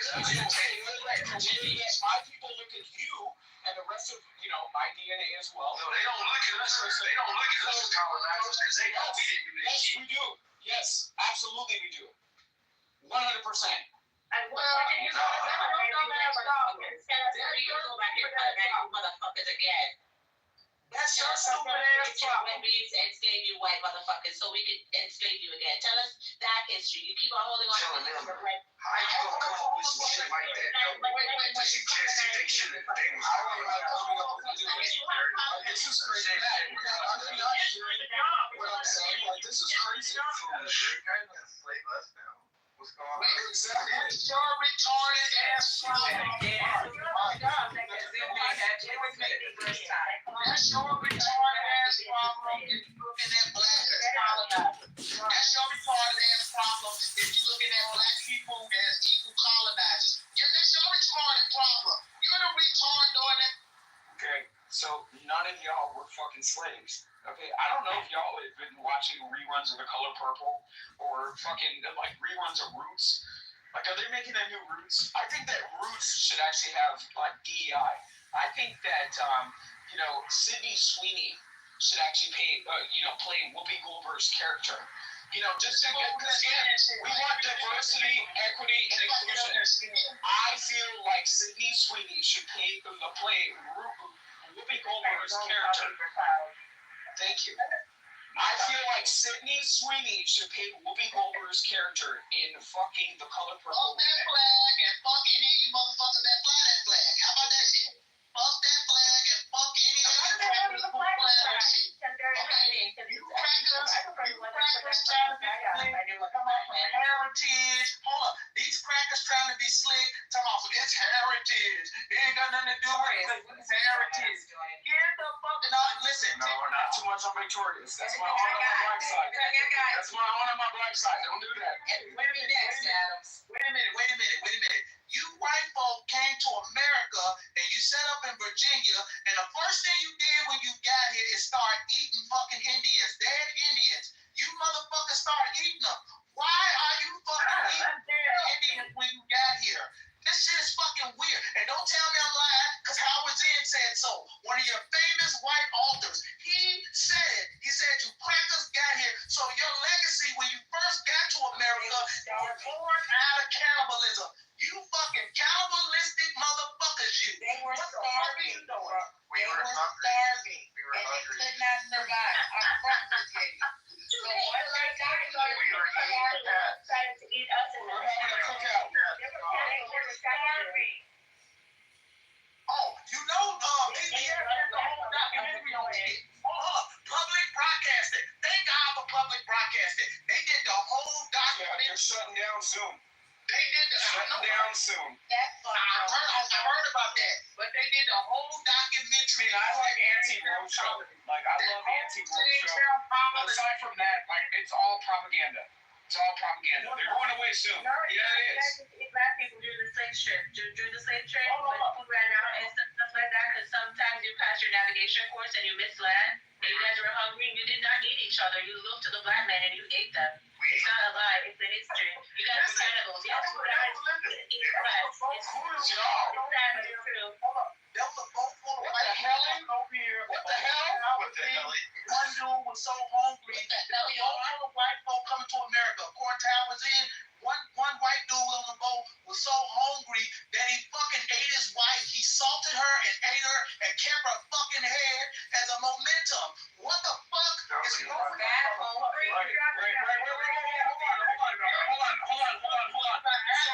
So let's talk about the black man in Northern California that sexually assaulted all of his daughters, right, and was trying to repopulate the black race from underneath his roof.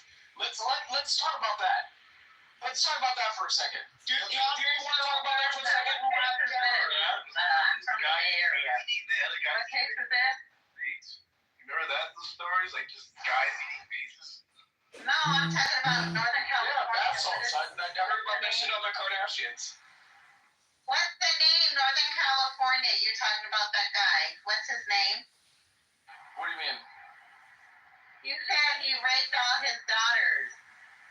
I believe it was Wasson or Wesson or something of that.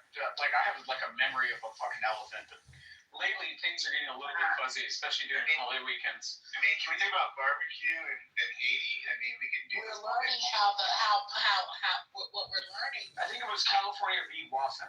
What we're learning is how dysfunctional and toxic and unhealthy the African American community is. What we're learning is there's a spirit of perversion that's running through the African American community. They've been raping and pillaging their children for centuries, and it was accepted. So, Auntie, let me ask you a question. Hold on.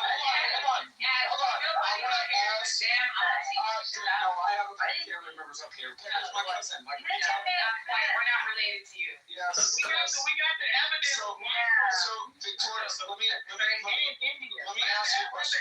Why are you chattering like this? Like, this is crazy. Like, chill out. Let me ask you a question. So, if you look at certain cases and certain defenses of people, like for example Diddy or R. Kelly, and you hear a slew of black men, running up into spaces saying, R. Kelly is innocent. He didn't pee on that 14-year-old that we all saw on fucking tape before we had, we had fucking child pornography laws that were, not in effect at that point. We all saw that shit. And anybody sitting there, beating their meat to that R. Kelly tape, you could be nailed for fucking child pornography having that shit on your fucking hard drive today. So again, that's child molestation to me. You grooming a child and then white men have done rape to white women for sex work for centuries. Hold on. Are y'all okay? So he is dead. Elvis Presley is dead. Here's the thing that rip the fucking flag off and take off that song. The man is dead. Elvis Presley's dead. The man is dead. The only person, the only king of pop. Get the fuck out of here.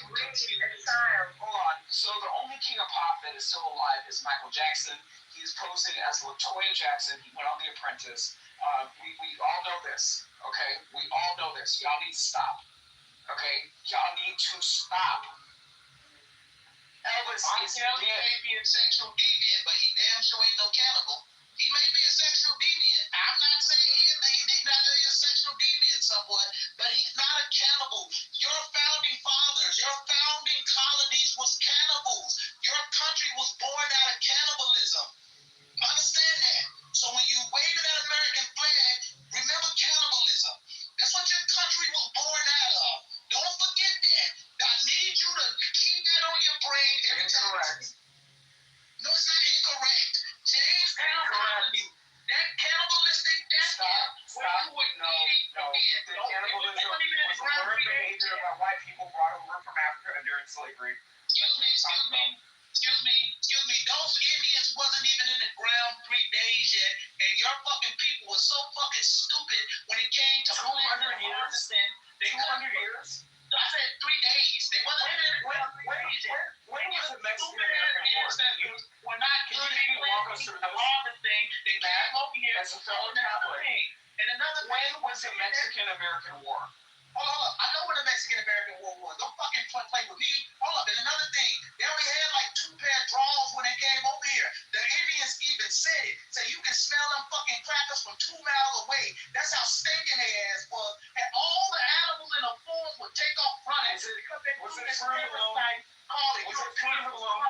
You like were those Fruit of the Loom underwear? Let me answer my question. Locust parasite? You're a fucking parasite. A locust. This is a new one, man. Now I'm a locust. Kill it. Hold on. Why do Europeans want to kill everything they come across? When they come to new lands, the first thing they do is want to kill it.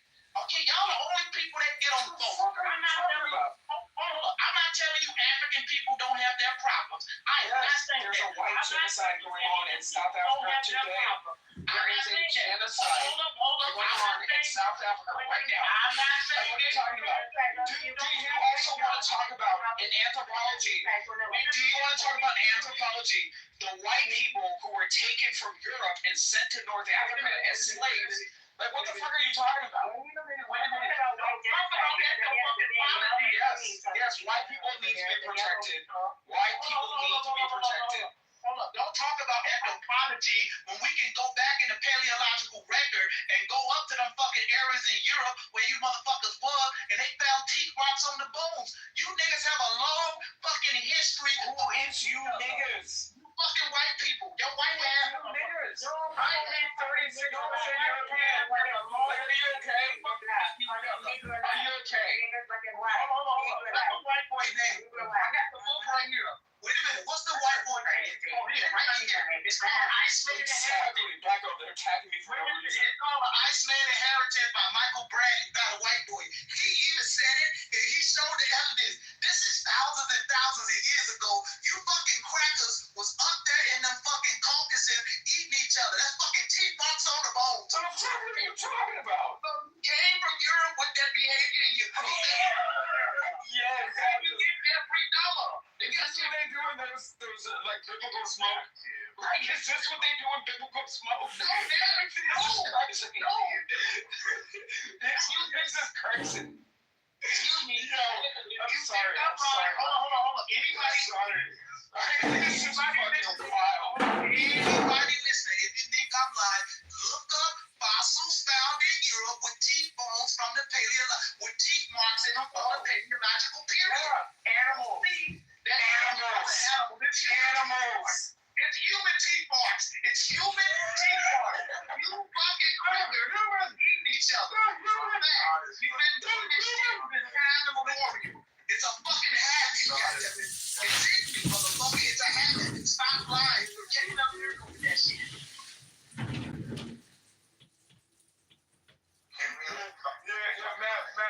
Matt, white people were, our ancestors were sitting around, eating souffle of Negro. Like, this is crazy. This is, Wait a